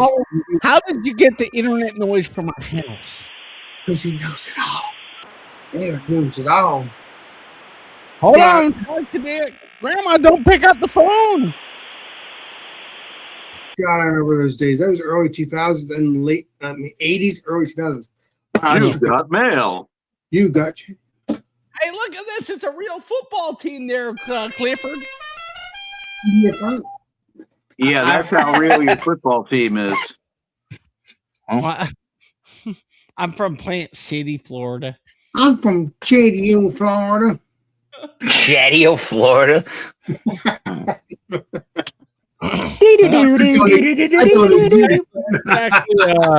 Exactly, Bearman. I was like, Looney Tunes was awesome. And now it's been banned from television and cable because it's deemed too violent. Well, who cares? People just have to children. Well, they did the same thing to Tom and Jerry and how many other cartoons? Yeah, that's why it's all these like, oh, I love you, Tom. I love you, Jerry. I love you too, Bombi. Did you ever see Animaniacs when it came out back in the 90s? No, is that you? No, it's Heck not. yeah. All right. yeah. That cartoon was brilliant. And a couple years ago, they did a remake, one season remake of Animaniacs, and it was crap. Right? It was like they took all of the adult humor out of it. I don't know why people do that anymore. It makes me so I don't watch this stuff, but still, for people that do love it, let's keep it going, baby. Well, it was a cartoon made for kids, but there was some references in there that if you were an adult and you were watching it with your kids, it was like, oh my gosh, that's 100%. Yeah. Right, exactly. To make you have fun too, along with your kid. Exactly. And that's the best part. My favorite one from the old one was remember Slappy Squirrel? Yeah. And her little nephew. They decide to go on vacation out to the country, and they wake up in the morning, and it's like this loud rock and roll music, and they wind up on the only tree in the middle of the Woodstock Festival. Jesus. And Slappy's like, who's that band on stage? Yes. No, the band on stage. Yes, the band on stage. Yes. No, they're not at this festival. And they do that whole bit with like, who's on first and everything, but it's all about bands that are playing at Woodstock. It was hilarious. That's crazy. What is this thing crawling on my paw? A beetle. A beetle. Cletus had to go home. His wife called. She's pissed. I don't know. I haven't worn that, and Alex has been a year since I put that on. Oh wow! As soon as I heard that Alex the Beermaster song, I was like, "Oh, Cletus showing up." How you doing up, Cletus? Lieutenant Dan ice cream. Yes, Lieutenant Eddie's. Ice cream, Lieutenant Diane. There was a what's his name from Dukes of Hazzard was in a movie years and years ago called Shock Corridor, which was he played a patient in an insane asylum. And you want to see him play a completely different type of character than what he did in Dukes of Hazzard. That's the movie to watch. It's really a good movie. What's the movie called? It's called Shock Corridor. It's about this there's a murder in a insane asylum, and this investigative reporter Shock Corridor gets himself placed into the insane asylum to try to solve the murder. And James Best plays one of the inmates. Okay. Huh. Oh my God, this is so. He's like this diehard Confederate guy that that's going through all this trauma because he was.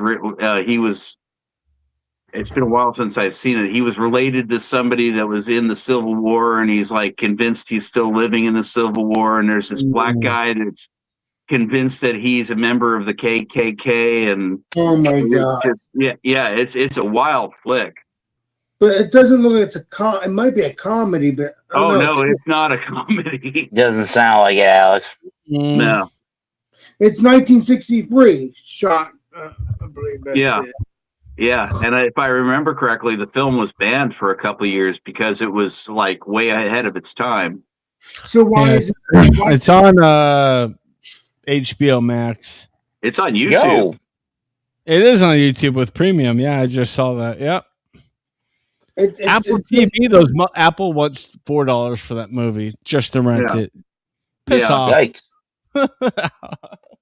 Every once in a while I go searching for a movie that I want to see just because for whatever reason a chord strikes and something I'm reading or something I've seen. It's like, yeah, I'd like to see that movie again.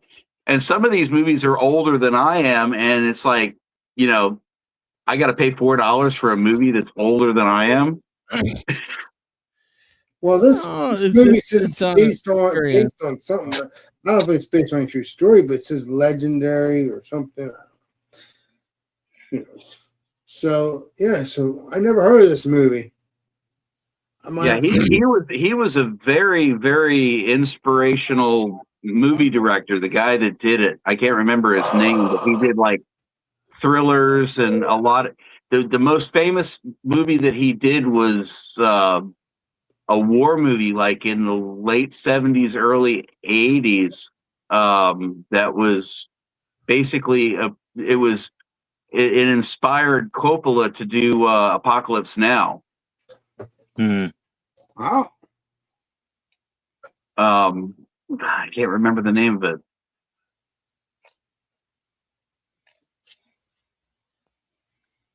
Dang. That's crazy. Yeah. It's probably in black and white though, but I would definitely watch it. No, the Shock Corridor is, but it's in black and white. But when they have the flashback scenes from the patients in the asylum, he switches to color. Oh, just like when they did with the movie Wizard of Oz. Wow, that's crazy. Yeah, but that was done in 1938, so that was cutting edge with the colorization. Yeah, that's crazy. Yeah. It came out the same year with Gone with the Wind. So Guess what movie was Gone with the Wind in theaters? Wizard of Oz. Damn tornado. Gulliver's Travel. No, you go wait for television. I have to remember the movie's name, but Shock Talk. What is it called again? The movie. Shock Corridor. Oh, Corridor. Yeah, the guy that was the director, Samuel Fuller. Shock Corridor. If you have YouTube Premium, you can watch it. HBO Max. The war movie that I was thinking of is called The Big Red One, and it had Lee Marvin, Mark Hamill, Robert Carradine. Damn. Yeah, it was his big budget movie, and the film studio didn't like the way he did about it, so they like do their usual thing and reduce the budget for advertising and everything, and kind of buried the film. But oh wow. They, in the meantime, it winds up winning all these awards on the remastered version. That's interesting. Oh, Bearman, that was great. That was even better the way that Alex displayed it. Hi, hi, Michelle. Hey, Michelle. Dickus, I am shady. It looks like Michelle. Might be a twin. I don't know. It's Michelle. But Shock Corridor. That sounds an interesting movie. So I'm going to have to watch that. It sounds like I don't think it's a true story, but I think it could be what it could be like. Silent Probably back in those. more parody and not comedic parody, but just I hope kind it's of not a real story. No. satire. More, Well, I would say I think it satire. might tell you how it'd be like if you were there, though. I think that's what it is. Yeah, I mean, it was selected. I just pulled the site up on it. It's like it was selected for the United States National Film Registry by the Library of Congress as a culturally, historically, and aesthetically significant film. Damn. But it's not based on a true story. They just captured life of the times, I think. Yeah, it was like a one of those films where it was like when in the time frame of the 60s, you got to remember that was like right at the height of like insane asylums using lobotomies and so forth. So Mhm. Yeah, they did, yeah. yeah, and I'm sorry, the Scorsese, that was the one that influenced Scorsese to make Shutter Island. Oh, wow. If you've ever seen Shutter Island. And that's another movie about a crazy person, I'm assuming. Yeah. Well, Oh, yeah. Crazy place. Yeah. I mean, they got rid of silence a long time. Was Leonardo DiCaprio was in that movie, right? Shutter Yeah. Island? Yeah. It's Okay, one that's of his what- better movies, I think. Shutter Island. Let me Shutter. No, don't let go, Jack. It's such a classic line. You selfish. Islands. There's enough room on that damn door for both of you. Yeah, I went deep down that rabbit hole because in my Dungeons and Dragons game, one of my players is a licensed doctor of psychology. Mm. And 2010. It's a movie. in so 2010. I built this whole scenario out for her as far as a whole thing taking place in an insane asylum. And so I utilized all these movies and created these puzzles around these movies and so forth for them. And then blended it with some other weird shit like That's kind of cool. Orgasmo. Wow. psychotic opera from Italy that Yeah. Alex, yes, Shutter Island came out in 2010, but it was inspired by the movie Clifford was talking about. Oh, Not based off of it, inspired by it, like the writing of the storyline and everything. yeah. true that, Bobby, true that. So it looks like they made a book about it I'd too. rather watch Slaughter Island. Water Island. Slutter. Oh. In 1970, Yeah, Eric knows. Friday or something. Is it, Hello? Please? Oh, thank God they passed my house. is Slutter Island, is that PG or R? That's Slutter Island. What do you expect it to be? Come on.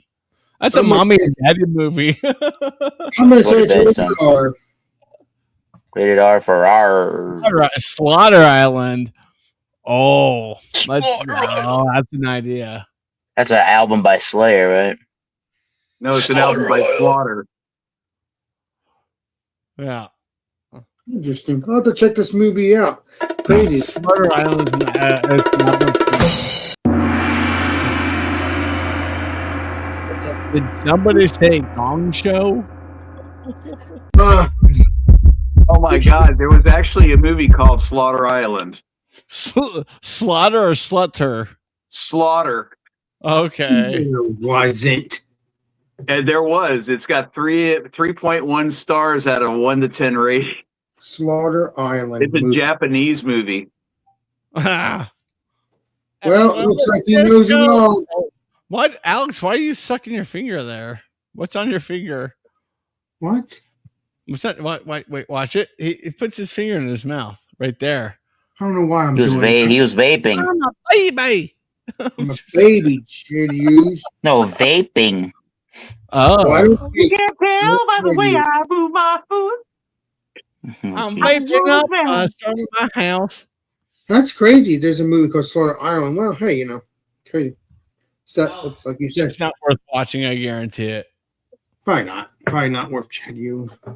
Why can't we get this on a T-shirt, Eric? Like, come on, man. We're gonna do that. We're gonna do that. I'm gonna get that. I'm gonna get that on my merch stuff. I'm Steven's gonna help me out. Oh, this guy here?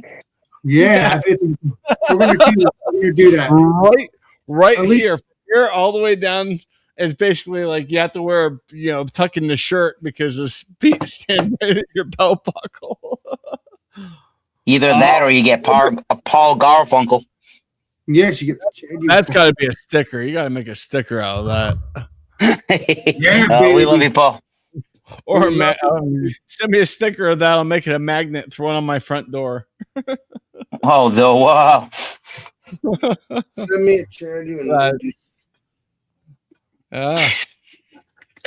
What time is it? 12:15 on the East Coast. Holy shit! Yeah, we had too much fun tonight.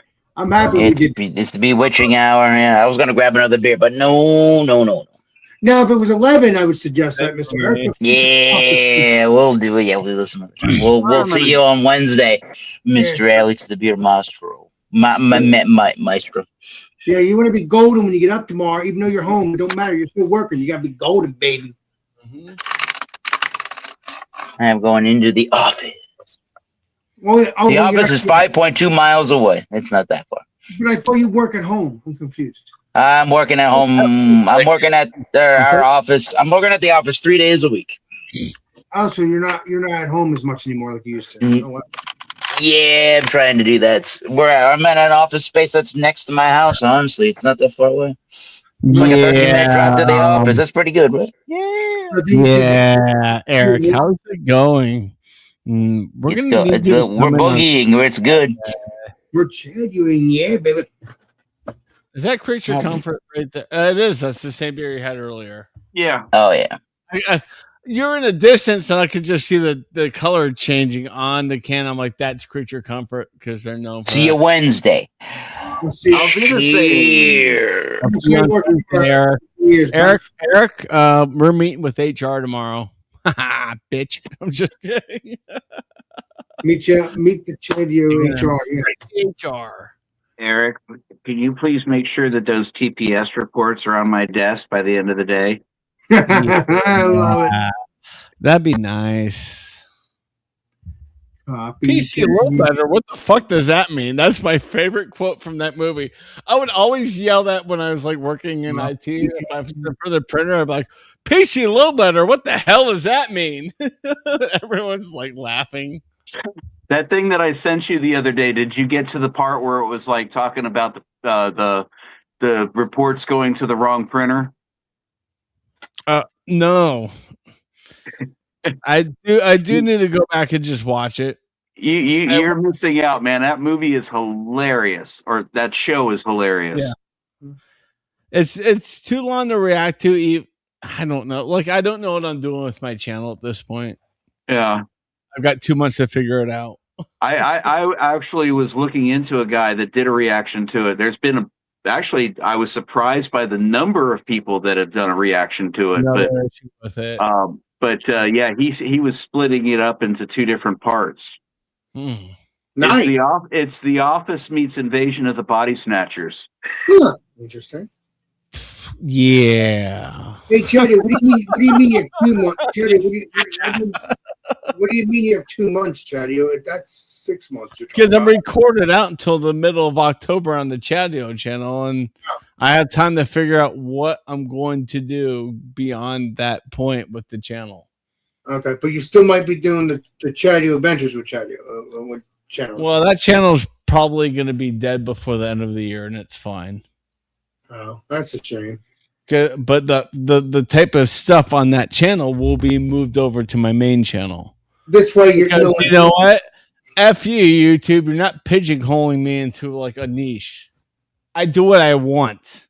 It's like I'm do what I tell you I want. Now, do I do what I want? Like I said, I went live earlier today. I went live probably 7 hours ago, and everybody who was there said, bring the vlogs over this channel. It's too much to go from this main channel to the other channel. So viewers want me to do my vlogs on my main Chadio channel, I will.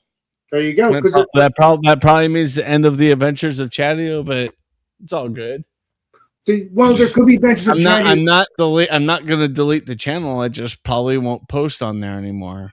Unless something changes, and then you will post again. Otherwise, no. He won't be doing it anymore. No. That's okay.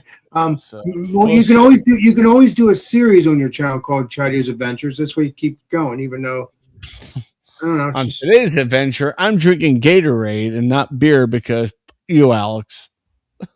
Just it's a joke. It's up to Chetty. Today on Hey, Chetty, it was funny when I watched that one video, I know we're doing that trill again this weekend. and then you could do that again. Fuck you, I Alex. know. I'll I'm not probably drinking have Chetty a with beer. beers. I'll have a beer this time. I know what to expect. I know, but I gotta have fun with you though, because that was funny when you did that, like towards the end. Hello, boys and girls. Today on Chatio's Wild Adventures, we're gonna teach poodles to fly. Hell yeah, baby. Right out the window. Right at the chin. Put that on your UHF channel there, Clifford. No, And did you know you what, know guys? turtles are nature's suction cups? Watch this. Look, it sticks. oh my god, that is one of the most brilliant movies from the 80s, and it's like one of the most like under the radar movies. And when people finally see it, they're like, "Where the hell was this?" It Yep, was hiding. that's kind of the way. That's kind of the way After Hours is. But did you ever see the movie Weird? No, never heard of it, buddy. It was the Weird Al Yankovic story. Oh, that Daniel Radcliffe played him. Yeah, I watched that on Hulu. Yeah, it was great. that was pretty good. His little I relationship was with Madonna. Movie. I was absolutely expecting it to be shit, and then I was just like, it ended. I was like, that's actually really.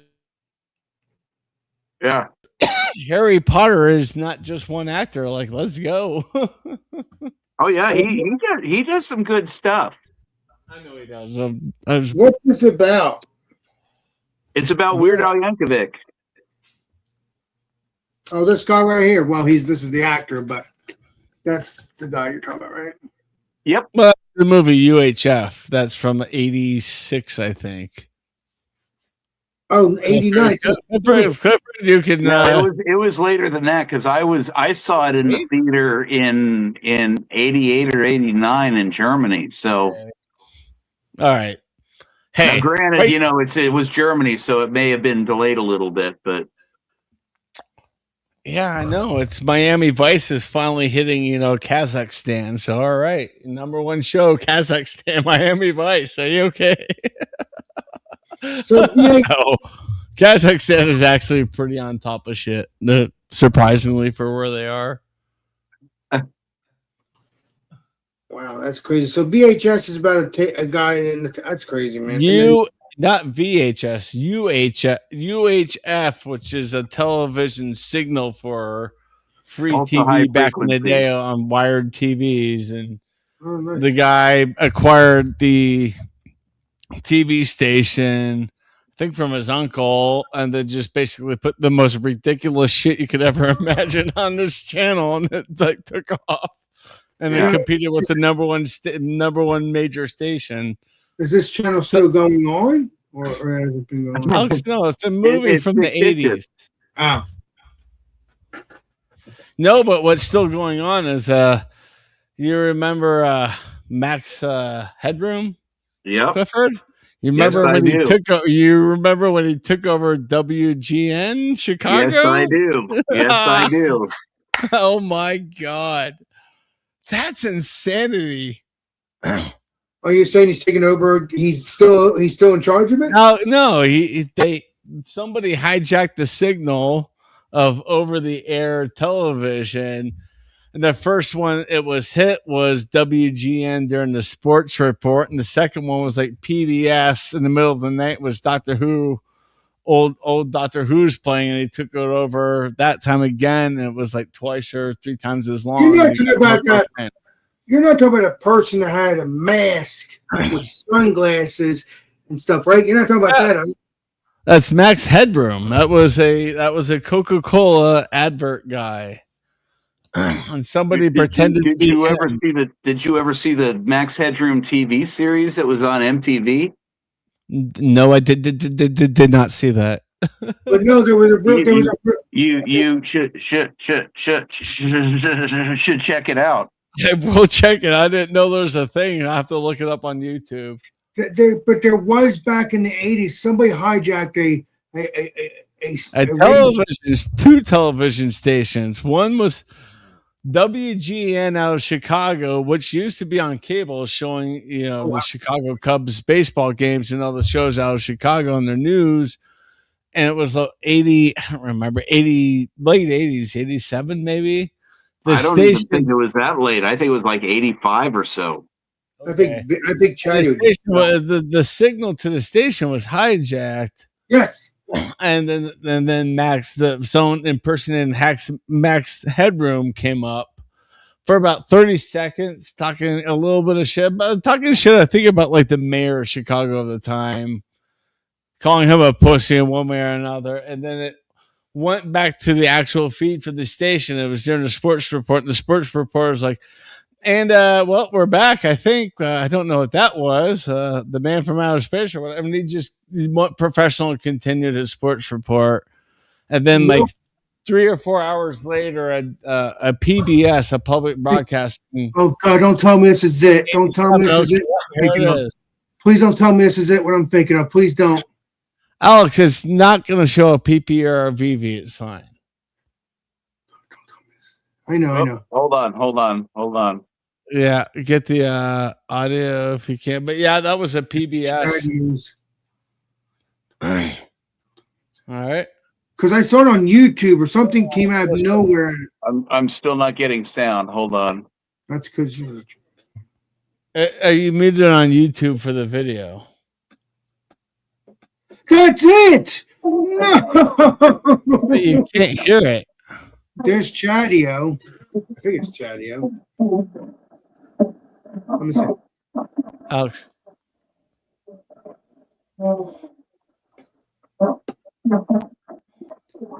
Catch the wave. It was a Pepsi can. Catch the Chadio. So that was when they went on the air with it. Okay. And when Chadio did it though, I think. And then when it became a TV show, let me see if I can find the TV. Well, so this is just a joke though. This didn't really happen. No, Alex, it actually happened. TV stations were hijacked from their satellite signal back in the day before there was cable or internet. You had bunny ears on your TV. Oh, there's Chadio. That's the real Max Headburn from MTV. Yeah. But nobody knows who that imposter was. They don't know. No, they have never figured out who it was. They think it was somebody who used to work for the TV station that was able to get the signal, but it hasn't been confirmed. And that was 40-ish years ago, and they haven't. Wow. But this is from the TV show with Max Headburn or Max Headroom. This is the real Max Headroom. This is not the person faking it. Oh my God, that was a cheap car. It's a cheap Chadio. Yeah, they built a whole thing about this. It was kind of weird because it was around the same time that RoboCop came in. It was like this news reporter that winds up getting killed for breaking a story, and they capture his soul and computers in order to be able to do these broadcasts. If I remember the story right, like the creation of the character was he was like on a motorcycle or something, and he was decapitated by a sign that said Max Headroom. Yes, that was what it was. Yeah. But it was being chased by terrorists or something. Yeah. Thank you, Y-Files, for that information. I haven't watched that show in almost a year. So Chadio, so there's a movie about this guy that hijacked the air. No, it wasn't a movie. It was a very, very short-lived TV series, but they also used the character in Coca-Cola commercials. But the TV series is about the hijacking of the station. Yeah, I don't remember how long. I only ever saw it once, and that was back when it aired. because it was just such a cultural thing that when it happened, it was like everybody was talking about Max Headroom, and I want to watch that. It was originally British, if I remember correctly, and they broadcast it on MTV. Yep, I think you're right. Alex, the show has nothing to do about those imposters stealing the television signal at all. It's just about the original character that motivated those people to pretend to they be were that person.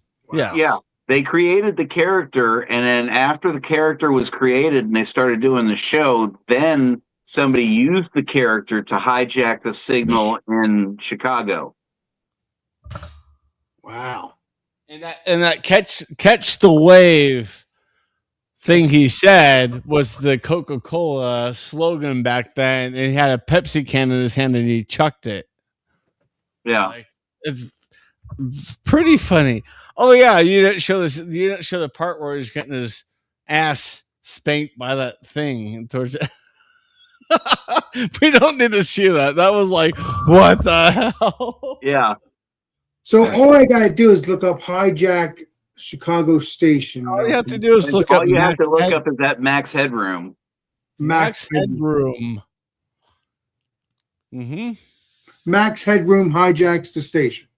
No, just Max Headroom. I would look up Max Headroom Y files because it's a great explanation about it and a great observation. I didn't know you watched Y Files. I watched it all the time when I was at the campus because there are no students around. So I'm like, fuck it, send it. And that was on my work computer. Whoops. I love Hecklefish. I did, and then it got overplayed, and then he was just over, monetizing Hecklefish. He was, but some of the one-liners were fantastic. No, absolutely. And on top of that, for when he used Hecklefish for commercials, he built a whole storyline around Hecklefish. Yeah. Now, do you think they'll ever catch this person or not? Alex, they're probably not. They're not even looking anymore. Wonder why. Well, because this was 40 years ago. They don't give a shit, and it wasn't like and someone got killed or anything. It was just someone joking around. Somebody said, "Hey, I caught your signal. Watch this." It was Max Headroom was the very first computer generated person on television. Yep. Okay. And it started in 1984 as a British cyberpunk movie called 20 Minutes into the Future. Oh. And I'm actually looking through this right now. It was on MTV. Oh, so that's where I watched it. It was talking about a near future television dominated by large corporations. Imagine that. And that's what's going on now. They do. Are you talking about YouTube? I'm confused. Look, they based the character of Max Headroom off of Ted Baxter from the Mary Tyler Moore Show. Oh God! I didn't know that. I don't really see the resemblance, but okay, that's a stretch, but that's great. That's amazing. I still wonder after all these. Mary Tyler Moore Show. I love that show. I still wonder, Chad, why he never did it again after all these years before new stuff. Because they didn't. It wasn't just one person. It was at least three. It was one person in front of the camera, somebody operating the camera, and another person behind it with the wall going like that. Because they didn't want to get caught. But they were proving that the security of television signals is so comparable. You can easily compromise it. I think that's what they're basically trying to show is this is how easy it is to hack into a satellite signal. Yeah. I kind of feel like that was part of the drive of doing it. Just like, look how easy it is. Yeah, Just- it was in November 1987. An unknown person wearing a Max Headroom mask and costume Mm-hmm. did a broadcast signal hijack of 2 stations in Chicago. It's so cool. He should do it again. The first one was 25 seconds long, and then 2 hours later, another one appeared. Mm-hmm. Much longer. Apparently, never caught, never identified. Nope. And the show, apparently in 2022, AMC was going to do a reboot that never came into fruition. Could have been. There was a That video could have been really bad. Yeah, there was a video game based around Max Headroom. He was the spokesman for New Coke. Mm-hmm. That's what it was. New Coke, yeah. So they made a video game. Is that for PlayStation 5, PlayStation 4? Alex, this was Nintendo back in the day. No, it wasn't even that. It was for the ZX Spectrum and ported over to the Commodore 64 and Amiga. Oh, okay. Yeah. And if you've seen the 2015 movie, he appeared in the movie Pixels. Oh, wow.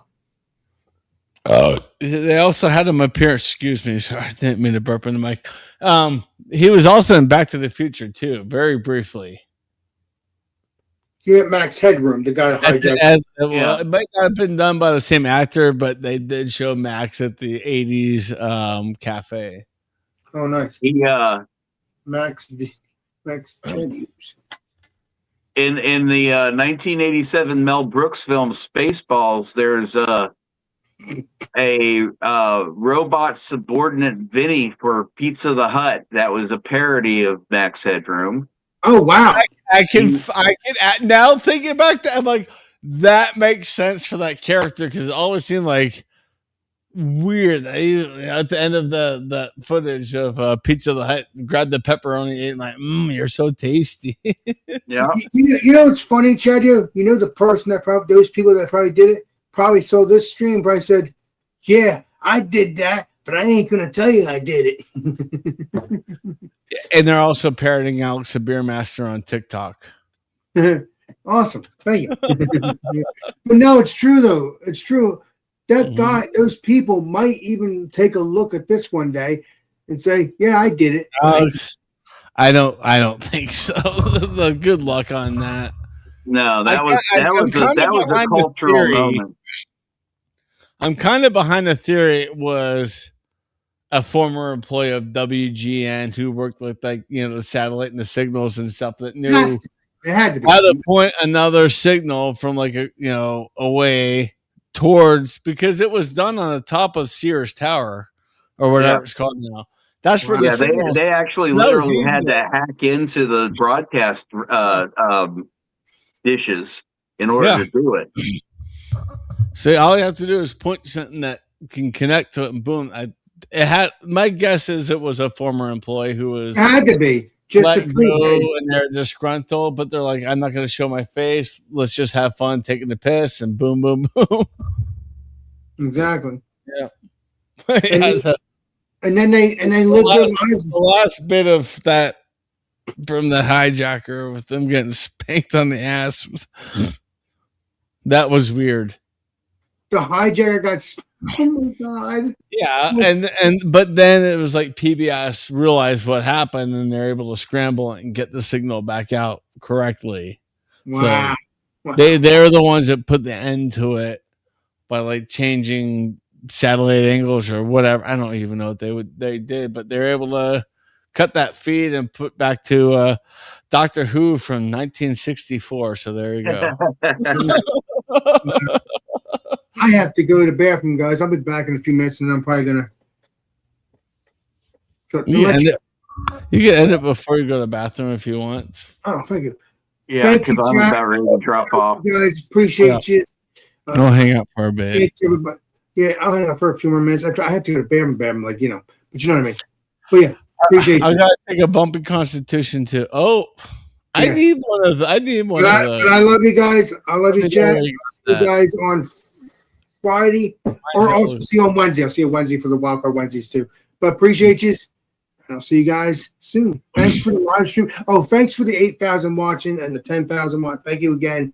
Guys are saints. And again, Cheers, thank you. everybody. Have a good night. Like, Be comment, safe. Have a subscribe. great week until we see you on Wednesday and Friday. Cheers. Love yous. Oh, this is Alex Brewmaster. We will see you all next live stream, next video. Alex Brewmaster signing out. Cheers, everybody. Sorry, I had to do the right signing out. That's kind of rude. Cheers, Bye-bye. everybody. Appreciate you.